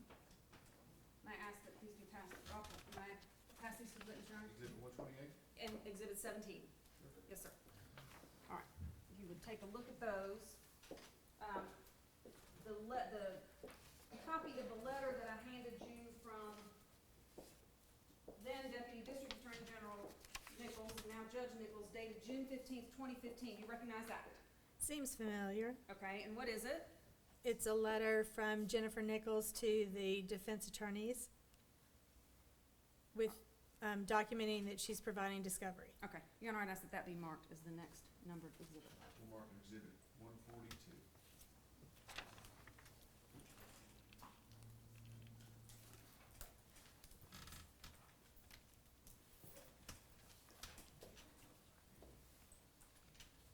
What's the date of it? June 15th, 2015? I think that was it, but I don't remember. Okay.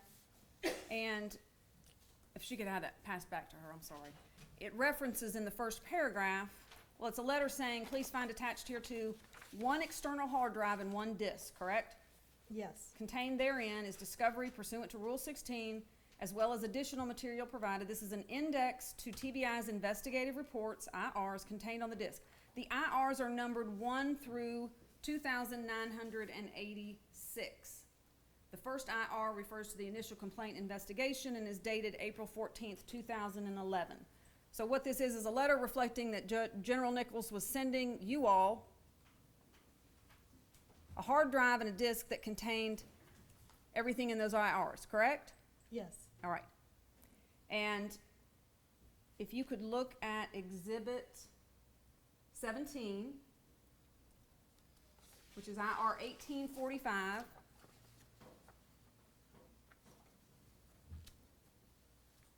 You see it? Yes. You recognize it? I don't specifically recognize it, but I can see what it is. What is it? It is an IR listing. The following is a list of CDs, DVDs, and flash drives containing digital media obtained during the course of this investigation. Okay. And contained in there is the ATM video, correct? And I understand you said you didn't see it. But that's one of the things it's referencing, correct? Well, I still don't see it, You don't see what? where it says there's an ATM video. Okay, I see now 48V8 BP/Com South Bank ATM, April 2011. Okay, thank you. And a minute ago, or before the lunch break, you were shown Exhibit 128, which was a compilation of digital evidence sent to you, I believe. Do you have that, Maddie? Yes, I have it. You got that. All right. Exhibit 128, you would agree with me, is not a comprehensive list of all of the video evidence you received in this case. I don't know that. We'll take a moment and look at it.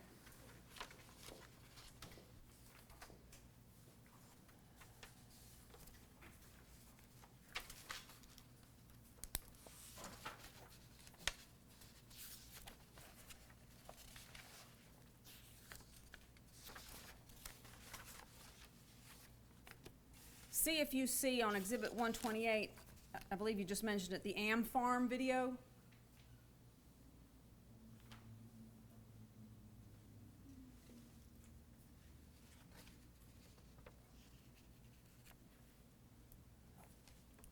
I don't see the Am Farm video on here. Right, but you had the Am Farm video, correct? Yes. So that exhibit can't be a comprehensive list of all of the video evidence that you were provided by the state of Tennessee in this case, correct? So it would seem. Okay, thank you. And I believe, have all of those documents been appropriately marked into evidence? I believe they have. All right, very good. And we're done with those for the time being.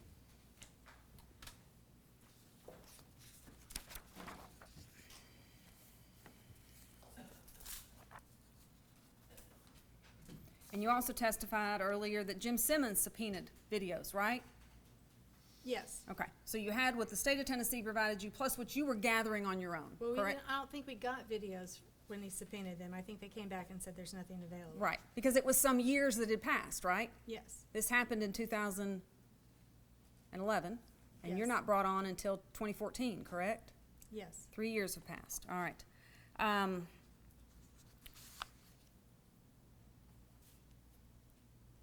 If we could have put on the screen the ATM video that you were looking at before we broke for lunch.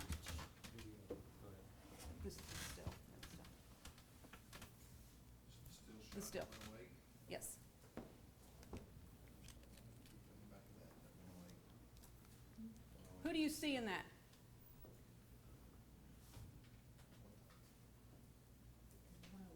101. All right, the witness is being shown exhibit 101. Who's in there? I can't tell. Thank you. Do you know how many witness folders you made in preparation for trial? No. Over 200 made by you and your team. And you had a strategy, right? With all of this information, with these hundreds of thousands of pages of information, with endless hours of video, you had a strategy, correct? I think we did. And what was it? Our strategy was to show that Terry Britt had committed the crime and not Zach Adams. Right. Terry Britt did it. Some other dude did it, and his name is Terry Britt, right? Sudi defense, some Right. other dude did it. And if that's, and you also had the alternate defense of, and our client didn't do it, correct? Right? Was mitigation information being gathered as well while you're also investigating the facts of the case? Yes. All right. And who was there a point person on that? Yes. Who was that? AK Investigations came on as mitigation when Lee Norton withdrew. Okay. Why did Lee Norton withdraw? I don't know, she said she couldn't take it. Couldn't take it? Yeah, I don't know why she withdrew. I think she didn't like the case anymore and she withdrew. Could it be because she knew, as she put in a memo, that your client was going to be found guilty and it was going to be very hard to keep him off death row? I don't know. Do you remember that? No. And that she said she would have to no longer work on this case because that bothered her so. Do you remember that? No.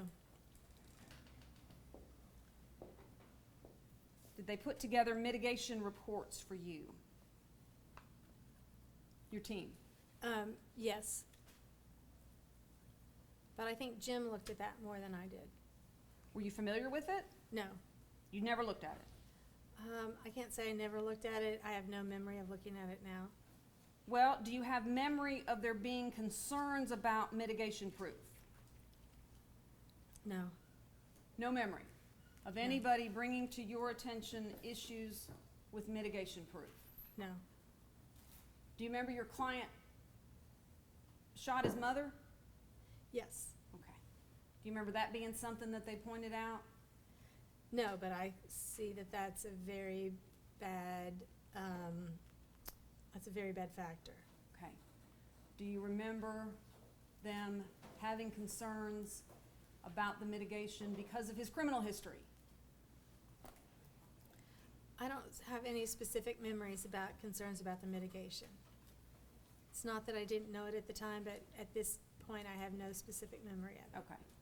Because I guess your role was different. Your role was guilt innocence and Mr. Simmons' role was the mitigation? Is that Yes. a fair assessment? Fair. Okay. Who's Crystal? Crystal and Danny. Danny is one of the investigators. I'm gonna ask that this packet be passed to you, and there's a copy for the judge. See if you recognize this, Ms. Thompson.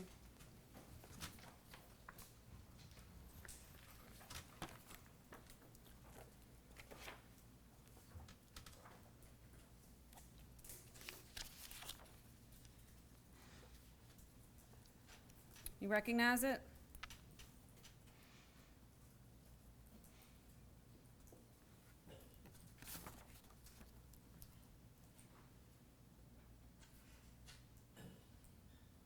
No.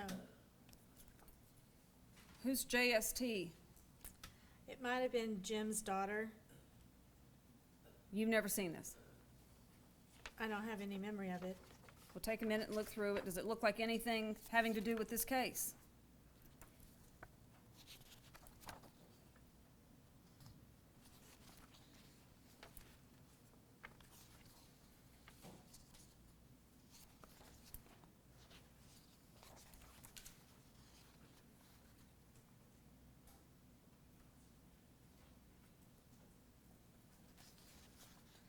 Did you ever have conversations about any of these things with the team?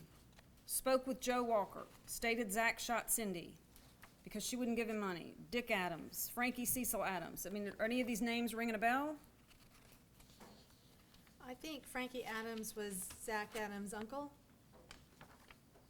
Is the information in this document ringing a bell with you? Some of it is, some of it's not. Do you question the veracity of this document that I've passed you? No. was Jim Simmons' daughter, I believe her name is Miss Tarkington, right? Yes, She was on the team. yes, Did she gather information? I'm sure she did. Did she bring that information back to the team? I'm sure she did. Well, you were on the team, correct? Right. Okay. So did you ever have any conversations with her I don't remember having a conversation with her about this. about anything? Yes, I had conversations with her about Okay. things. And Crystal is who? I don't know who Crystal is. And who's Danny? Danny's the investigator. Okay. All right. Your Honor, I'd ask that this be marked for identification at this time. Mr. Bates, No objection for identification. for identification, we'll mark it exhibit 143.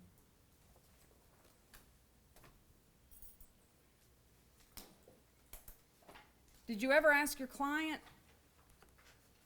about some of the mitigation concerns, about the shooting of his mother? I didn't ask him about mitigation concerns, no. Okay. Did you go over his 609 with him?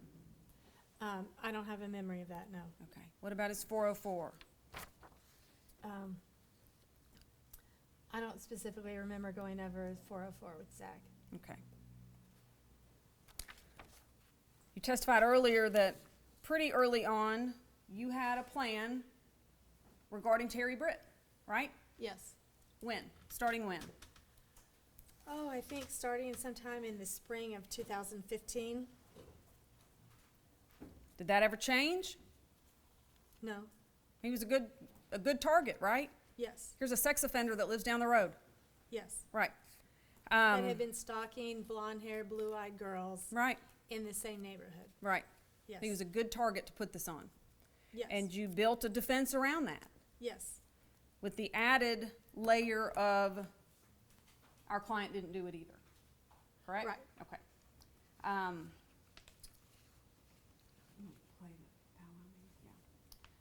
You testified a moment ago about meetings that you all would have as a team, correct? Yes. Were they held in your office? Yes. All right, and who would typically attend?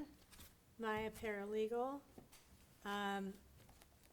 2 or 3 of the investigators. We had 3 investigators on the case, but I really think only 2 investigators were working diligently on the case. Okay, I think the third one, she was more the owner of the business, and I don't think she was really working on it. And sometimes Jim Simmons would come. okay. And did you all work from, I mean, did you just sit around and spitball, or did you have kind of an organized format to these meetings? What set the stage for us? Well, I think it depended, and I don't have any specific memory of the meetings at this point. Okay, I'm gonna ask that a document titled Global Case Goals be passed to you, a document titled Global Task List in red be passed to you, and a document titled Global Task List 1 in blue be passed to you, and ask if you recognize those, and I have a copy for His Honor.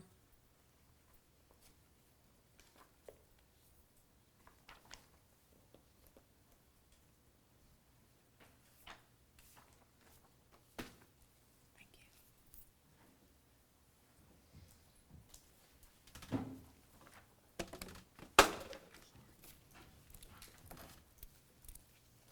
Do you recognize those? They look familiar.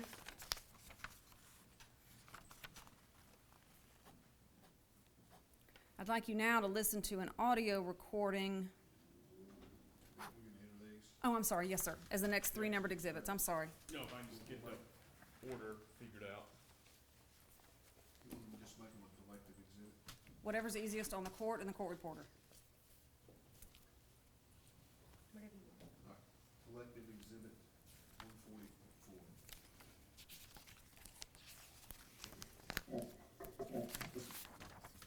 Not happen. Just short. Judge, for the record, I'm gonna start this audio at, 13 minutes and 48 seconds. All right. Do you recognize, Okay. do you recognize your voice yet, or is it I not do. played? Okay. Who else is there, do you know? Sounds like Jim Simmons. Okay. So all of that's been incorporated in what you're doing. Right. So, okay, let's just, I wanna make sure we all agree as to what we're gonna focus on, because we have such a short time frame. I think, Lee's also really made this impression, and she had a lot of influence on me. Is that Lee We Norton? need to finish the Terry Britt investigation. I'm sorry, that's Lee Norton that you're referencing? Yes. Okay. I know that under almost all circumstances, you don't try to prove who did it. You try to just create doubt. But in this case, because this is a different case altogether. It's got so much notoriety. Zach is hated. Everybody in the whole area knows about this case. They've all been keeping track of it on topics. That we really need to show that somebody else did it. Just to show that Zach couldn't have done it, I don't think it's gonna be enough. I think that the jury's not gonna have a trial and not convict somebody. Somebody's going down for this. And they're not gonna walk out of the courtroom unless they're confident they know who did this. Just a whole bunch of mystery and reasonable doubt they've got to solve this case for the family. I really, really think there is good evidence that Terry Britt did do this. And Zach did not do this because he has alibi evidence that shows he was in another place at the time. Stop it right there. First, the thing on Facebook. What evidence? I can't remember now. I'm sure what we had talked about, his cell phone he was on Facebook at 8:30 in the morning. Who testified to that? I did not put that proof in at trial. Okay, did the state put on Facebook proof? They put on some Facebook proof, but not Facebook proof that he had been modifying his wall at 8:30 in the morning, but there was records in the discovery that I received that at 8:30 in the morning, he had modified his wall and said something like, "That bitch ain't all that," referring to Rebecca Earp, and it had been done from a landline telephone number at Zach's grandmother's house. There was also evidence that he had been on his phone before 8:30 in the morning with Jason Autry, right? Yes. Okay. Hit play. Hey, Aaron, here's your Look at paper. the other office over there. First, the thing on Facebook and his phone records, plus they have receipts from what they were doing that morning. So we know. Where are those receipts? I think that we have the ATM records from things that they were doing That show what? that show that they had been to Sonic and to the ATM. That they weren't timestamped, They right? weren't timestamped, no. So that's not really an alibi, is it? No. Hit play. That it didn't go down this way. And so I just think in this case, we've got to finish the Terry Britt investigation. And the more we dig into this, the more we are gonna find, and the more it's really, because this incorporates a lot of our goals. One, it makes the state look foolish and silly, like they are absolutely incompetent and can't do stuff. It makes, it gives them someone to blame and someone to hang their hat on, so the jurors don't have to walk out knowing there's still a deeper mystery for the family. They get closure. And I really do think that this is the guy that did it. I mean, this also brings justice. It's not that it's our job to bring justice, but it brings justice. And we can, and even if our guy confesses under oath to being the guilty person that did this, if we can show that that confession cannot be true because Terry Britt did it, the jury's not gonna get hung up on some stupid shit he said to Ben Hendrickson. Will proceed justice to the jury. Yes, Exactly. Yeah. So, we agree? Danny is our focus point on Brett, from what I Well, understand. but do we agree that that's really the way to go, Jim? I think we have to be careful, not to convince ourselves that Brett did it, because right now we have a lot of smoke, but we don't have any concrete evidence that Brett did it. We don't have any DNA, he's got some sort of an alibi. I think we have to be careful going there, because it's easy for us to say that Brett did it, but what proof we had that he did it? Maybe it's just simple as not all And I of us. understand we've got to complete the investigation, but right now, what I think we have to do is make sure Dykes is on board. Maybe it's kind of like not all of us getting that mind frame, so to speak, like Danny's gonna be focusing on that, but at the same time, I agree, if we're gonna have to look at it as, hey, what if our guys did do it, let's make sure we don't miss something here. You know what I'm saying? Right. I mean, you know what I'm saying, just make sure we don't That's Brian Smith So- talking. get blinds.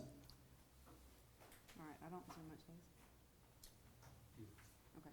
Tie ourselves here, because two folks don't hung up on. No, how many more minutes?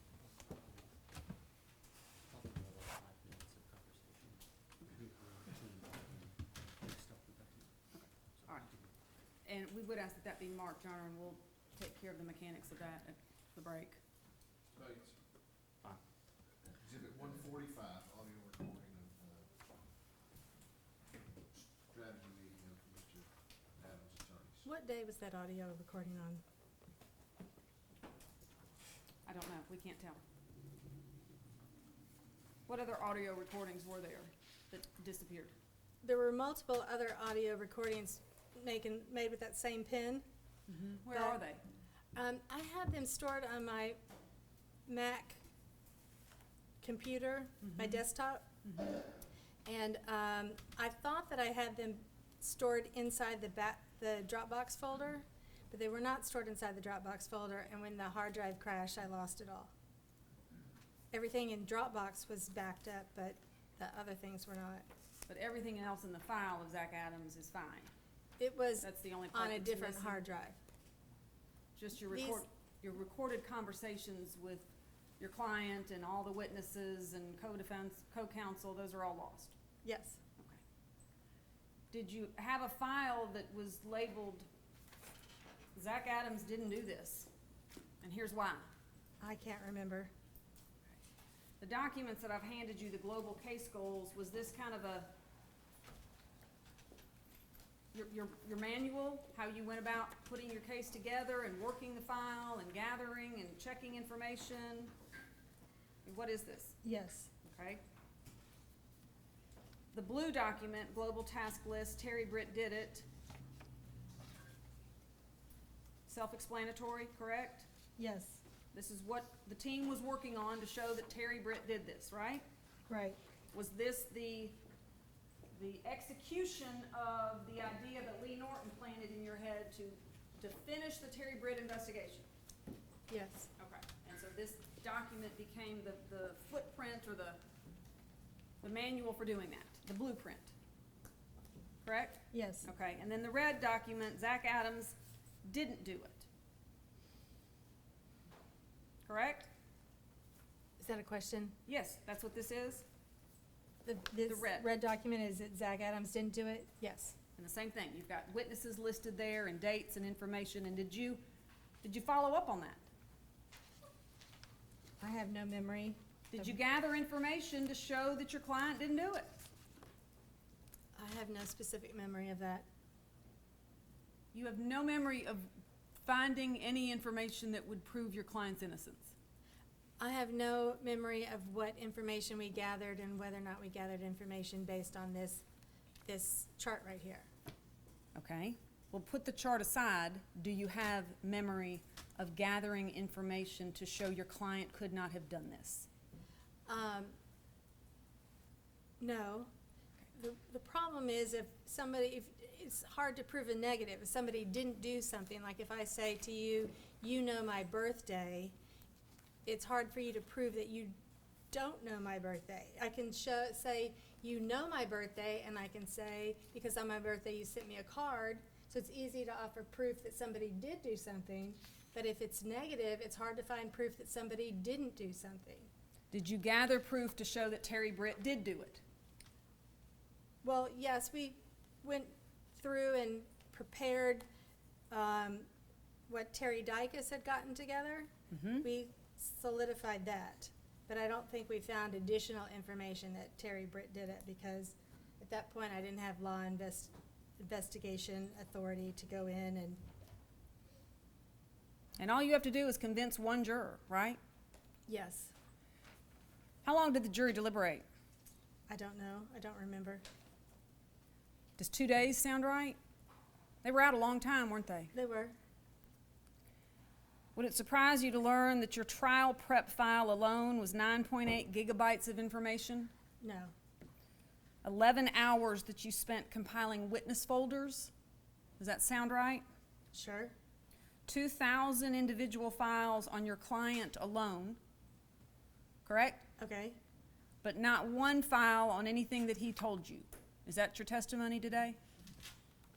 I don't have any memory of that. If it's not in there, then you would be telling me, because I don't specifically remember what's in the file and what's not in the file. You subpoenaed over 80 people to trial. Does that sound about right? Sounds right. You had 4,500 individual files alone on Jason Autry. Remember that? We had a lot of material on Jason Autry. You mainly dealt with Mr. Hagerman, didn't you? Wasn't he kind of your point of contact within the Shelby County DA's office? Who I specifically talked to? Mm-hmm. I would have talked to Paul. Paul Hagerman, right. Yes. Was he pleasant? He was pleasant. Okay. You've testified that Ms. Nichols wasn't pleasant to you, but Mr. Hagerman was, right? Mr. Hagerman was pleasant. Was there any time that you asked for something from the state of Tennessee or from the Tennessee Bureau of Investigation that they said no?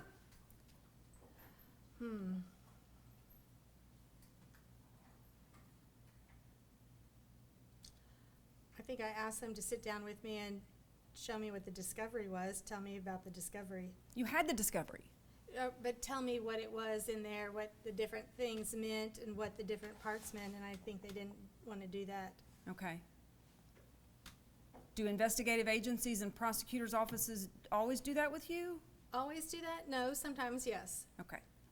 And was there ever any request for, that you sent for discovery that was denied you? No. Okay. Do you know how many hours you billed for this case? I don't have any specific memory, no. Would the figure 2,870 surprise you? No. You kept the defendant off death row, didn't you? Yes. You and Mr. Simmons and Mr. Gonzalez. That wasn't an easy task, was it? No. Every morning before trial, I would get here early, and I would take his clothes downstairs that he was to wear. I would iron his shirt the night before. So I was ironing his shirts, or I took him to the cleaners here in town. I would go downstairs, and he had these terribly dark circles under his eyes, and I would put makeup on him. I had bought special makeup just for him, and I would put makeup on him under his eyes to hide his dark circles.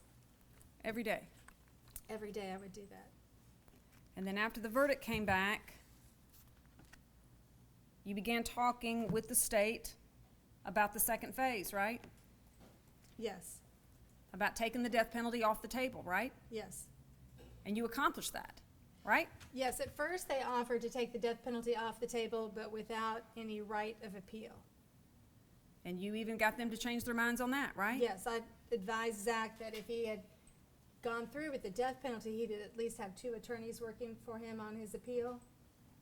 But if they took death off of the table and took away his right to appeal, he would really be in a bad situation if he's saying he's not guilty.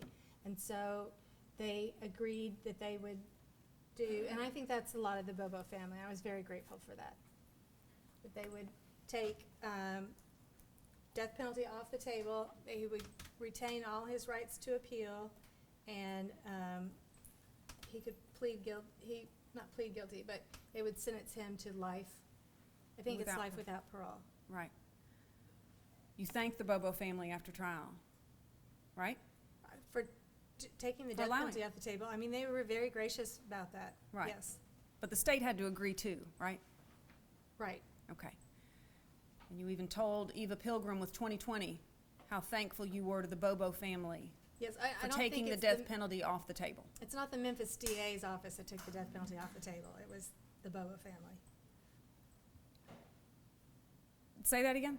It's not the Memphis DA's office. It wasn't their idea to take death penalty off the table. I think it was the Bobo family that took it off the table. That's your testimony? Yes. The Bobo family stood before Judge McGinley and said, we're taking the death penalty off the table. Well, the family has to agree to it, but I think that it was really coming from the Bobo family. Family doesn't have to agree to it. No, I Correct? said the DA has to agree to it. That's what I Right. meant to say. You said the family. Misspoke. The DA, of course, has to agree to anything. And the But- 4 assistant district attorneys assigned to this case agreed to it, right? Yes. They're the ones that went to the Bobos with the proposal, correct? I don't know who went to whom with the proposal. Did you go to the Bobos with the proposal? No. Okay. Each day after court, Mr. Hagerman would advise you and your co-counsel of who the witnesses for the next day would be, wouldn't he? Sometimes. Sometimes? Not every day. Okay. Not every day. Sometimes they changed it, sometimes they didn't tell us. Well, sometimes things happen with witnesses, right? I think they intentionally weren't giving us the Okay. people that were going to be testifying the next day or several days in advance. Okay. So when if Mr. Hagerman's recollection is that, with the exception of Jason Autry, and he made that clear that they were not going to tell you when Mr. Autry was going to testify, that they told you each day who to focus on and who not to worry about the next day. Because the list of witnesses was long, right? The witness list was 200. That's Right. why we had 200 witness files. Right. Right. You cross-examined many witnesses, right? Almost all except for 4, I think. Almost all except for 4, all right? You remember Brian Vitt testifying? What did he testify to? He was the TWRA agent who was actually out mowing his lawn the day that Holly was abducted, Yes, I remember him testifying. like Mr. Autry had said. Remember that? Yes. Okay. And he did testify at trial. And you cross-examined Mr. Autry at great length, correct? Yes. You brought out many aspects of what was troubling, inconsistent, concerning with his testimony and his credibility, correct? I really wasn't able to break him from his lie. He really stuck with it. Okay. But you questioned him extensively about inconsistencies and about his record and about his credibility and about what he was telling the jury, right? I did. Okay. And his story never changed, did it? No. And in fact, you pointed out to the jury that he had a federal immunity agreement, right? Yes. Right? And you also went into great length cross-examining Victor Densmore. You remember that? Yes. You cross-examined him about, was it the 3 different statements that he gave to law enforcement? Yes. Right? All of that was heard by the jury, correct? After I've gone back and listened to it, it was not effective what I was doing. Did you cross-examine Victor Densmore about his prior inconsistent statements? Yes, but I Okay. couldn't get him to admit that he had made prior inconsistent statements or not. Well, are you not always well. able to get every witness to admit everything you want them to? Usually, Really? yes. Okay. And you also cross-examined Brent Booth extensively, right? I did. And you cross-examined witnesses about Dennis Benjamin, correct? About his relationship to Dylan Adams in this case. That all came out. The jury heard all that, correct? Some of it, yes.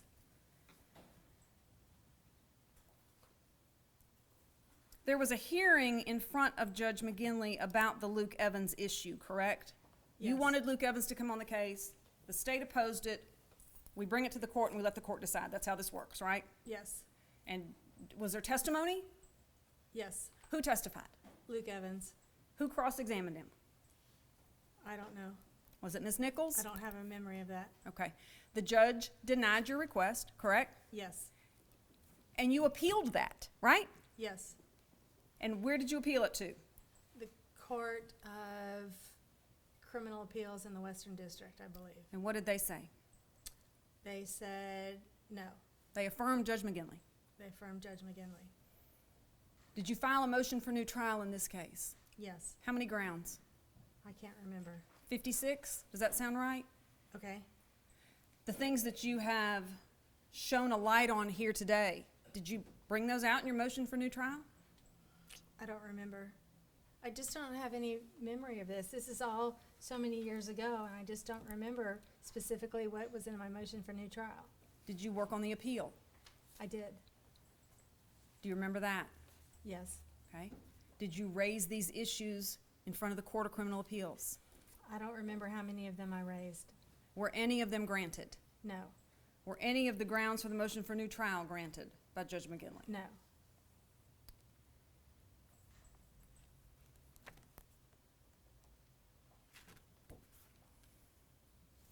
Do you remember Marco Ross testifying? The No. medical examiner, I'm sorry. The medical examiner? Yes, ma'am. Yes. And I'm sure he was on the stand for quite some time. Is that fair to say? Yes. And do you remember his testimony? He was asked by, I believe, Mr. Christensen. Direct examined him. Do you remember Mr. Christensen? Yes. Okay. He direct examined him and said, well, actually, this is Dr. Ross answering. What a .32 caliber bullet is, by my understanding, has a measurement diameter of .32 inches. Do you remember this testimony? I don't specifically remember it.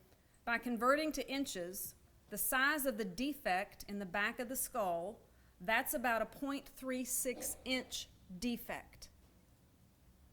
Do you remember this? It's in the transcript. Do you remember this testimony? Page number from 1147. I did go back and review his testimony before I came to testify today. Okay, so you remember this. Well, I don't remember specifically question for question, but yes, I remember them talking about the diameter and the size of the bullet diameter converted to Okay. English, not from metric to English measurements. Again, what page? 1147. May I continue, Your Honor? You may. By converting to inches, the size of the defect in the back of the skull, that's about .36 inch defect. So anything .36 or smaller could have caused that defect. So that would be consistent with a .32 caliber bullet causing that defect. This is Dr. Ross testifying in front of the jury. Yes. Okay. And then General Christensen follows it up with, so anything larger than a .36 would likely not have caused that wound. Yes. You remember General Christensen's question, and do you remember Dr. Ross's answer? Yes. He said, correct. Anything larger than .36 would likely not have caused that wound. You mentioned earlier today Ms. Nichols' closing argument. Do you know exactly what Ms. Nichols said to the jury? I don't have any memory of exactly what she said. .38 was excluded because the defect was .36 or smaller. That's what she said. That's consistent with what Dr. Ross testified to, isn't it? I don't have independent memory. I mean, you're telling me what he said. I don't specifically remember what numbers he testified to. Do you take issue with the transcript and record of the trial of State versus Zach Adams? No. Do you agree with me that .38 is bigger than .36? Yes.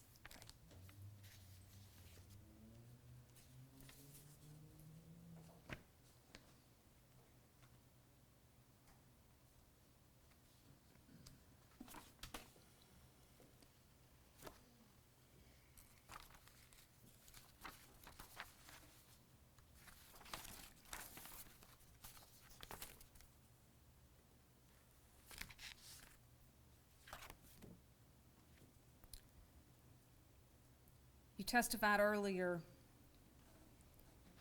how co-counsel made you feel. It wasn't a great working relationship. Is that fair to say? Fair to say. Opposing, not your opposing counsel. Okay. All right. Same there. Okay. It's fair to say this case was stressful Yes, for everybody involved. yes, Starting with the morning of April 13th, 2011 in the Bobo family and continuing on until today, correct? yes,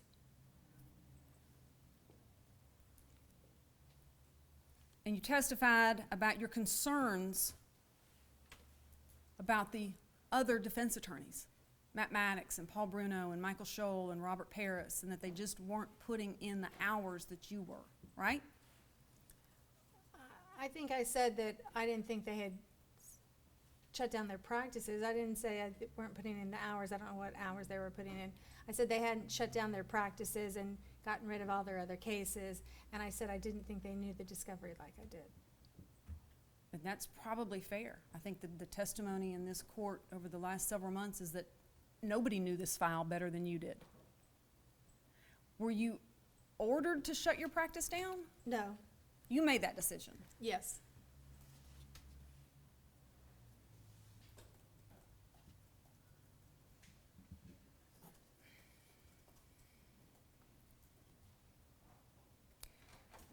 You further testified before the lunch break that one of the reasons you didn't get off this case was that you were worried Judge McGinley would appoint an attorney that would plead Zach Adams guilty, yes, right? yes. That's not how our criminal justice system works, though, right? Of course it is. I mean, I don't know what you mean. That a defense attorney can come in and plead somebody guilty without the client being there and being a part of that and being questioned by a judge. Defense attorney has great influence over their client and whether or not they plead guilty. Okay? They don't have the final say, but they have great influence. And I think Zach could have been easily pressured into pleading guilty if I had been so inclined to push him on it. Have you pressured anybody to plead guilty before? I've had clients where they really needed to plead guilty, and I did really put a lot of pressure on them to plead guilty. It's ultimately their decision. It's ultimately their decision. Have sometimes they made what you thought was the right decision, Sometimes, and sometimes they don't, right? sometimes they don't. Yes, And you additionally said that you had concerns about Judge McGinley and that he was going to make sure, no matter what, that this case ended in a conviction. Isn't that what you said? yes, I think that's true. Is that a backhanded accusation of jury tampering No. against Judge McGinley? No, I think he was just gonna make sure that the proof came in and that he guided the proof and that he, You said an elected judge was going to do whatever he could to make sure someone got convicted. Is that your belief? I think that, How is this an issue? Why are we going into this? Tell me what's at issue here. For what purpose? Her credibility, Your Honor. It's an outlandish statement. And the court can take that into consideration. All right.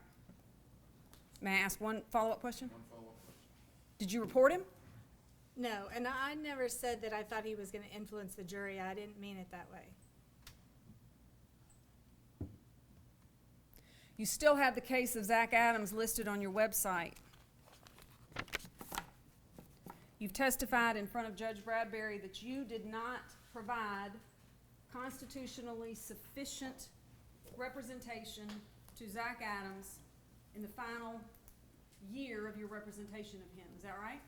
For 6 months, 8 months, Did you report yourself to the Board of Professional Responsibility? no. Nothing further. Ms. Thompson, do you need a break? No, I can go longer. I do. I can go. Yes, sir. If we could just, 5 minutes? 5 minutes. 5 minutes. All right. All right. Mr. Bates, are you ready? Thank you. Witness be passed Exhibit 46, please. 46? 46.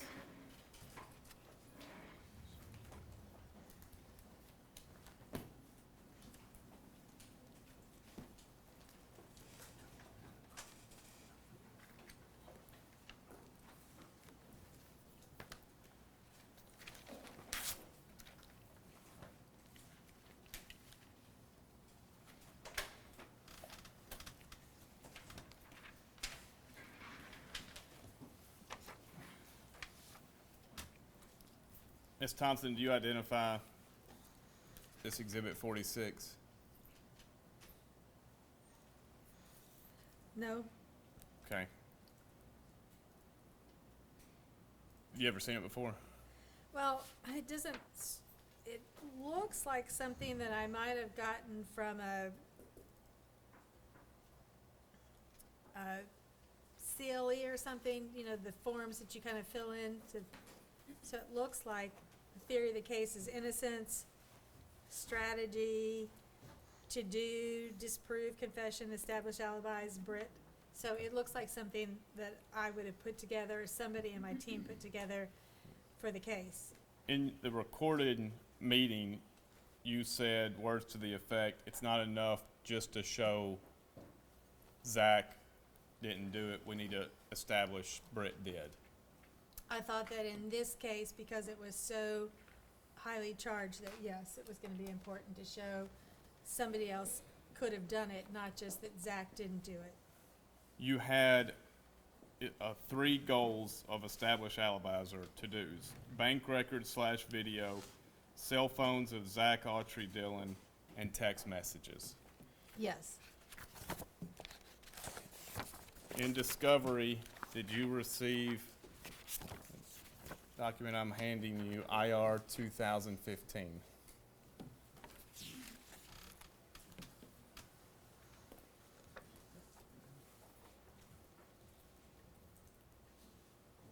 And page 2, final paragraph.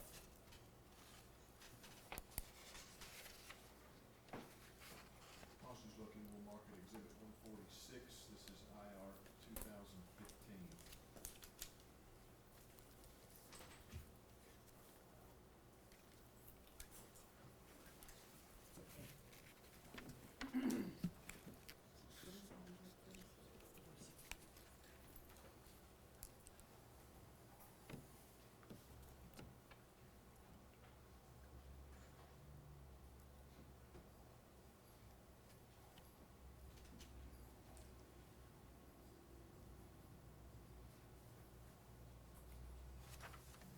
Okay, All right. Where R. Austin recalled Shane used Community South Bank at that time and gave agents the account number with the account. Also provided agents with a withdrawal slip of Shane's from this bank. that's huge.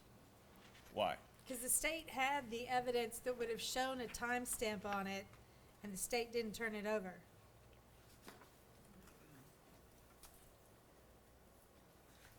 Can you look at Exhibit 23?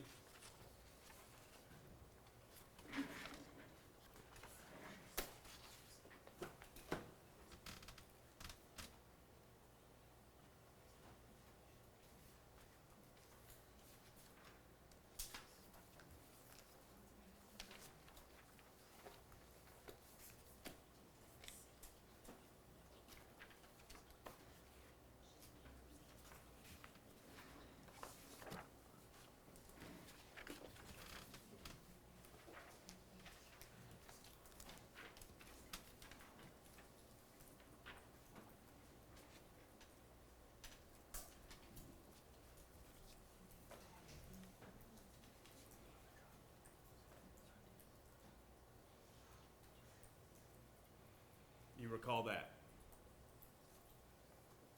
I don't specifically have a memory of it, no.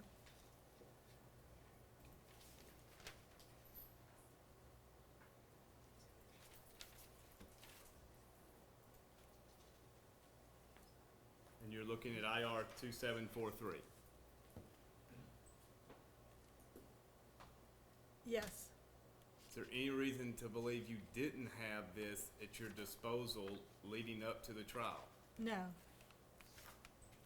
And if you look at the end where it shows withdrawals and other debits,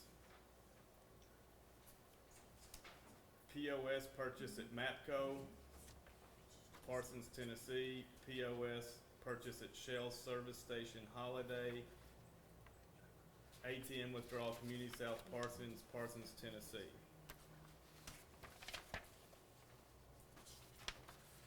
It also has on the page before that, $6.78 from Sonic, $9.84 at Shell Service Station. Do you see that?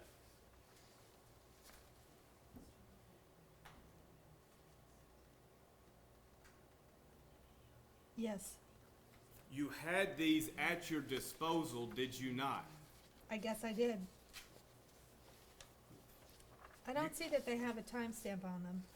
You had Shane Austin's cell record showing him at 11:16 in Parsons, correct? Yes. You, of the 3 established alibis, number 1, bank records. You never even had Joe Walker under subpoena, who issued a judicial subpoena to the bank to merely bring what he received. Did you? This receipt right here says 04/11/11 on the back of it.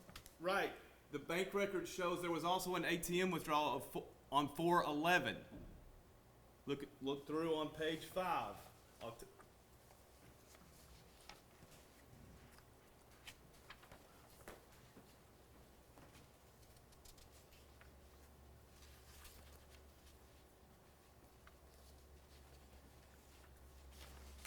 Do you see that?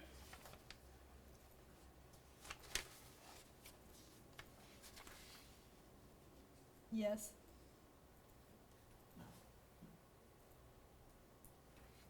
Do you have any excuse for not introducing this to the jury?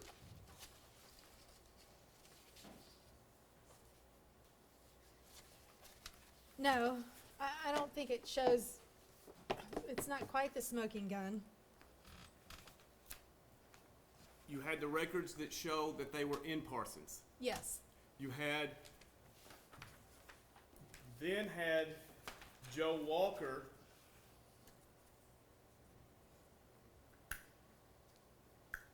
say that the other places were not covered by our videos. Yes. You could have subpoenaed Joe Walker to come to court and vouch for what he reported on September 30th, 2014, correct? Yes.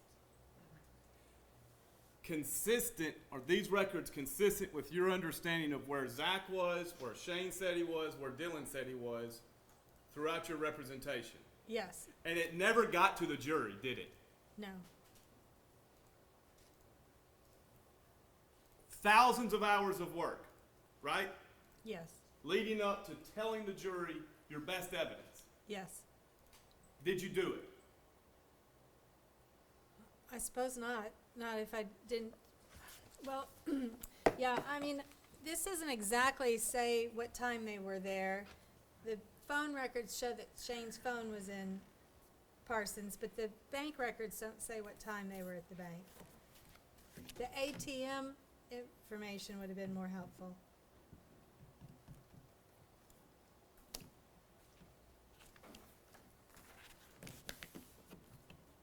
When an agent, the state of Tennessee, says this ATM transaction is not covered by our videos, do you trust them? Yes. Why? It's what they do for a living, right? It's what they do for a living. If we can't trust TBI, who can we trust? That's right. Zach was on Facebook at 8:39 a.m. Yes. Did that ever get to the jury? No. Why not? I don't know. I should have put it in front of the jury. There were multiple phone calls going on that morning, correct? Yes.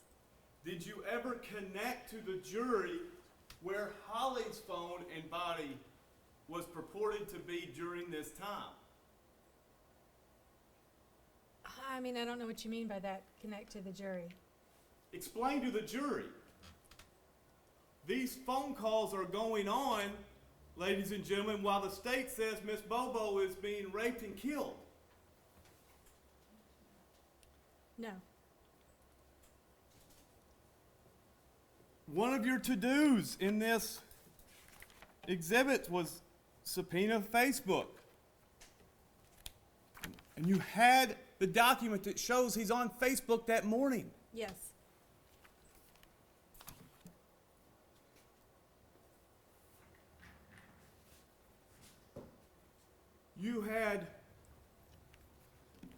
You argued that multiple people said different things that were not true. Correct? Yes. Do you remember what Brent Booth said, the phone call changed it all? Do you remember that at trial? Yes. And who made that phone call? Dennis Benjamin called 911 saying that somebody had confessed to Holly Bobo's rape and kidnapping.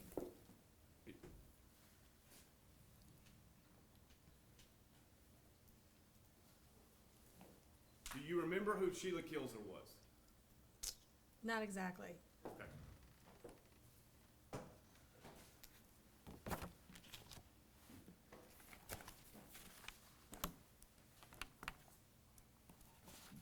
You had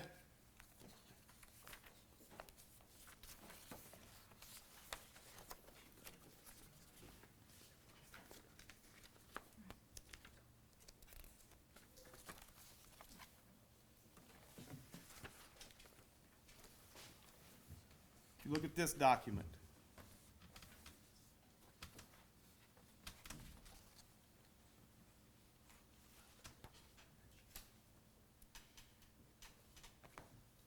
do you remember seeing FBI documents in this case? Yes.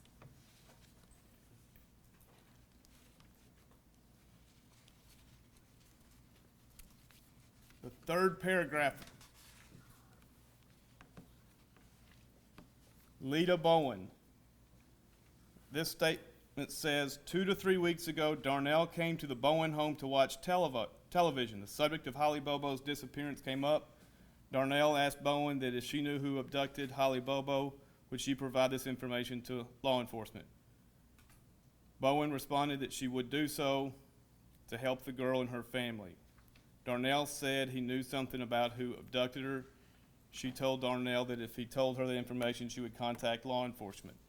Next paragraph. Darnell then told Bowen that Victor Dinsmore had told him the day he abducted Holly Bobo and took her to Miss Dottie's.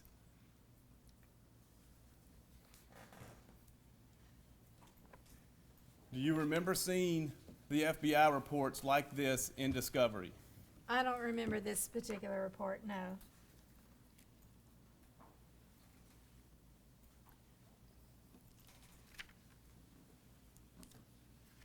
I'm sure it was provided to me. It has a stamp on the bottom that says Bobo and has a date stamp number. And you didn't think Victor Dinsmore did this crime at all? No. But you didn't use this to attack everything Victor Dinsmore said? No, I did not. You never issued a subpoena to Miss Bowen, did you? No. Your Honor, I move to mark this into evidence. Objection. No, sir. Exhibit 147.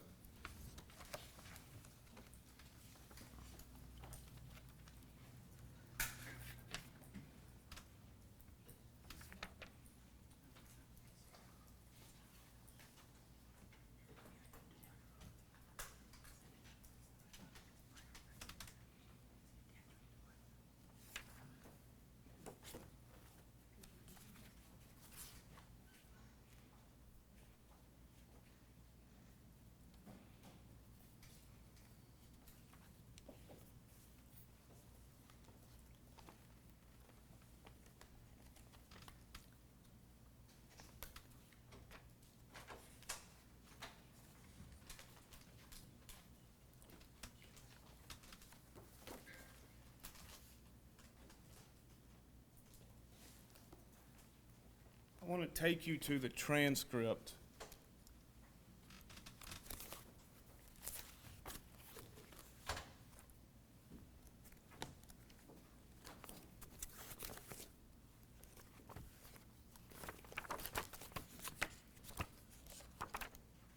Of Dr. Ross.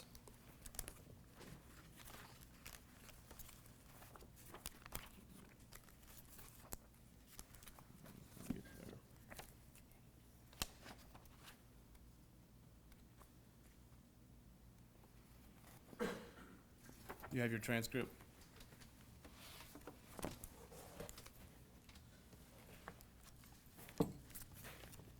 His testimony began on page 1128, but I'll take you back to 1147.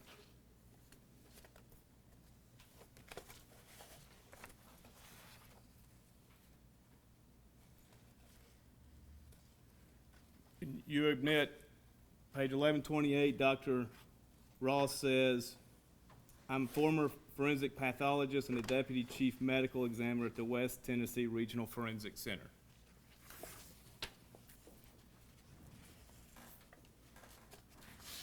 You understand the difference between a pathologist and a ballistic expert? Yes. What is it? Well, a pathologist can't give expert testimony about ballistics. All right. Page 1147. Line 3, the witness says, well, what a .32 caliber bullet is, by my understanding, has a measurement diameter of .32 inches. By converting to inches the size of the defect in the back of the skull, that's about a .36 inch defect, so anything .36 or smaller could have caused that defect. So that would be consistent with a .32 caliber bullet causing that defect. Did anybody on your team have a red flag go off and say, a pathologist is saying what his understanding is of a .32 caliber bullet? No. Are you aware it's not .32? No. Do you, when General Nichols argued to the jury, do you think she just randomly pulled out .38? No. What was she referring to? The bullet that was found next to Holly Bobo's skull. Do you agree it was your job to convince the jury that bullet was not excluded? Yes. Did you do it? No.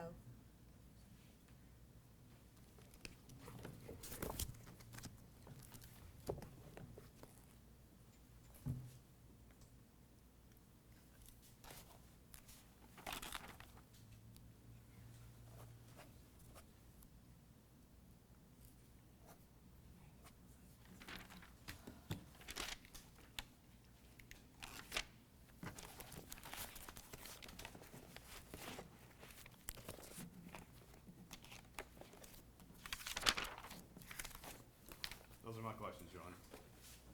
Wait, I apologize. Can I check with co-counsel? Hold on 1 second.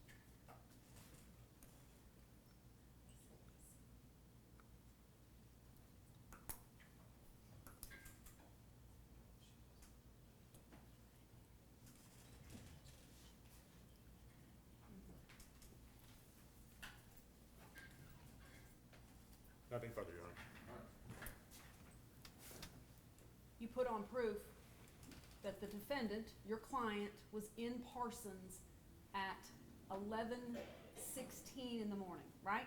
That's what the cell phone records proved through your expert, Jonathan Reeves, right? That his cell phone was there. Yes. Right, but it's your theory today that he was with it, Yes. right? Because he got up and he wanted to go get Xanax and they went to Parsons. Yes. So he was in Parsons with his phone at 11:16 in the morning, Yes. right? The jury heard that. It showed you the still from the ATM video. How would you have admitted that into evidence without your client testifying? I don't know. Mr. Bates just handed you an IR regarding a conversation that law enforcement had with Shane Austin's parents in February of 2014. And you and Mr. Bates left the impression that what was turned over to TBI was a document that would prove the innocence of your client, correct? That's how I read it today. Would it surprise you to know, and we're going to throw it up on the screen there, you would agree with me that Holly Bobo was kidnapped, raped, and murdered on April 13th of 2011, correct? Right. Okay. When was the first time your client mentioned being at the ATM? Oh, I don't know. Would it surprise you to learn that he never said that to law enforcement? I don't know. Would it surprise you to learn that Shane Austin never mentioned to law enforcement that he was at the ATM in Parsons at 11:12 in the morning or whatever it was? They never mentioned it. Okay, I mean, is there a question? Would that surprise you? To learn that they hadn't mentioned it? Right. No. Do you know how law enforcement even found out about it? Rita Austin, I'm guessing. She called and said, we have reason to believe that our son took out some money at 11:12 on April 13th, 2011. Okay, great. We'll come talk to you. So they did. And the Austins provided, oh, we need the remote, Your Honor. This receipt that's mentioned in here.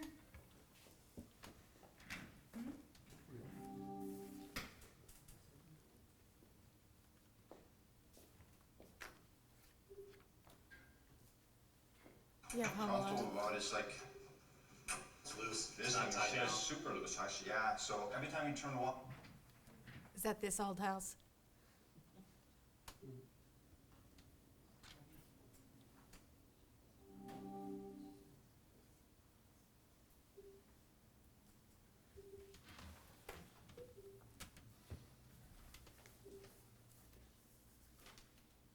Are you trying to get some set on your house there? It's travel hands. Oh, is it?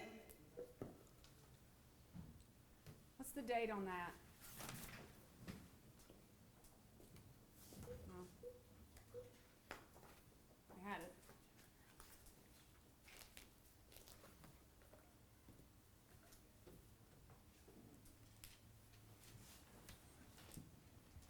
It looks like it's 11/11/14. Not the date Holly Bobo was abducted, murdered, and raped, right? No. It was a receipt they gave the law enforcement so that they could perhaps use that account number to find the video that you received. Actually, it might even be 02/26/2008. Who knows? But it wasn't April 13th, 2011, was it? It doesn't seem to have that on the receipt, no. None of the bank records that you just looked at or the receipts have any timestamps on them, do they? No. You did cross-examine Jason Autry about his phone use. You went into great detail about catching him in the fact that he's testifying to the jury about what he and Zach Adams are doing to Holly Bobo, and he's making a phone call. You asked him about it. You drilled right down to it. Remember that? Yes. You did ask him about it. Yes. The Facebook records were in discovery. You had the Facebook records. Yes. And what they showed was a mobile posting at 8:30 in the morning, not someone sitting in front of the computer, correct? No. Your testimony is they did not. Right, they showed that the post came from, I thought it came from Who are you looking at to get your answer from? I'm not looking at anybody, I just was lifting my head up trying to think of the word. I'm having some trouble with word finding. Okay. That the post came from a landline telephone. That's your understanding. That's my understanding. Okay. And there wasn't a bullet found by Holly Bobo's skull, was there? There was a casing. And it wasn't by her skull. It was in the area. It was in the area. I don't Her know. body, the remains of her body were found in a ditch, correct? Well, her skull wasn't found in a ditch. Right, it was in a totally different place, right? Yes, I mean, I went out there to the spot. Right. It wasn't all just there neatly together. No. There was other ammunition found out there as well, too, wasn't there?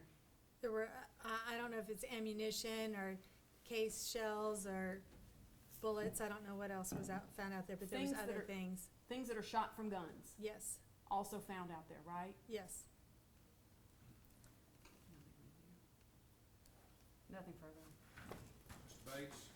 the exhibit 17 and 7 to the witness. Let's wrap it up. I know, Your Honor.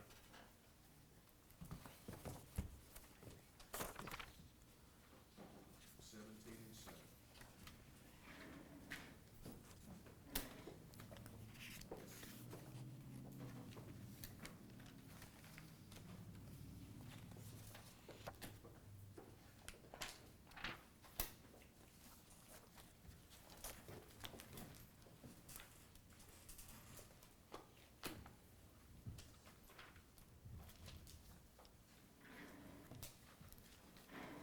Ms. Thompson, very briefly, I've handed you Exhibit 17, IR 1845, author Mark Lewis. Do you see that? 17, yes. Could you have issued a subpoena to Mr. Lewis to bring what is listed as item 48 V8 BP Community South Bank ATM April 2011 to the trial? Yes. Exhibit 7. This photo was the impound you see of the Chevrolet.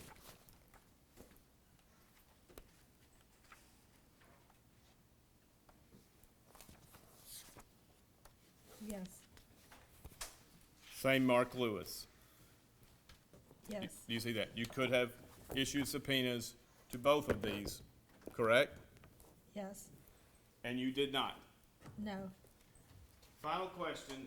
You were asked that Shane Austin did not keep his receipt from April 13th, 2011 of the ATM withdrawal.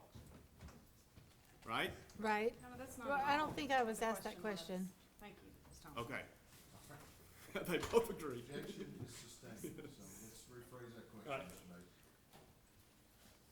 Nowhere in discovery was Shane Austin keeping a receipt from the ATM withdrawal from April 13th, 2011, correct? I don't think so. Who did keep his receipts from April 13th, 2011? Terry Britt kept his receipts locked in a safe from Nothing further. April 13th, 2011. All questions? No, sir.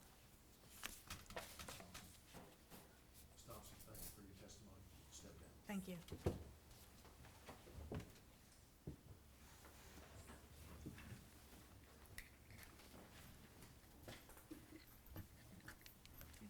Quite a few accoutrements here, Judge.